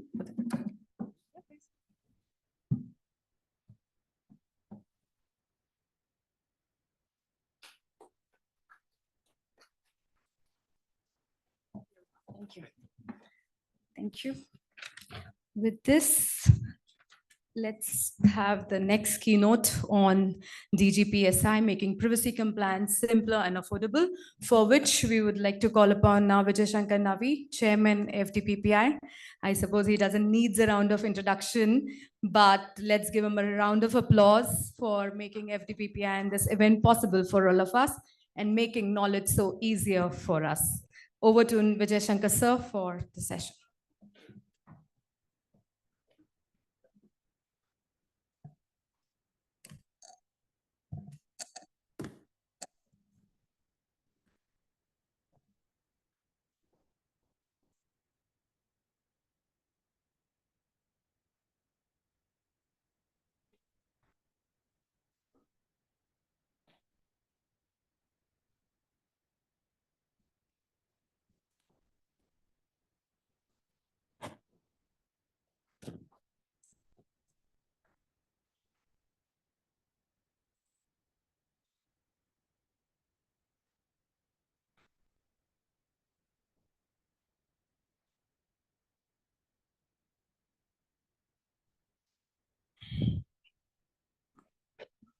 Yeah, friends.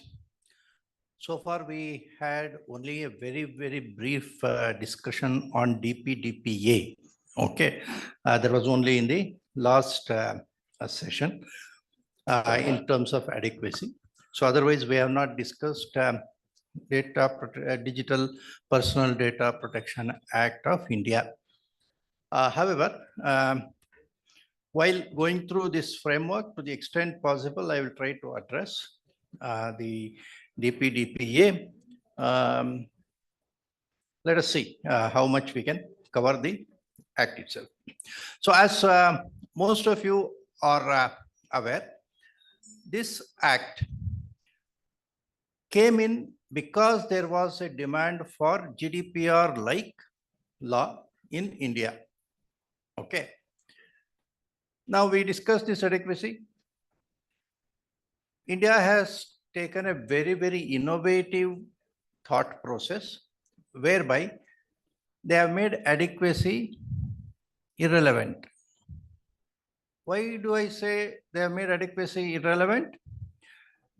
What they have stated is data protection law is applicable for different types of data. Personal data collected in India or personal data processed in India is what is the subject matter of DPDPA. If personal data is collected in EU, it is not subject to DPDPA. They have said that if you have a contract, we're talking of processors, let's say, a data processor in India who actually processes data which was sent to him by a data controller, and that is EU data. Okay, you understand the context. There is a data controller. He gets the data processed in India. The Indian data processor is processing it. Then Indian law recognizes that the liability for any kind of privacy protection is with the data controller. So what they have said is, please tell me that you are separately processing this data. We will not apply DPDPA. Finished. Okay. Now, if you are a data controller of a EU data, then it is your headache. You have to do that. Whether you are processing it in India or elsewhere, you have to do that. DPDPA is not relevant for you. In the sense that if you are a big company like an Infosys, like a TCS, multinational company, you are processing data in EU, then you have to set up these systems for that. So the only issue comes when there is other laws, the laws other than DPDPA in India, like the Information Technology Act, the IPC. Now, suppose somebody is processing EU data in India and it infringes IPC, it infringes, say, ITA 2000, which essentially means that a EU person's data is involved in, let us say, some kind of a terrorist activity or something of that kind. Okay, otherwise, you are processing data of a e-commerce information in France, you are sitting and doing that processing here. We are not bothered about it.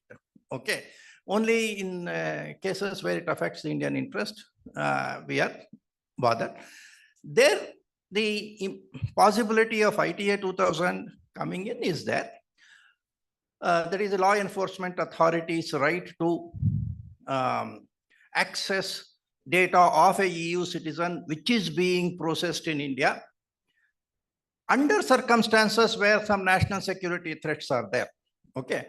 Now that concept EU has accepted in this data framework, that is EU-US data framework, and they have accepted the right of FBI or other law enforcement agencies of US to access EU data.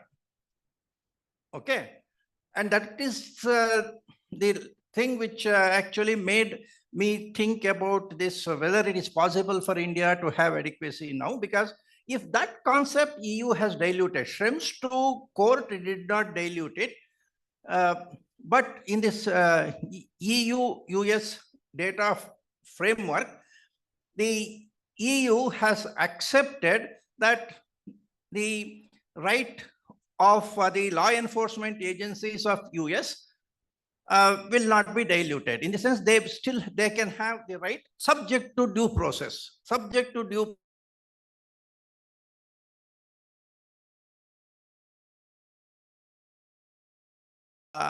law, which first of all says that if you are processing EU data, I don't want to.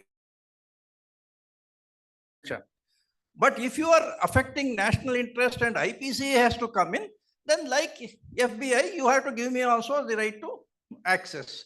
So therefore, I feel we are much better today to prove our adequacy. The other thing which Schrems II has said was that the complaints of data principles will go to an ombudsman who is a government appointed person in US. He said, President is going to appoint an ombudsman. He is not a judicial authority. Therefore, I am not happy. That they have changed in the data framework by bringing in a legal judicial authority. India already has a judicial authority. That is this adjudicator. The DPP as an adjudicator is a judicial authority and appeal goes to the TDSAT. So on both counts, that is in the Schrems II, two objections were raised. One objection has been accepted by the EU. So when it again goes to the court, Schrems III, if a court strikes down, that's a different issue. But right now, EDPB has accepted that. And the other one was not relevant to India because we already had a judicial thing. So because of this, I feel that the adequacy, we are in a position to strongly say that we are as adequate as US. That's all we can say. Okay, that is just my comment on the previous thing. Okay, fine. Now we will go into the, if you leave that, what is that Indian DPDPA has got? It has got the obligations, which is perhaps called a legal basis and other things in GDPR. It has got certain rights. The rights are less than perhaps what is there in GDPR to some extent, but right of access is there, right to correction is there, right to grievance redressal is there. GDPR doesn't strongly talk about right to grievance redressal. Here we talk about right to grievance redressal. We don't have right to portability. We don't have right to forget. Okay, but we have got a right to nomination, something new. So Indian data principles have got a reasonably comparable rights to GDPR. But for adequacy, that is not relevant. Why is GDPR relevant? Whether I am having my Indian person having a right in India is not their concern. You only talk about EU data processed here, whether there is any issue. So these what rights we are giving in DPDPA should not be the criteria for adequacy, because I am giving you separately an exemption. If it is EU data, I am not going to apply DPDPA. So why are you bothered? Okay. Anyway, this is for a discussion with EDPB authorities if it comes on a later day. So DPDPA has got obligations. It has got the rights. This data localization is no longer there. Data breach notification is there. Under obligations, legal basis, we have accepted consent, we have accepted legitimate interest. Okay, that is a legal basis. EU GDPR also has accepted the same thing. They have called it by a different name. They have said consent is also one of the legal basis. Then something else, medical reasons or emergency is also one this thing. So yeah, otherwise both are same. So in terms of obligations, there is not much of a difference. Okay, now that is DPDPA. Now in India, if a company is operating in India, one of the main problems they have got is the need to look at multiple data protection laws. Okay, that is one of our problems. Okay, now what happens if I am having EU data, I apply ISO 27701. Fine. Okay, they have developed a framework specifically for that compliance. But can I apply ISO 27701 for DPDPA compliance? Obviously, no. Okay. However good ISO 27701 is, it is like playing Sunil Gavaskar in our World Cup team today. Sunil Gavaskar was the best batsman of our times. There is absolutely no doubt. But if you ask me, are you going to select him for the Indian team now? I will say I will not select. I will select him as a commentator, not as this thing. Okay. Why? Because he was meant for a different era. He was, okay, this is different. Same way, ISO 27701 is not for DPDPA unless they bring out another IS 27801. Until that time, I say there is no ISO framework for DPDPA. First thing you have to remember this. Why we are talking of DGPSI? What right FDPPA has got to say that there is a framework for a particular compliance is because there is no other framework as of today. Okay. Then if you leave 27701, is there anything else? There is nothing else. You have got a PCI DSS for a different purpose. You have got a SOC 2 for a different purposes. You have a COBIT for a different purpose. For DPDPA, there is nothing. Others have to come with that. I'm not saying they will not come with this thing. They will come. Only thing is FDPPI is ahead of everybody else. We are with our framework even before the rules are there on the basis of the act.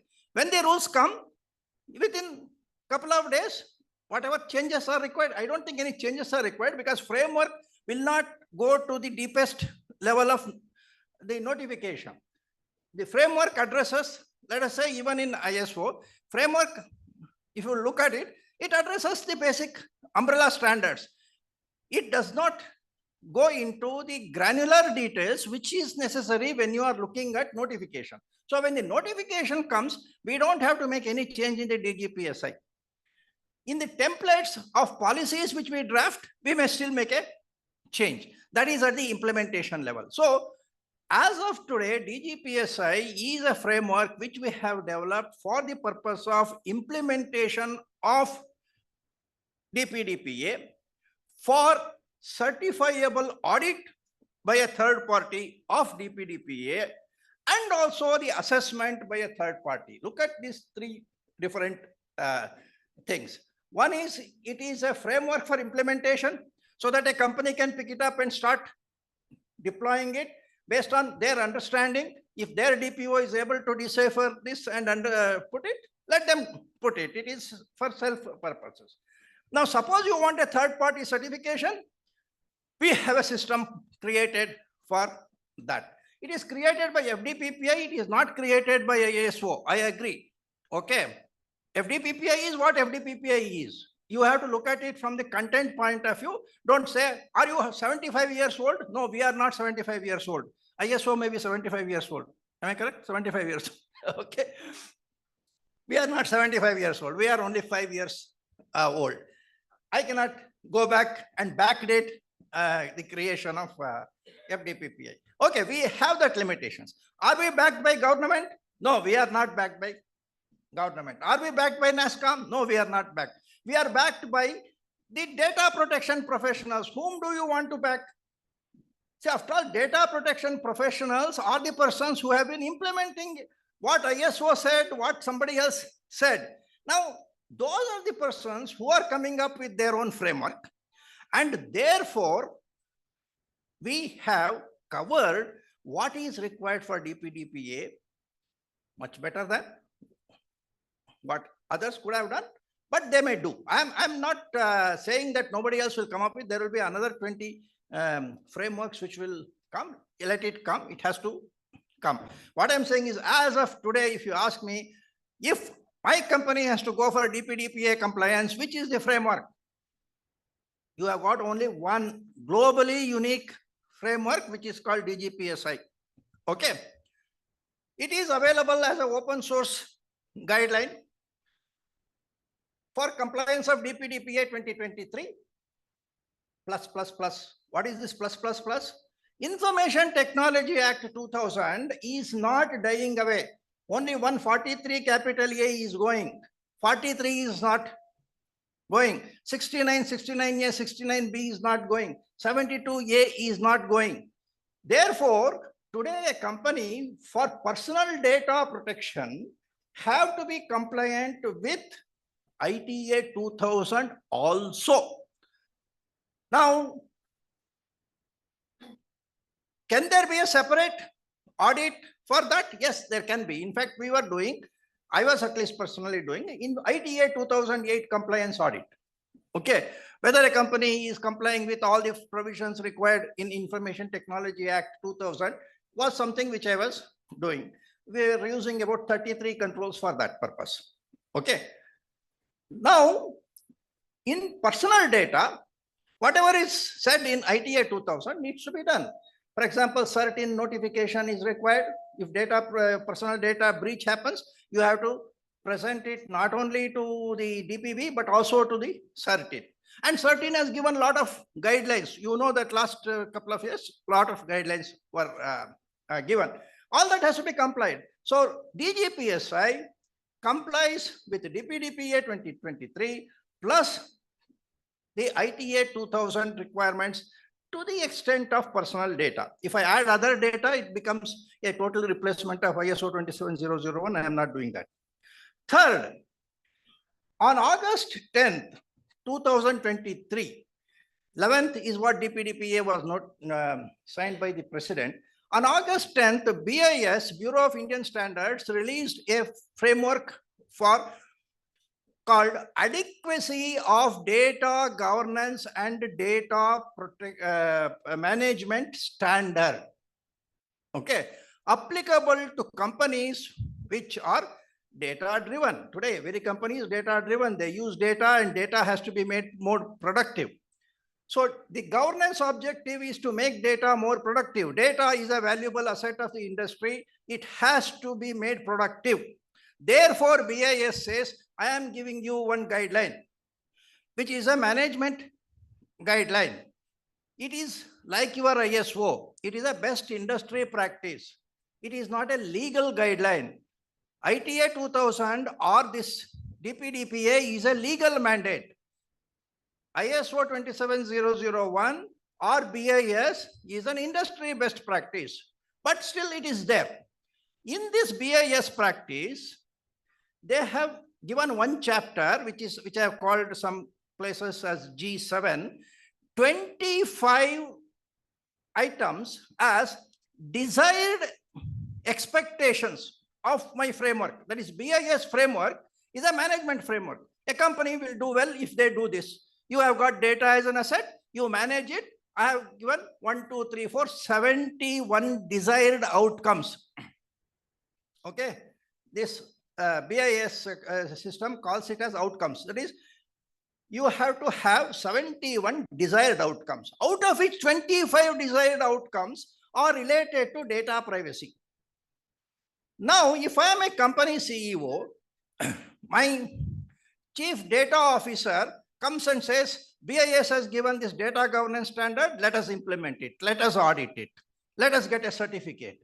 Now, CISO comes and says, I have got an ISO 27001, let us implement it, let us audit it, let us get a certificate.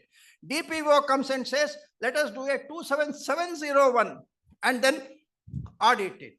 The compliance officer comes and says, let us do ITA 2000 audit and get a certificate. So the CEO has to look at these multiple certifications, compliances. Nothing you can say is not required. Everything has got its own place. Okay. What we felt was that we have to simplify this burden of compliance to the organizations and see, at least when you say personal data, whatever personal data compliance is there in ITA 2000, I will bring it here. What is there in BIS, also I will bring it here, so that there is one personal data protection standard which is being covered here. That is the objective of DGPSI. Then there are also people who say audit is one thing, assessment is totally different thing. The person who does the audit cannot do the assessment. So you have an audit certificate, then call somebody else, you do an assessment and give me an assessment certificate. Now that person also has to see how is your information security, how is your privacy controls. The same thing with the auditor sees, also the assessor sees. I don't know if there is anything different. I think experts may have to tell me whether there is anything different. For the same thing, in one hand, I give it as an audit. What is audit? That is, some minimum requirement is there, whether you have crossed that limit or not. That the auditor does. Assessor says whether you have passed the examination, 35%, okay, but whether you are in 55 marks or 58 marks or 65 marks or 80 marks, that is what the assessor is going to say. So we said that our framework, DGPSI, will also do this assessment. Finished. So these multiple burdens on the industry, we should reduce. Now you may say, what is this you are saying? This is going to have an adverse impact on the audit industry. Everybody will be against you. You will be the enemy of everybody. If you say you don't require ISO 27701, where will all these auditors go? Okay.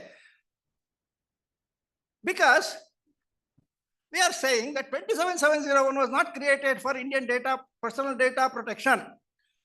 Having said that, if a CEO has to choose, if he goes by my advice, he will cancel the 27701 audit, he will go for DGPSI audit. Okay. So I feel this obviates the need for 27701. It provides better clarity when you have got multiple data protection laws. So you don't have to go for multiple data protection law compliances. And there is nothing which is focused on DPDPA. Fine. This is the impact. But I have no intentions of making enemies with all the ISO 27001 auditors. My right hand is an ISO 27001 auditor. Okay. I cannot make him redundant. Okay. And everybody has got their own areas of development. So what we have done, we have said we are going to have DGPSI. At the same time, I want all ISO auditors to have a quick switch over and become also DGPSI auditors. If there are organizations who want to do ISO audit tomorrow also, you please do it. I have no objection. But if somebody wants to do DGPSI audit, you can tell them that I will also do it. After all, in ISO, you are not doing one framework audit, no. 30,000 frameworks they have developed. Okay, you can be a qualified auditor for various things. Okay, likewise, treat this also as another vertical for your auditor. So I am not going to hurt any ISO auditor. I am only making them more capable of doing it. Okay, yeah, add one more line of activity. That's all. Okay, now how are we doing this? We have created a 36-hour training path. This module I, module G, and module A, which I think Ramesh did make a mention of it. Out of which 6 hours we are taking, and say any ISO auditor who undergoes the 6 hours training, you sit for our examination, you pass it. I will give you C.DPO.DA certification. Okay. This 6 hours also, why is it required? We are going to discuss this DGPSI in greater detail, which you have not done others. All other things I assume that you know. I assume that you know DPDPA, I assume that you know GDPR. I am not going to teach all those things. 6 hours you devote. So all ISO auditors should add to their portfolio of services DGPSI. Okay, so first of all, remove from your mind that Vijay Shankar is an enemy of ISO. Okay, otherwise he would not have been my best friend. Okay, fine. Now we come to DGPSI. Now DGPSI, we have created 2 versions, DGPSI Lite and DGPSI Full. DGPSI Lite has got only 36 model implementation specifications, and it addresses section by section requirement of DPDPA. If there is an SME or something which I say, don't tell me all these various things, tell me what I should do for DPDPA. Under notice, what is that I have to give? Under something else, what is DPDPA does? What should I do for children's data under DPDPA? So section by section, chapter 2 on obligations, chapter 3 on the rights, and then a few things on the chapter. This there is no data localization. If it doesn't come, it remains like that. Okay, so this simple implementation has got 36 points. We call it as model implementation specifications. If you do it, you will be compliant with the DPDPA. Now, if you want to be a little more sophisticated in implementation, we have the 50 model implementation specification, which is the full DGPSI specifications. This will cover what I said, ITA 2000, what I said, BIS standard to the extent necessary. So this is a much better thing. I am not going to convert this into a DGPSI training, so I am not going to give details. We have included a paper in the material which has got the detailed this thing. I am only going to explain the principles which has made us develop this particular thing. Now, reduction in compliance burden, as I said, today companies are taking 93 controls of the new ISO 27001-2022 version. 49 controls are there in 27701, which was actually aligned with the earlier ISO, assuming same thing will be there. So 93 plus 49 is required if you want to go for ISO 27701. ITA 2000, there was no such framework from other people. I was having this framework called IISF 309, which had 33 controls. IISF stood for Indian Information Security Framework, started in 2009. Then BIS framework has got 25. So if you combine all these things, there are 200 controls. Now with these 200 controls, you think of DPDPA, it becomes something more, at least 236. All these 236 we have compressed into 50 model implementation specifications. So you can say less than 25%. That is the simplification which has been done. Okay.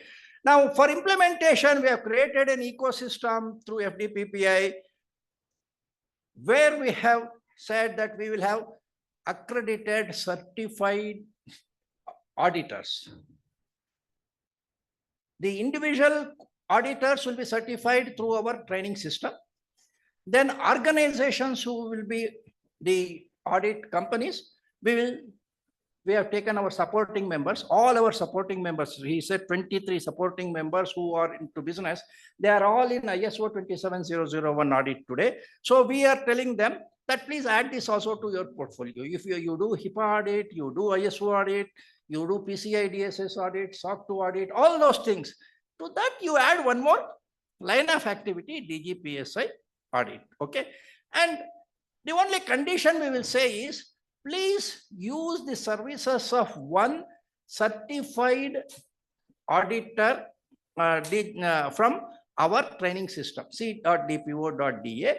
Use him as a lead auditor, then do it. Okay. So we have this ecosystem creating certified professionals and the organizations which can use that, and then also market their services. Okay, so it is presently available, and FDPPI may not be, as I told you, is like NIST. It is not like ISO. It is perhaps close to high trust. Okay, so high trust was also started as a organization of the industry. So it's a NGO, and then it accredits the individuals as well as the organizations. Okay. One of the benefits which I am sure will be proved in the long run, this is for the organizations. Now, you look at an organization. The organization has got multiple executives. A CISO is there, a CDO is there, that is the Chief Data Officer is there. It is a developing designation. DPO is there. Today, each person owns different systems. Like CISO owns the ISMS system. So if you are talking of ISO 27001, the lead will be from the CISO. Like that, DPO will lead. What we are trying to do is, this DGPSI is a framework which addresses both the business people, the CFO, the CISO, the DPO. It has to be owned by the team. If this framework and the certification is owned by the team, we feel that the organization will have better harmony. We don't want the CISO fighting with DPO, DPO fighting with the CDO. Okay. CDO is interested in production or productivity of the data set. DPO is interested in personal data restrictions. CISO is interested in security related restrictions. There will be conflicts. There is, it is natural. Now, if you say that each is differently, you can say responsible, they will never agree. Nobody wants to compromise. Okay. But if there is a single person, a framework which addresses all of them, we create a situation in a company where DGPSI framework is owned by the committee, whichever stewardship committee or whatever you call. So there, they will all have to come together to get themselves audited, complied with. So this is something which is a management thought I have got. It will take some time for organizations to understand why I am saying this. Now, this DGPSI scope, basically, it addresses the obligations, it addresses the rights, cross-border issues, then understanding exemptions, legitimate interest, and then ITA 2000, and then BIS. Now, what I want to leave behind with all of you is that if DPDPI is there, there may be many ways to reach the goal of compliance. And in fact, what we give is only the umbrella framework, and each person can develop templates for their own purpose. But I will tell you what are the principles behind this, and this is where it can be considered as different from other frameworks. The first principle is, for us, process is the focus. That is, we look at an organization as an aggregation of various processes. Why do I say this? See, we talk of an organization as a data fiduciary, another organization as a data processor. But in practice, you cannot brand a company as a data fiduciary, a company as a data processor. The same company is a data fiduciary in one activity, data processor in another activity. Sometimes in one chain of activity, both are combined. For example, there are many people who take cloud services. Okay, you offer a cloud service. Somebody takes the cloud service and uses your cloud service to process data. That data is your data. Therefore, the client is the data controller. I am only a platform provider. Okay, you understand this relationship? I am a platform provider. I have given a platform. You host your process on that. Your personal data comes to my platform, gets processed. You take it. You are the data controller. I am not a data processor. I'm not a data controller. I'm a platform provider. Okay, you can call me a data processor, but the means of processing and the purpose of processing is determined by you. Okay, but my platform says I've got this feature, you can do fine. At best, you can call me a giant data controller, giant data fiduciary, but you are the main person. And if you had used pseudonymization or anonymization, I will not even be giant data fiduciary. You pseudonymize your data, process it using my platform. I am only letting my platform features available to you. Therefore, I am not a person who has access to identifiable personal data. Therefore, you are the data fiduciary or the data controller. I am purely a processor. Okay. But there are certain instances where, as a platform owner, tomorrow you say, you please store my data. I use your platform, process, and then the processed data, I don't want to take it into my server. You keep it with you. Okay.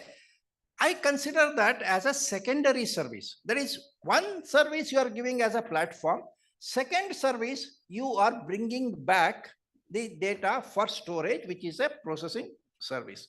So these are the circumstances in which sometimes we will be both data fiduciaries and data processors. So I feel this recognition of data fiduciary and processor, and sometimes consent manager, etc., they are all process oriented. Therefore, you must have a record of processing as GDPR says, and you have to work on that. And each process, you have to identify the purpose of processing, what personal data comes in, what personal data goes out, and that becomes the central unit of building whatever you can call as privacy by design or compliance by design.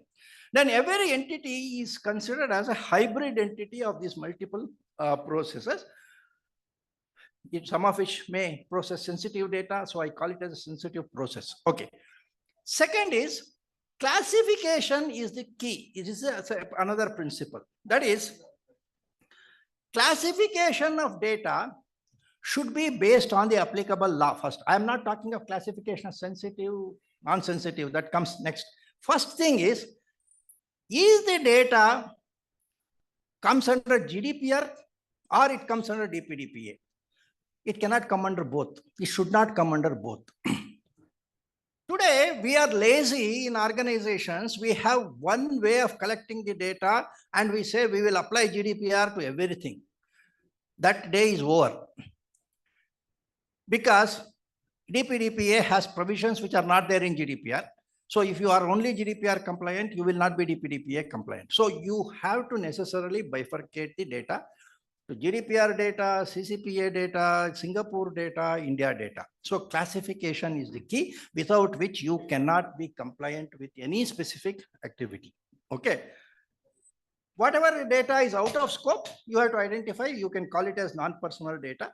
It may be various things, including in the Indian Data Protection Act, publicly made available data is outside the provisions. Okay. So you have to classify the data. One classification is data which is publicly made available by the data principal. If you make that, that is not coming under DPDPA. Okay, minors data, you have to apply something special. And it is not only a minor. if there is any person to whom legal guardian has been appointed, even if he's not minor, some special thing has to be applied. So data classification should be based on the applicable law. Employee data, there is a lot of exemption available in DPDPA, whereas GDPR doesn't give. So employee data under DPDPA should be a classification. Okay, minors data should be a classification. So that way classification is important based on jurisdiction, employees, non-employees, minors, and all these things. Therefore, policies will have to go into these different kinds of data. Third principle is a hybrid entity concept where, see, we were talking of the sensitive personal data or others. Indian law has not said that. But there may be a possibility that in defining a significant data fiduciary, government may somehow say, an organization which is processing minimum of 50 million personal data of category A is considered significant. Another one which is having a minimum of 5 lakh data, 1/10 of what I said, of say what you otherwise called sensitive personal data, this kind of type B data, I call it as significant data fiduciary. So the classification of data fiduciary as significant or non-significant may be based on your old concept of sensitive or non-sensitive is possible. If so, you will have a situation where some processes are sensitive processes, some processes are non-sensitive processes. The security requirement of a sensitive process may be different. Security requirement of other things may be different. That's why I call it as a hybrid listing. Fourth important principle is distributed responsibility. We feel that every person in an organization who has got access to data is a data controller or a responsible person who is a data protection officer. Whether he is a software developer, whether you call him as marketing person or something else, within their domain of activity, if they are given personal data, they are responsible for that. That way, this responsibility is not only with one person called DPO, everybody else is internally responsible. Externally, DPO is responsible. Internally, there are other people. This is an important concept which changes the role of the HR because you have to change the job allocations to various people. Another principle, data has monetary value.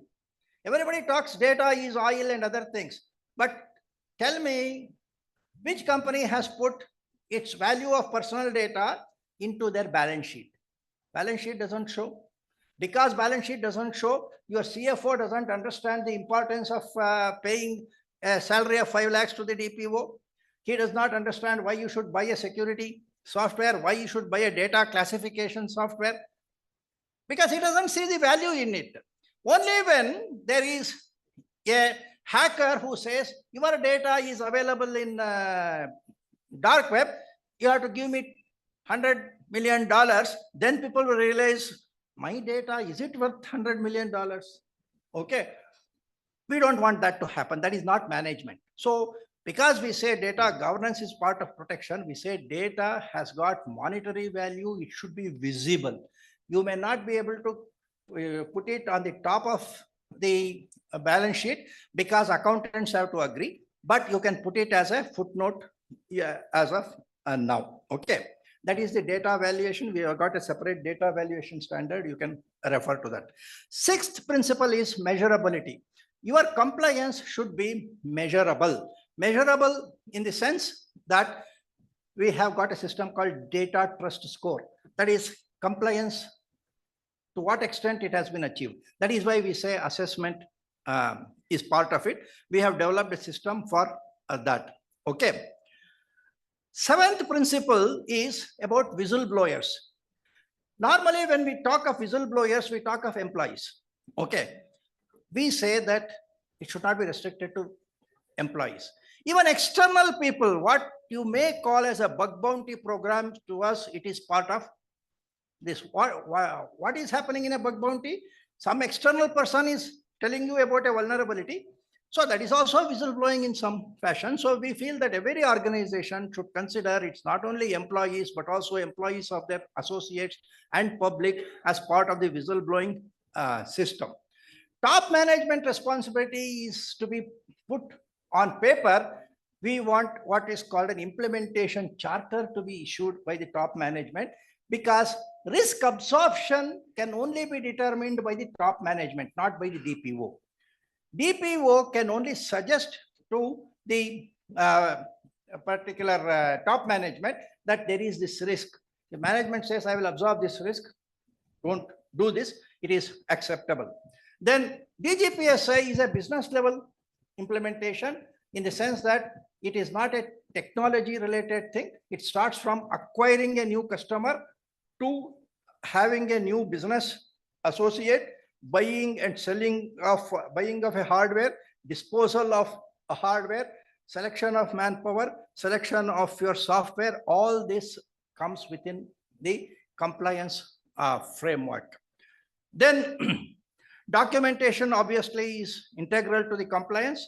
Security is important. CIA concept applied to personal data, which should be augmented with accountability and non-reputability. With all these things, the 12th key principle is motivation of people is fundamental to policy implementation.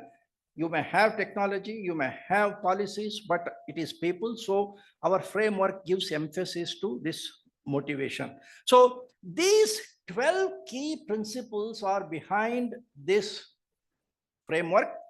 Details of actual specific aspects are available in the document, and we feel that the implementation structure will have an implementation committee, and then we envisage, at least I envisage, that below DPO there will be internal people who may be going for say privacy compliance for each division. Okay, so I'm not going into the DTS calculation steps in detail, but generally I will say what DTS does is there are 50 implementation specifications. There is an assessment under each specification on a scale of 1 to 10 that is aggregated, and some weightage is given, and it leads to a total DTS, which is a number between 1 to 100. So this is DGPSI. Please read the papers which we have given, and I would request all ISO auditors to come on board this DGPSI community. We will try to develop this as the next thing in India. This is made in India for the world. First of all, we'll make it India for India on DPDPA, then see whether we can extend it. So as of now, because this is the only framework for DPDPA, it should be possible to do it. I want all of you to go deep into it, dissect it to the extent possible. Tell me where we are wrong. We are willing to correct it. We are not a very bureaucratic organization. We will be able to make changes. I want this to be owned by all data protection professionals in India. Today it is 400 people in this thing, but it should be 4,000 people. So have that open mind and then help us in making this a implementable framework. So I would end here. If there's any immediate question, I will answer. Otherwise, I leave it to the next session. Yeah.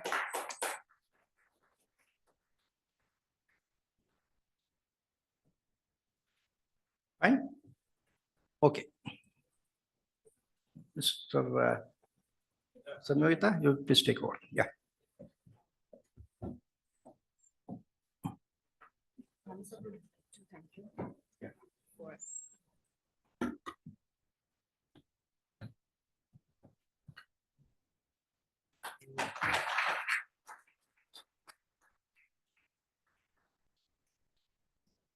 Yeah. Thank you, Navi sir, for that amazing keynote session. With this, let me call upon stage our awards committee heading Ramesh Katwa sir and Anirban sir to take award take ahead the awards for the day. And I would request Navi sir to be here on the stage as well. Yeah, over to Anirban sir.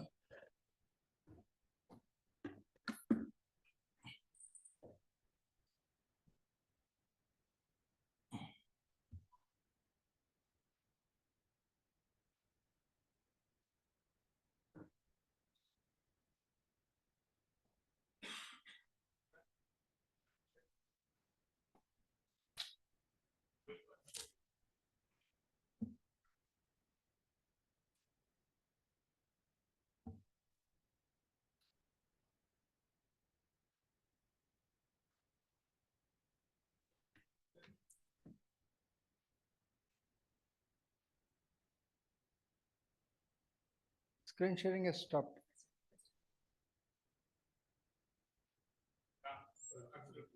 Yeah. Yeah.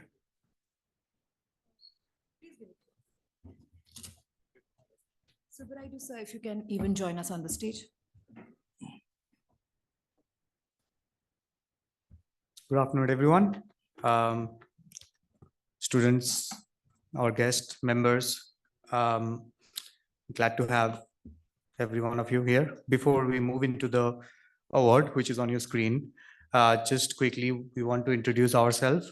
So my name is Anirban. I am one of the supporting member of FDPPI, work very closely with Navi sir for past 2.5 years. And I'm also a member of the FDPPI award committee, which is led by Ramesh Kauta sir, and which is mentored by Subraidu sir. And I am the supporting member of the award committee. So this year we have 5 categories of award, which we have increased 1 category this year compared to the last year. But today, due to the tight schedule, we are going to announce only one, which is going to be the most prestigious award, the Chairman's Award of the Year award, which we are going to announce. And to announce that, I think none other than our chairman, Navi sir, I would request him to come up and say a few words and announce the award. So, and just before I hand over to Navi sir, this award is internal award for FDPPI. We do not take any nomination for this award. So this is one of our member who gone above and beyond for the entire year and inspired every one of our members. So over to you, Navi sir. Navi sir will be announcing the name of the winner along with a few lines that why our chairman decided to award him for this year. Over to you, Navi sir. So friends, 2 years back when we started introducing the awards system, we started with a single award, both for internal, outer, external, without making any distinction. That year we actually chose Srinivas Pusarla as the person, the privacy champion of the year. Everybody knows him. Okay. He's going to come tomorrow for this thing. This year, we actually broadened our this thing, saying that we will give the award both to external people, the 2, 3, 4 awards which they are having. And they wanted me to exercise my discretion for one particular award, call it as Chairman's Award. So what I wanted to do was to choose somebody who has contributed to the development of this system, whatever we are trying to develop. Of course, we are an organization with 400 members, so maybe all the 400 members are in different ways are contributing to the development. But I had the tough task of choosing one person in this, and for this year, okay. Yeah. So after great thought, I have decided on one person. Okay, that person's name is Ramesh Venkataraman. Now, of course, Ramesh Venkataraman was co-opted as a director a couple of years back. I first came to know him as a presenter in one ISACA conference, to be frank with you. Okay, then sit down. Okay. I was impressed with the way he presented in that particular thing, to be frank with you, whatever concept I have forgotten that particular seminar. Even today, he has got great skills in developing presentations. He's a born trainer kind of a thing. Okay, that's how I came to know of him. And over the last 2-3 years, he has been working at FDPPI. You know, FDPPI, when we say NGO, everybody who works with us don't get any remuneration or anything like that. They have to put in their efforts, kind of a thing. So we are also like a startup. Okay, I am in a particular age where that may not matter, but for everybody else, it does matter. Okay, so I give some kind of a premium to people who actually spend their time and efforts without consideration of the opportunity loss in a way. I don't know how much of opportunity loss has been there for him, but he has been able to put in a lot of efforts voluntarily, not by my asking somebody to do. So that is the difference between people who are required for NGOs and people who are required for big organizations. In organization, CEO can get things done. If somebody doesn't work, then we will be blaming the CEO that you don't know how to get work from him. In NGOs, we cannot do that. I cannot tell anybody to do something because I don't have the capacity to reward them in any way. So that way, voluntary contribution has got a lot of activity. The third very important category, I mean, qualification, which actually was a distinguishing feature, was that it is not that he appreciated what we were doing or supporting. He had a conviction that it should be correct. Conviction to the extent that he could go back and convince others that what we are doing is correct. For example, he took the job in between, Carl Zeiss, as a full-time employee. You know that most of these organizations are very strict about their employees being associated with any other activity. Whether it is conflicting or not, they will say it's always conflicting in time. If you're spending 1 hour, that 1 hour you could have spent for me. Okay. And in fact, when we, even for this conference, when we have asked for people, many people have told, I cannot be in the panel and express my own opinion. I can be a moderator and perhaps only say so-and-so says so-and-so. They're hesitant to own any information, even by giving a disclaimer that this is my personal opinion, not that of an organization. So a lot of people have that hesitation in, or say, conviction to say that what I am doing is correct. Therefore, I will convince my HR. I will convince my boss that whatever time I am devoting is for my own benefit.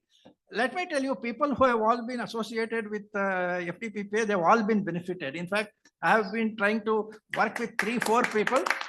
All those people have got some big employment and have left this. So it's okay. For me, it is all right. Okay, for 1 year or something, they have worked with us and without a salary, without anything. But subsequently, they have got some good this thing. But afterwards, most of the people are not having that much of conviction to go back to their organization and say, I want to continue to work in this particular organization. When I proposed him for the director, I think subsequently he got this employment, I suppose. Then I was not sure whether his organization will agree for him to be called a director of FDPPI. They will say, no, that's not possible. Membership, many of the organizations are not willing to say that you can be a member of FDPPI. They think as if FDPPI membership will come in the way of your job specifications. Okay, that has been one of the reasons why we have not perhaps grown as fast as we could. Whereas he was able to go back to his organization, convince everybody that he should continue with FDPPI. It will not affect their organization. Perhaps you would have convinced them that it will be beneficial to them. That is different. And wherever possible, our attitude has been that we have been trying to help the companies.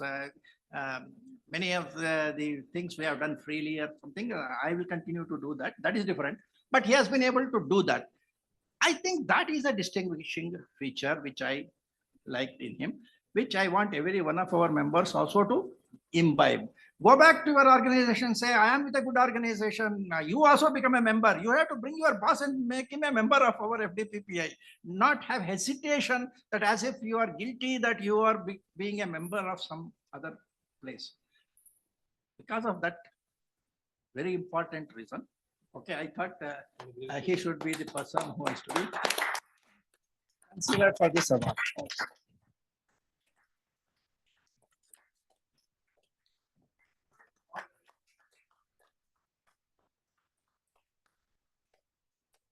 Awards committee, please take for a picture. Let's wait the Come first ahead one. and take a picture. Come ahead, Ramesh sir. Please, everyone come ahead with Navi sir. Navi sir, please come ahead for a picture. Please, Ramesh sir. I thought this would be actually the last session of tomorrow, but somehow I think they wanted to prepone it.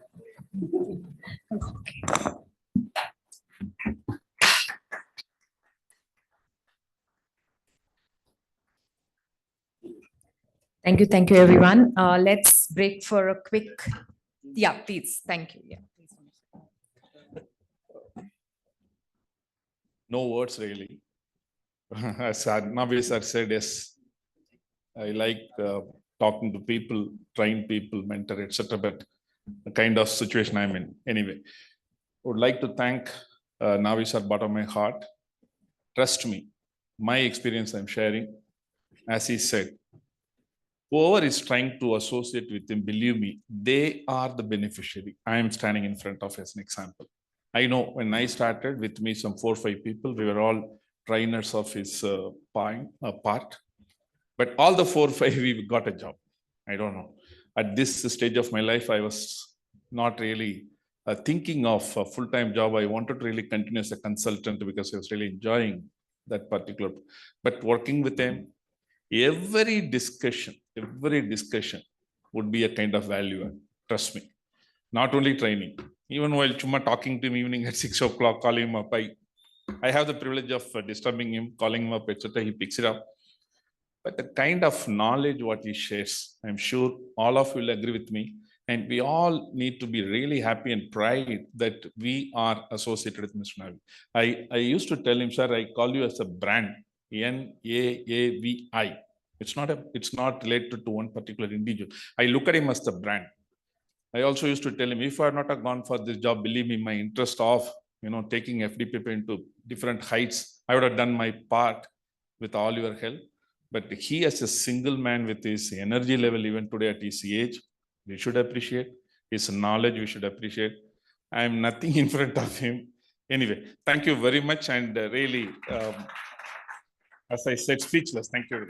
Thanks, Navi. Thanks. Now I can take password. How to stop it? No problem. I don't know. No problem. I'll take it.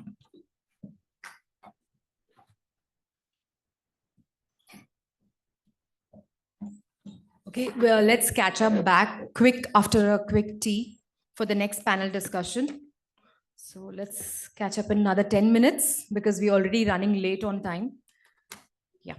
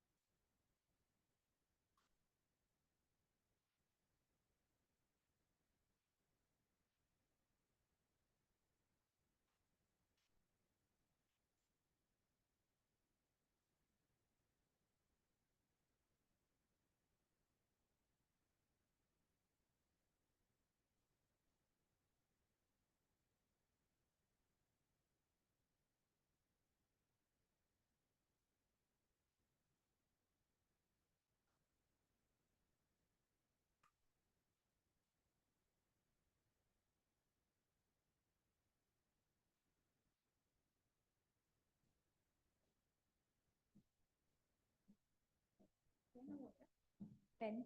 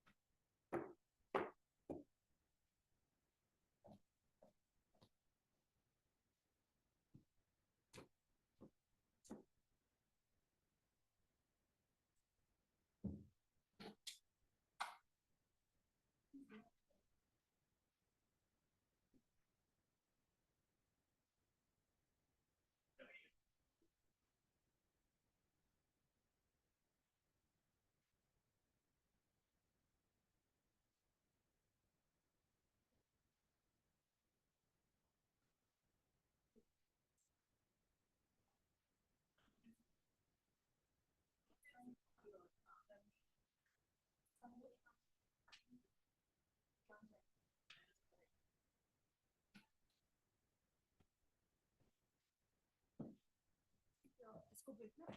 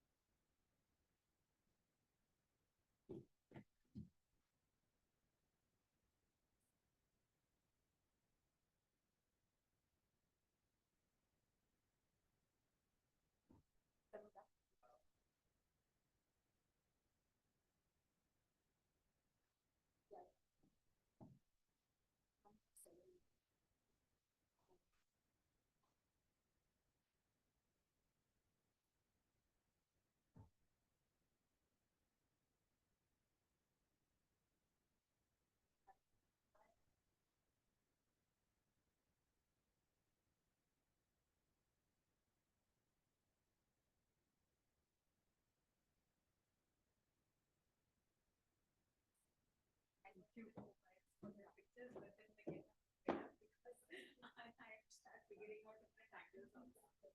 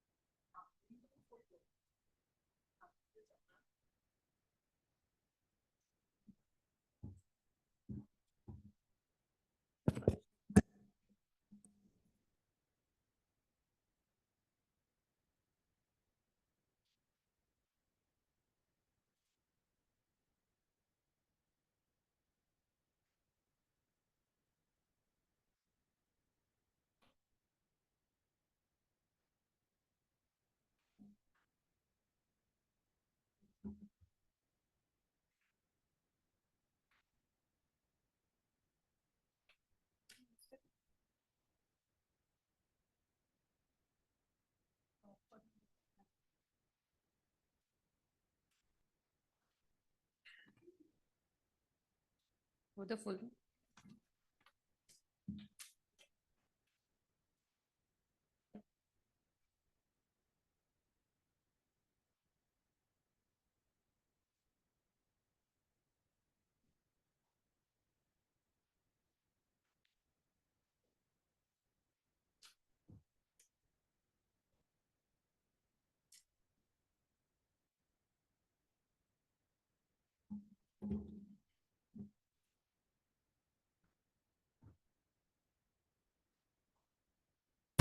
Yep.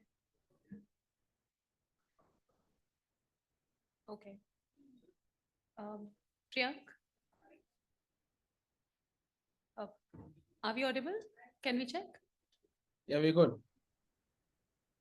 Santosh? Yeah, I can hear you. Great. Thanks.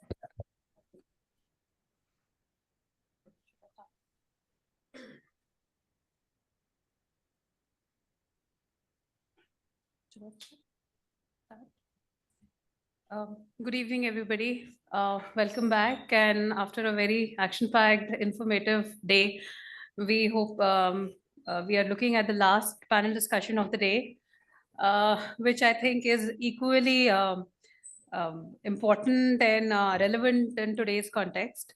It's our Indian startups ready for DPDPA. Calling the panelists, the moderator, Subredu.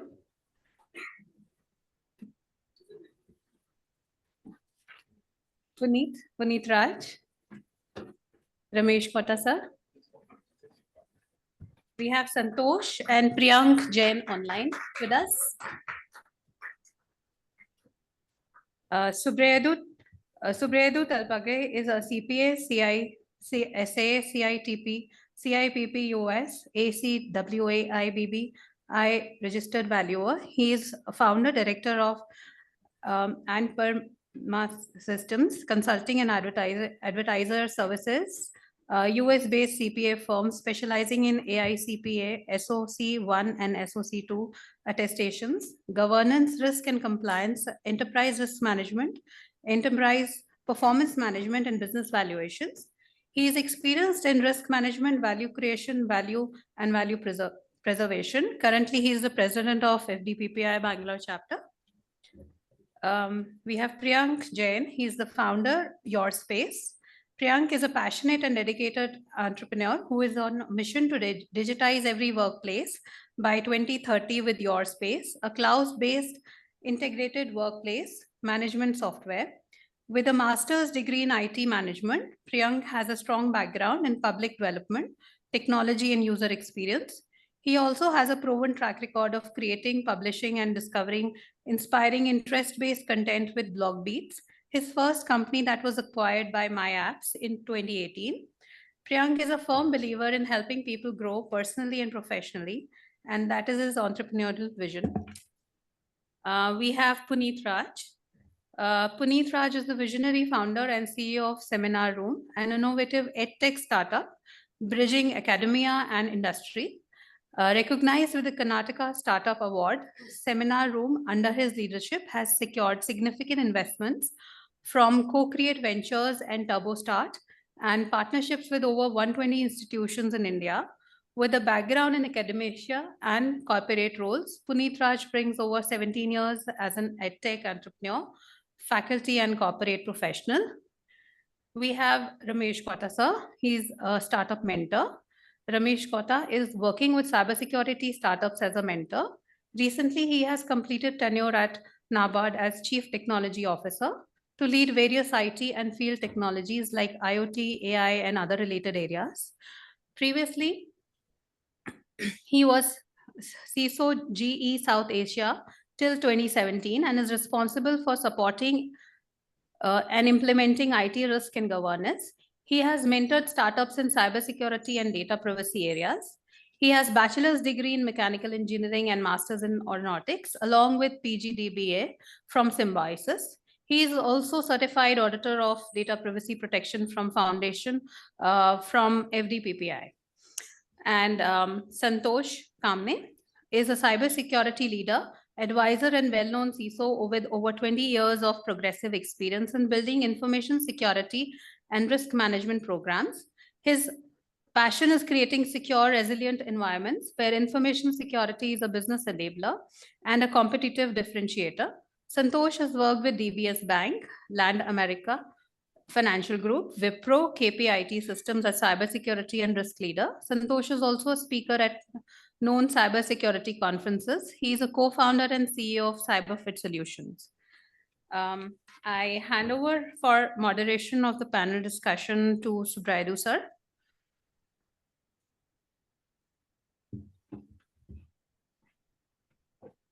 Thanks a lot, Deepthi, and welcome everyone to this final session on Indian startups ready for the Digital Personal Data Protection Act 2023. A couple of statistics to begin with. Manju, maybe if you could put up that slide also, while that slide is coming up.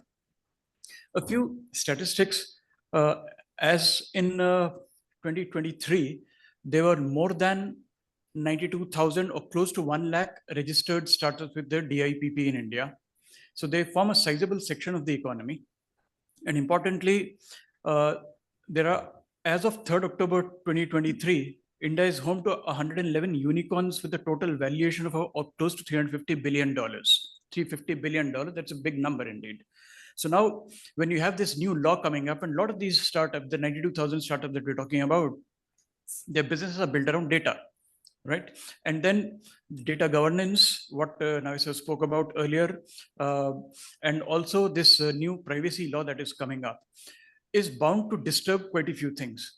So we have, along with our startup founders with us, basically what we are trying to do here is look at what is the state of compliance within the startups, what are the challenges that they're foreseeing or likely to face, currently facing, how they are intending to address these challenges. And at the same time, we have on the other side experienced people and members in this audience.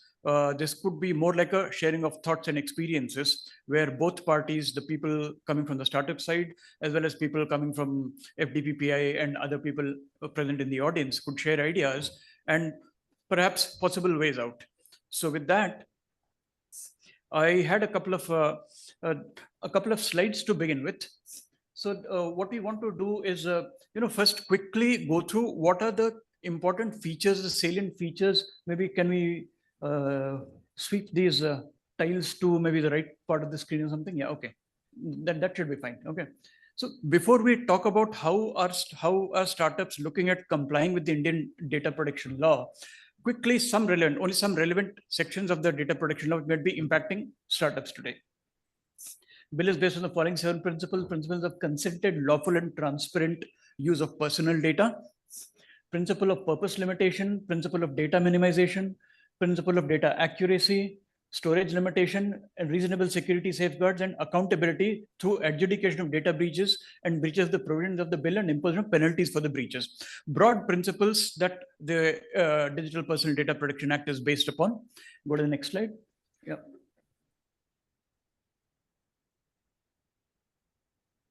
Can we move to the next slide? I would need to with this or okay, yeah, okay, yeah, okay.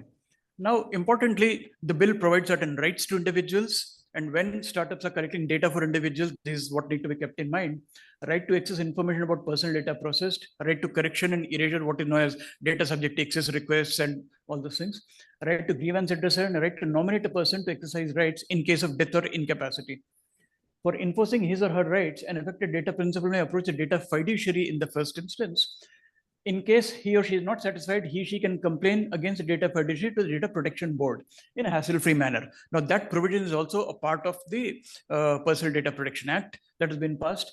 And the next one, okay.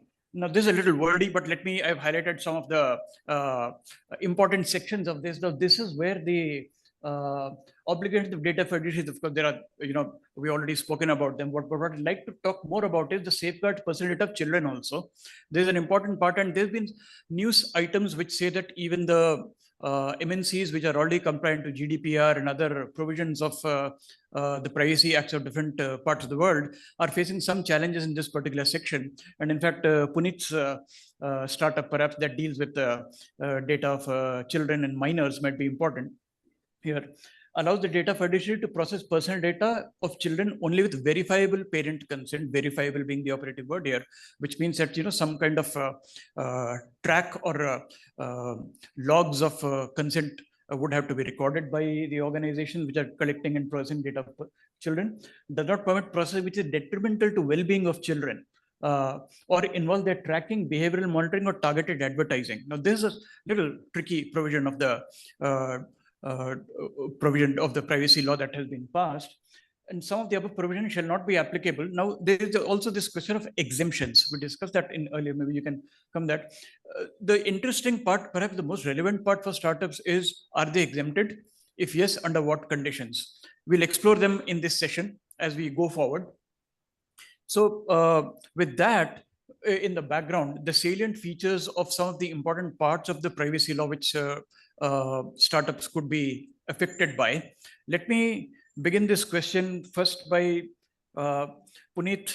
I'll go to you first because your startup in the edtech space is processing a lot of data of minors, students who might be transiting from minor stage to adult stage at some point of time, and you are holding and processing the data. How are you approaching this job of complying with the Personal Data Protection Act? Thanks for having me here. Let me thank Subrahadu sir for giving me awareness on the data protection. Even though I was running a startup, I was raising funds. I was never so much invested on data protection until I met him. Even though we were raising funds, showing data, but to be honest, but we're not very serious about it. But once I got introduced, started looking into this, that's where I understood the importance of it. If I'm not compliant, what would I would be end up as a founder and CEO. It is so painful, it's not so easy, right? As it looks. It's not so white and black as it looks. On the other side, we collect data, a seminar room, my company, or higher education space. Those are UG and PG, not minors. That's the challenge which I have today is about, I'm confused. Am I a data fiduciary or a data processor is where I'm a little confused, because I work with institution. Incidentally, Manipal is also my client. I serve Manipal Bangalore, Manipal Online, and Manipal Jaipur. So when we collect this information from student data, because we need to go back and give skill profile of students, that's where we help them. We are a little confused there. Are we a data fiduciary or data processor? Why it's important for us, just to complete it in 20 seconds, because you need to take consent from parent. Do we need to take a consent from parent, or it's a universities or institution? We are there, we're confused. Yes, sir. This is what. Okay. I guess that would be a question paramount on many startup founders, not coming from the legal fraternity or the law fraternity in the tech and marketing space. With that, let me move on to Priyank. Priyank heads a company which is into the field of workspace management, and they also keep collecting data of visitors of their clients and their clients' end clients. So Priyank, what are your first thoughts the moment you came to know that this personal data protection bill has now become an act, and how are you going about making your organization compliant to this act?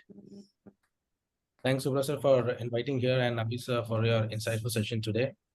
I think as a startup, since being I'm a second set founder startup here, so I think the planning was more about because we collect a lot of data of workplaces, all the visitors coming in, all the meetings happening in the offices. So a lot of data of personal information data which we collect. We have planned it, when we started the startup.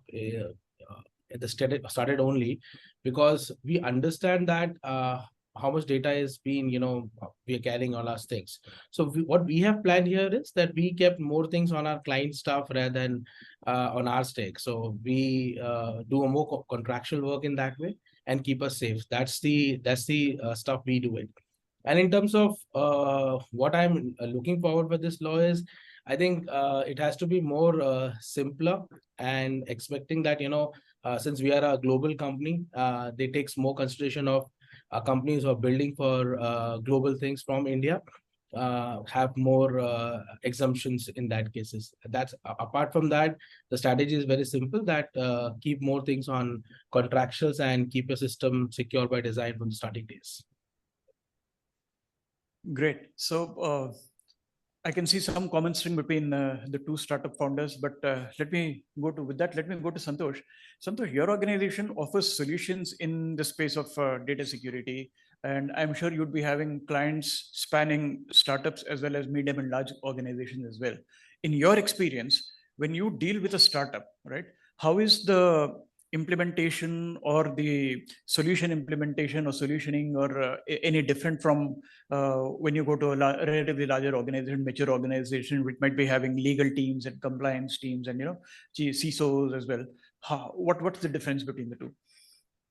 Yeah, definitely, since data privacy is kind of new to our nation, there is a need for education. In short, you can say that, you know, this is more cultural shift of awareness. Now, with this data privacy, obviously there is a cost of compliance. The current infrastructure that startups have, they do not necessarily, you know, support all the privacy compliance requirements. For example, they may have resource constraints. The processes may not be set up. So what we have been focusing on, especially if we could do some of the processes in data privacy easier for you know, these data fiduciaries. Like one of the rights which was given to individuals as part of this Data Privacy Act was right to erasure. If your you know, personal data is no longer required, the data subject can ask for its permanent erasure.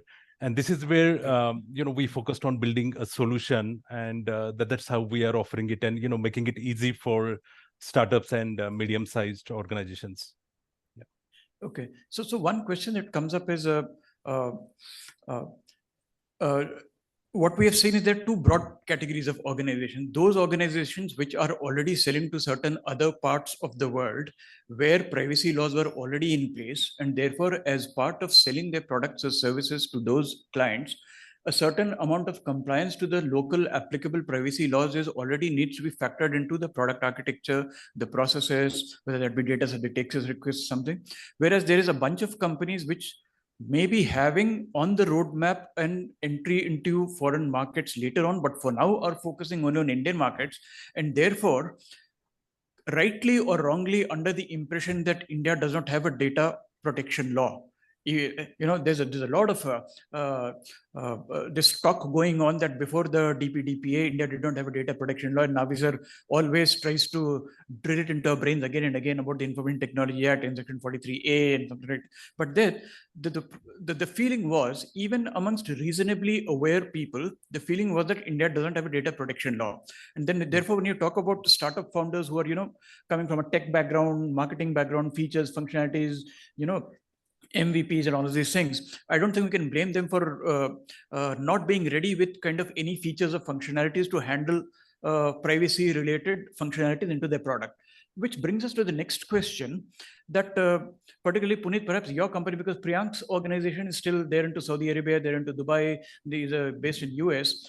Primarily what I understand is that you were, at least as of now, aiming for Indian markets, right? Does the presence of the passage of this Digital Personal Data Protection Act alter your roadmap for the product? Does it cause any delays in rollout of functionalities? Is there something that, hey, this is something that we never thought about? Now we have to go back to the drawing board, build an additional functionality, change product architectures to some way and something. Is there a delay in your roadmap on account of this act? Absolutely.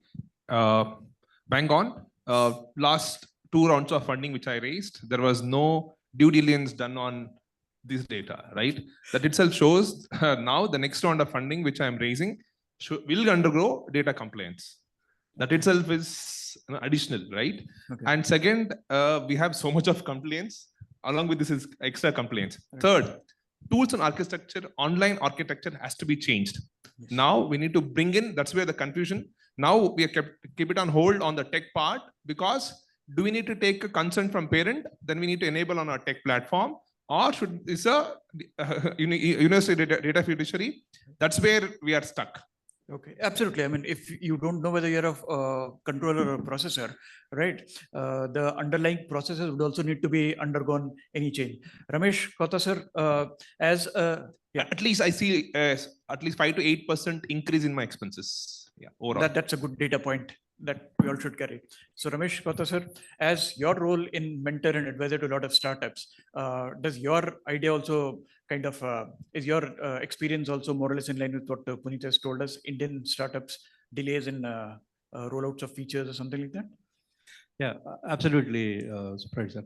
I mean, I think three of them being in the startups, I think they rightly pointed out are put the finger on exactly where the problem is. And I think I'm glad that they understood or maybe where it is coming from.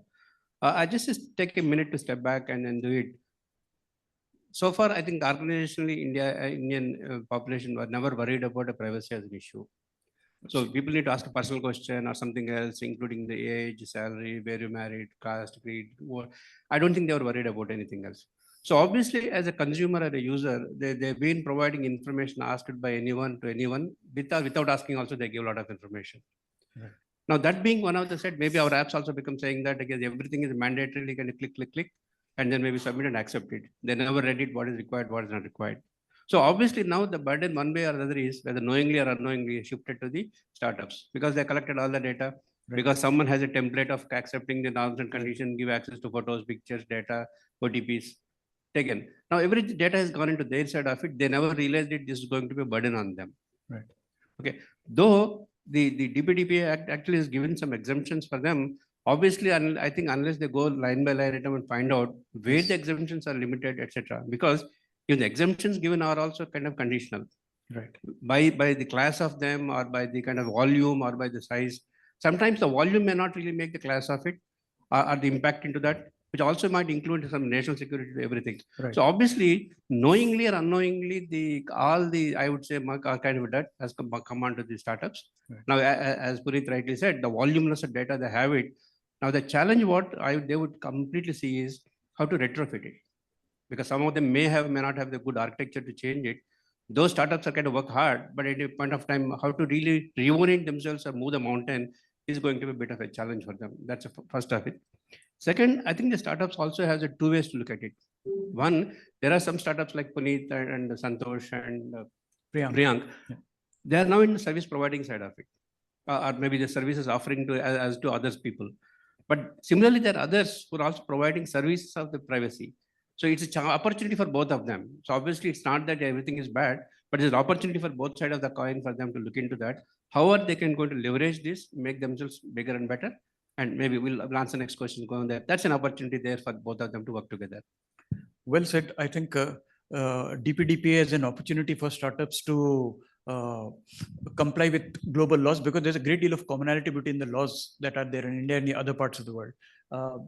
So, yeah, Priyank, your experience, Saudi Arabia law, Dubai law, US law on one side, what was versus the Indian law? So from a product architecture perspective, would you have also undergone a similar experience like Puneet has said, in the sense that something that was not on your roadmap earlier, you had to accommodate or alter those roadmap in order to comply with those laws? Is it that because you were already selling abroad, or at least it was in on your design, you gave a number of 8%, 5% approximately is the delay or the cost to comply with privacy as such. Do you have some estimate of how much it cost you to, might cost you to? I think building global, it's for us, it's around 2%. And and it's exceeding as soon as more data is coming in and the way of collections we are happening it. So it's increasing that way. In terms of selling in India and abroad, I think we keep it very simple. We keep it the global standards, and we comply with the country law. Wherever the country law has been there, we try to work on in that way. So this is how we have been structuring, over the years, where data has to be there in their country. So what we have observed in Middle East majorly is that every customer wants their data centers, everything there in the Middle East, so that data has to be there. And same happens with US, same happens. And in fact, for the Indian customers also, since these enterprise which we are serving in India, they're also global. So their mindset, their legal mindset teams, everything has been like global things. So they're definitely in India, it's increasing now. People wanted more security, more stuff. But yeah, still for startups, they have time and they can implement it. And we got a good legal community now in India coming up, which can help certain startups that, you know, where more awareness to the founders can come in that how much important this cybersecurity and entire privacy data is. And you have also gone through a funding round. Did anybody, as part of the due diligence, ask you for any compliance statuses, certificates, attestations, or do any audit of your data practices? I think we are serving enterprises, so we are naturally, it's been like one of the key things we need to have compliant. So I think that is there in the stuff. We didn't experience that much what other panelists were speaking. But yeah, I have seen in the financial sectors, companies who are in or in edtech where students have been in, their compliances, the VCs are really asking for a lot of the architecture stuffs, and they're taking the CTOs, you know, providing the entire logs for the last 1 year and giving them out. So that has been happening. That's very good. It doesn't happen with us. Okay, I would just comment. If I heard right, both Puneet and Priyank saying that they have got a 5 to 2% of an impact on this thing. My reading is an underestimate. I'm not trying to want to scare you guys, but I think the implementation of exact privacy might be much more bigger. Again, not from any kind of this, because it's a volume of data and an effort. Second, let's also be clear about, along with privacy comes security as well. So obviously it's not one step. I think both of them need to be made together. So while looking into the place, I don't know how your architectures have been there, but if the architecture is strong enough and they've been progressively kind of modular basis, you will be able to get away easily. But otherwise, it will be going to take time. It's not for scaring you over, but basically kind of that way. Second, maybe the other question about funding. In the startups, financial tech startups, etc., that generic one, they would look for the risks, etc. But I don't know whether the VCs have already taken the conscious about the privacy risks included into that. Because I am not sure if that way, maybe I need to kind of validate it. Yeah, so that could be another area. Yeah, where I'm coming from. See, in the due diligence prior to merger and acquisitions, for example, after the Marriott breach, we saw suddenly that as part of the pre-M&A due diligence, earlier on there would be, you know, technical due diligence, this due diligence, that legal due diligence, and everything. But privacy and information security, data security due diligence never used to be on the agenda. But that is something that suddenly started coming on the agenda after the Marriott data breaches, because it happened to an organization that Marriott had acquired a couple of months earlier, right? So, okay, now, Santosh, from your point of view, how would you go about, giving assurance to your startup clients, at least in the space, limited space that you offer, as you said, data deletion and data wipe and the products that you offer, right? How would you kind of approach a sale to a startup founder as to, you know, why he needs to invest in that particular solution? Yeah, so like we, discussed before, the education awareness is definitely a challenge. So when it comes to, taking product or solution to the startup founders, I mean, most of them, there are startup founders who are serving European markets per se. They are aware of GDPR implications. So in a way, they are well educated. But especially those who are not, number one, education. Now, this education is not only about, let's say, the implications of DPDPA, right? A lot of startups today, they are not even prepared for, building their own data inventory. Identifying where personal data is within their scattered environment, that's a big challenge that all of us have, right? Structuring that data, classifying that, and then, how do you use that data to comply with users' rights in terms of correction, updation, consents, and everything? So it is definitely a significant effort. It does not, get addressed in just one call, one session. So we do kind of share case studies, incidents, why it is important, and that seems to help, because these startup founders, where the aspirations are to serve wider community, obviously addressing information security risks becomes critical. Yeah. So And it takes in time, fact, but one of the yeah. Go ahead. One of the significant things that we picked up from Navi sir's earlier session and even otherwise, data classification, right? Now, since you guys are sitting on top of,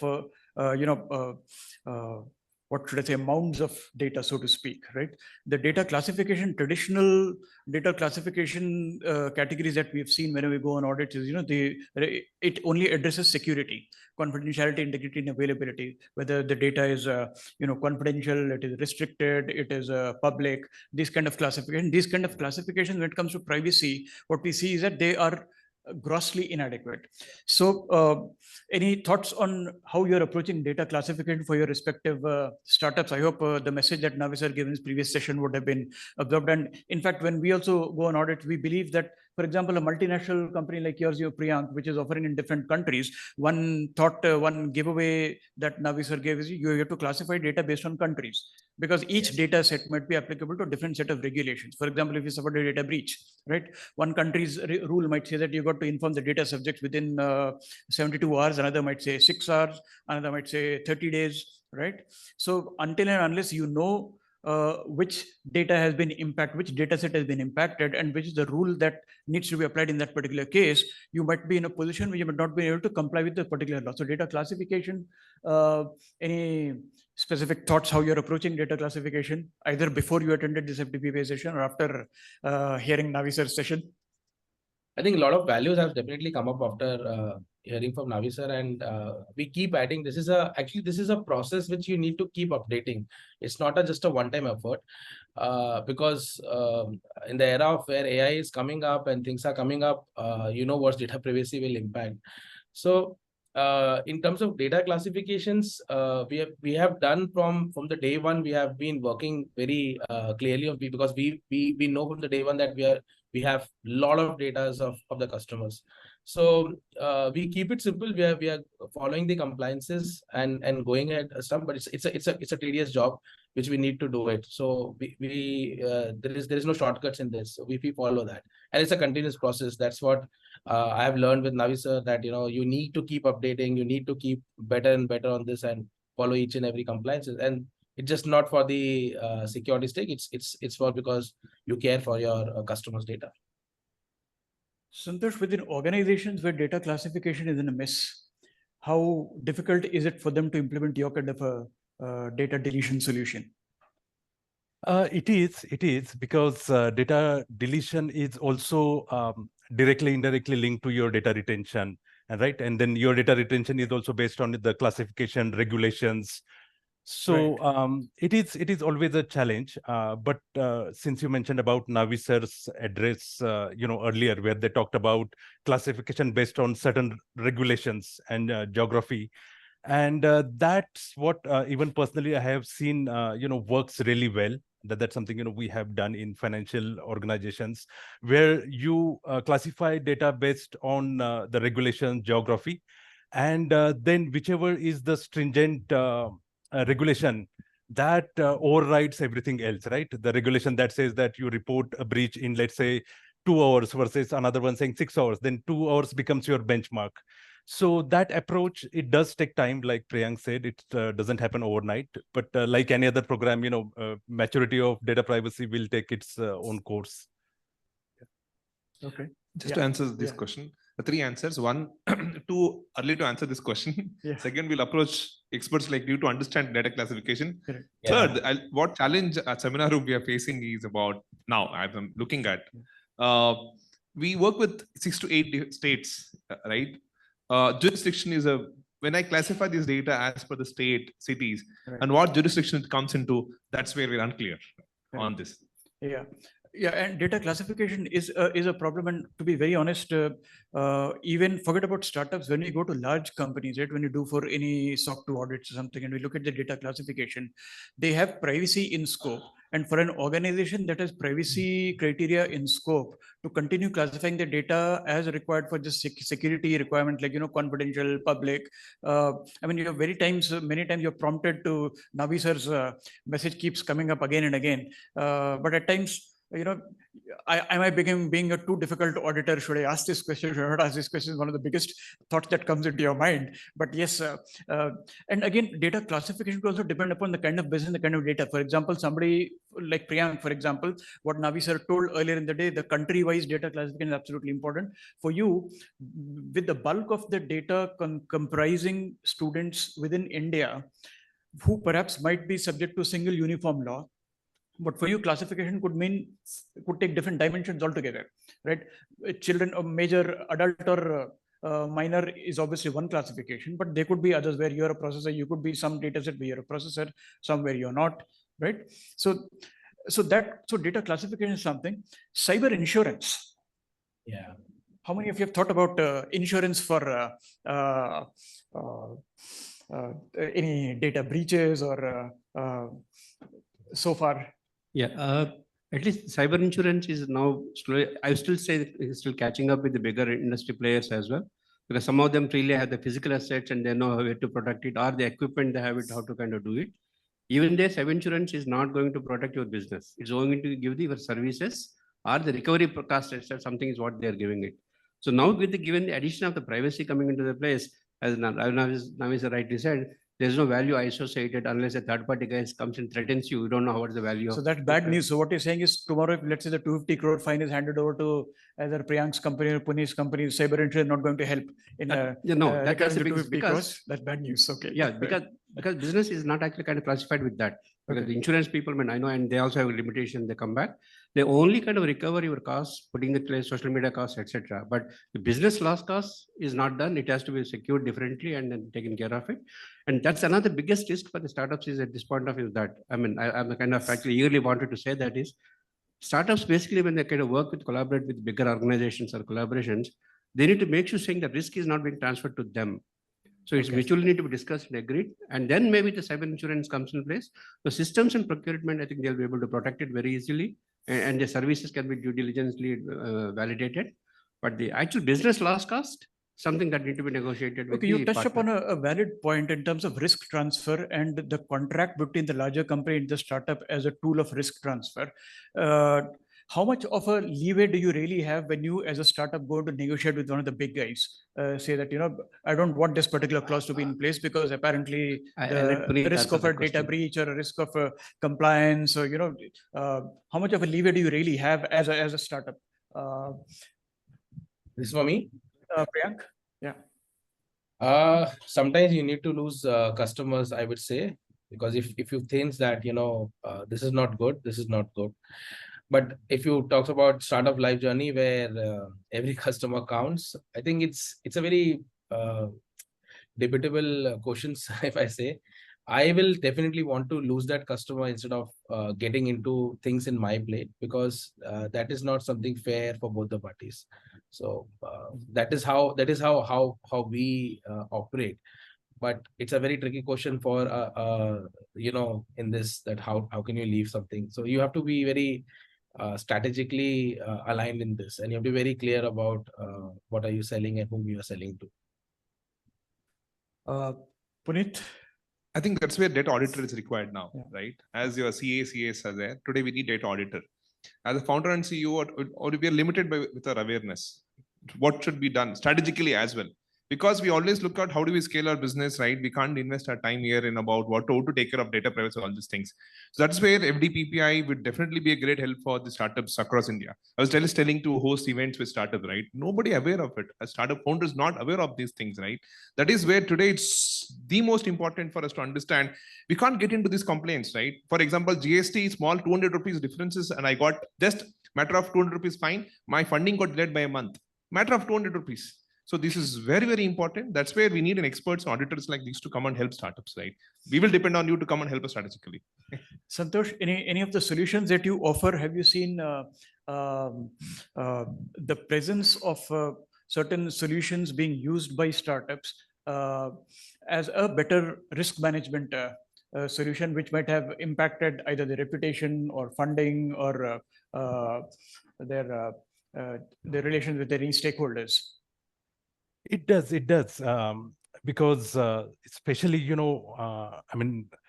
not about VCs and investors, but these days, if you are into business, if you're selling your services, products to larger clients, then as part of due diligence, like earlier you were talking about cyber insurance, for example, you may not be ready initially, you may lose customers, but that is the beginning of awareness that, it's something that you need to think along the lines and, get it in place. It may take time, but we kind of, try to get ready for, larger security requirements.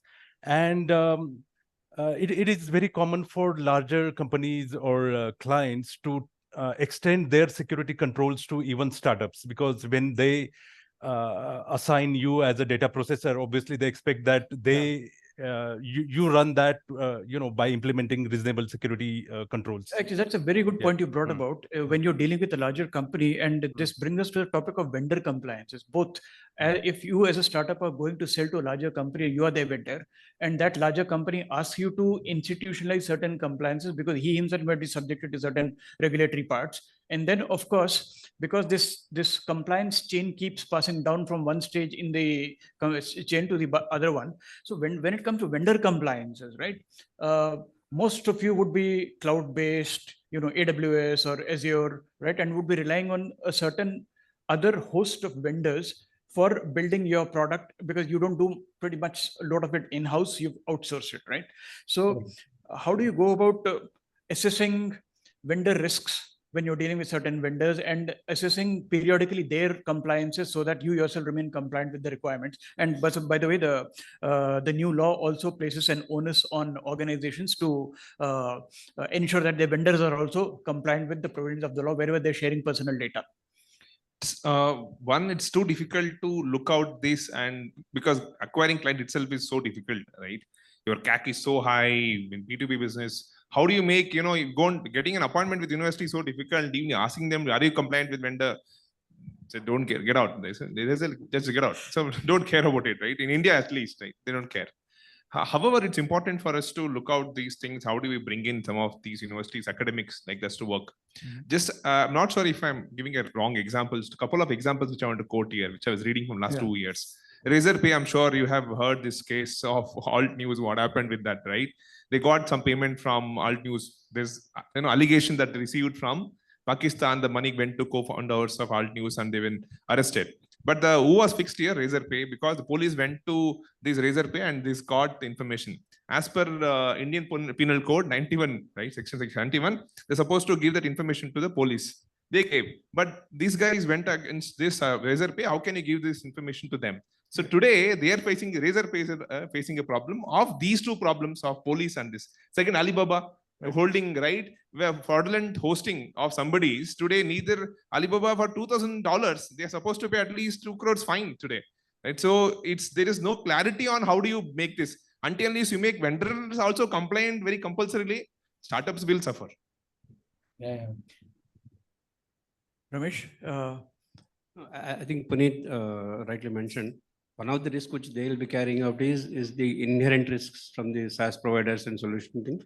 Because sometimes we're just adopting the solutions and any breach is going to be the liability. The SaaS, actually, they can clearly say that this is your application misbehaved, not our systems. So obviously due diligence is required much more on the infrastructure point of view. But at the same time, the access and control point of view as well, because that's one of the thing is who has access and how did you prove it? So those credentials will be required. That due diligence part of it will be very critical for these startups. That too, not only here, because they will be offering services, being in India and outside, the GDPR or any other law comes in place. We don't know, their fines are much more stronger and stringent. That will be a challenge for them. They need to be very careful about that. Okay, and one other aspect, that of training your staff, right? While I guess startups might themselves not be having a large amount of staff. Santosh, for example, your organization, as a result of this new act coming up, how much of a requirement to train your staff in the legal aspects of complying with either your own organization or your clients? Any additional training requirements that you suddenly experience that, hey, my staff need to know what this thing is all about, or maybe on account of this law, now you have to train your staff on privacy and data security, influence security additionally? Yeah, definitely. I mean, the awareness, like we discussed, it's very low. I mean, especially for the clients that we have been trying to meet. So training, just like cybersecurity and other areas, let's say business continuity, we know that it took some time, and we still train, those entities, startups on these aspects. So similarly, going forward, data privacy training has to be there.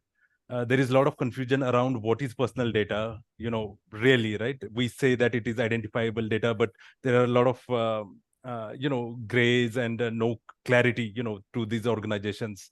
So training is required. They need to know risk assessment around the privacy, breach notification, incident response, privacy by design. So this is not an easy topic that you can cover in a day, in one session. So somebody like earlier Puneet was saying, FDPPI needs to handhold organizations and take them through the entire journey. Particularly your salespeople might have to be answering questions as to will your solution help me comply with the provisions of the Digital Personal Data Protection Act, and if yes, how? So definitely you would have your salespeople having to answer questions on the capabilities of your tool to enable your clients satisfy certain requirements of the law, right? So your salespeople definitely would any input to share. This is one aspect which I was going through the DPDP Act. One of the requirement is training not only to the staff. Actually, I would say that I would have wished the hall is full of founders of startups. Absolutely. Who would have got the lessons to see how to do it. One of the reason is, once the DP board is set up, all the founders will be responsible for reporting back to them. Whether they do it, their own staff, and any kind of, like as Puneet just mentioned, if they don't report it, I think the penalty is likely to come up on board. So being awareness on the startup, how to do it, and whether they are service providers of privacy or they are using the tools or systems across the domain and verticals, I think they need to be trained. At least give an awareness on these things and what might be kind of causing a risk. Because I'm a startup, if I look at all of these things, I cannot proceed. That won't work anymore. Because sometimes suddenly that card, I think we have got one of our chartered accountant is mentioning, out of 100 people, even 10 people can card, but remaining 90 are saying that we have not card, so what's the problem? That's not going to go well down the line. Okay. Sir, just to answer, those sitting at the back, students, you are amazing business opportunities. The question itself is a business opportunity. Please look at this, right? There are 65,000 really startups which are working today. The 1 lakh up to they were registered, 70,000 startups who need training. So for compulsory, look out for a business idea, go and raise funds. They're an amazing business opportunity. FDPPI, we should look at this seriously. Yeah, in fact, training, that brings me to one point. See, as Navi sir said, our generation is something which grew up at the point of time when privacy was not known, was an unknown concept, just 10 years ago, right? So today you find courses on privacy integrated with technology and the legal aspects of technology, privacy aspect of technology, and the students who are coming out of colleges are already aware of that, right? So how are we placed on time? Where? Okay. So are we another 5 minutes? Okay, great. So Subrayadi sir, if I can add Yeah, here please. to Ramesh sir. I also Sure. Yeah. Go ahead. This training, it's not only to the founders or any of this thing organizations, is also very important to be imparted to your own employees. That is the most these things. And finally, I would like to say there is no control for stupidity. Okay, you cannot put any control. Whatever an awareness, how many ever sessions you have, there is no control for stupidity. People will still click on links, even if you say 100 times, don't click on those links, they will still. Okay, I just will take two more minutes because we have experienced something very similar because of one individual. Even though he was given a specific laptop by our organization to be used for organizational purposes, that individual found that laptop working very slow. Instead, he had access to the client's network through the his personal laptop because it was an internet facing application. That individual accessed that the client portal, and apparently on his personal laptop he did not have any malware detection systems or any of those things real time. Okay. There is no EDR like endpoint detection and response systems on his personal laptop. So apparently he had a malware on his own personal laptop. That malware exfiltrated all the client's credentials apart from his own credentials and then posted it on dark web, right? And 2 months later, clients, one of those clients, what you call as the external agencies, consultants, they were scanning, dark web for any client's credentials and then found out this individual's, credentials, which was being used for clients accessing the client's network, right? Then the questions came to not only to that individual, it was coming to the organization which has actually hired it to work for the client. Right. You understand what I'm saying? So their network credentials was being sold on dark web because of this individual's this thing. And of course, later on, so many, it opened a can of worms because apparently that individual was a gamer. Apart from his, professional, alliance, association with that, the organization, he was a professional gamer. And because of that gaming, these things, he had so many others, installed on his personal laptop. So the entire thing was like, posted on dark web. And then, it's still, it's in contention, still going on and all those things. What I'm saying is, however much you coach these individuals not to access professional website, or at least the corporate website, to your personal laptop, because you are not supposed to use your personal laptop for official businesses or vice versa, right? So this individual still used it, and then it's caught in a legal web now. So I just wanted to say this because our personal laptops are not fully protected and does not have that kind of a necessary image, which is to be, kind of like, in a corporate environment. So this individual's education was the most important, these things. Yeah, and if this can happen at billion-dollar organizations, any startups, organization. one can well imagine. Yeah, what I'm saying is, this is a billion-dollar organization. Correct. It's not a million. That's what. Yeah. Just take 2-3 bullets. Okay. Yeah. One, to continue what he said, the latest, I'm sure many of you would have seen it, a company in Chennai, which is almost a week's old story. A company in Chennai, 6 people, 2 girls and 4 boys together. Right, sir? Yeah. Company is no more. Gone. In the sense that they had got into the AWS where they are hosting all that infrastructure, blah, blah, blah. They had taken all the clientees list, and then they had contacted them. Yeah, correct. Like this directly, and then beautifully 10 days ago they incident. had Yeah, correct. Changed the password or whatever it is. Correct. These guys did not have clue. They contacted the AWS directly. AWS was not able to help them. Finally, they had gone to the cybersecurity cell at Chennai, and then finally they tracked. It was midnight to early morning between 1 to 4.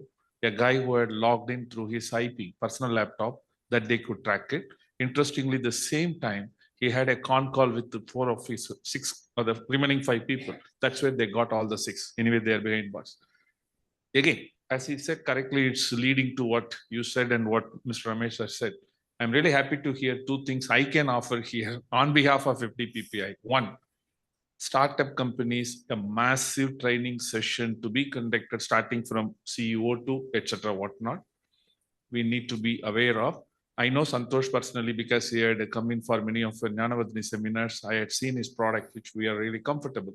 Now, nothing wrong in we going back. If we have not done, let's say, security by design or privacy by design, like a reverse engineering to understand. And tomorrow we are talking about privacy enhancement technologies. Do we have these kind of controls in place, right? I know Mr. Navi sir's famous quote to me. Are you trying to say that if you are having an ISO 27001, you are not going to be touched by anybody? No, it's not. Instead of having nothing, we are trying to have something in place. That's the best practice of 27. Now we have the DGPSI, what he talked about.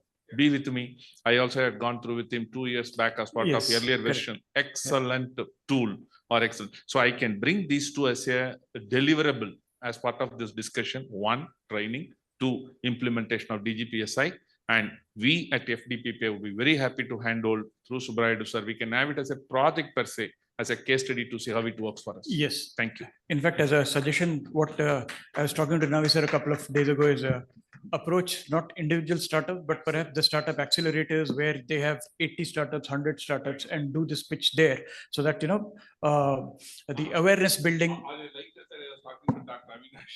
He would like to use this facility for conducting some training. He said, please go ahead. We will have it here. Let's get all the 200 people. Thank you. We'll be very happy. Happy to come. Superb. Thank you. Great. So concluding, looks like awareness and So training where is a major issue that most startups Sir? are facing. Yeah. Sir, just Sure. Yeah. disturbing you for 1 minute. Continuing with what he said, and you said about the training. Just talking to the mic, Dipti. Yeah, sorry. Um, Continuing with that point on the training and the stupidity part of the people. I am a banker. I interact with public and with employees of the bank. First-hand experience of lot of stupidity. In my interactions with Navi sir, I've picked up one point, and I still remember that, which we should, from the organizations and the startups and the CEO's point of view, we should look at, is classification of accountability of the employees. Having the employee accountable, the IT employee who's handling within the organization and the frontline staff who's interacting Yes. with the customers or with the personal data, to differentiating responsibilities and having some monetary impact on them, probably, which can be a little harsh, but can save the organization going forward. And it can be, we can put an incentive also for these trainings to contribute to the Yes. company. Yeah. Unless otherwise, from where I am coming from, what I have seen, people will not take the accountability or responsibility. Yeah. DPO is only for the external world, but internally, you need to have internal DPO representatives We in each can't function. control a banking client who knows the OTP cannot be shared, going there and sharing an OTP. But we at least can control some part of it by having a classification and accountability and monetary aspect also, reward and penal both Yeah. on the employees. Certain things, it may look like overhead.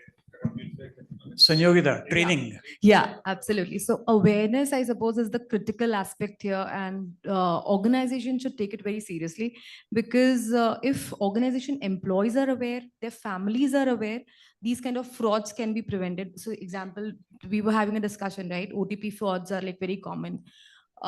Banking sector, we were having a discussion, me and Dipti. So the fraud starts not only for the employees, but their families also, right? So education has to happen to employees, which can go ahead to the families also, as in CSR activities the organizations should conduct, because human is the weakest link, and any touch points that are there during the process, right?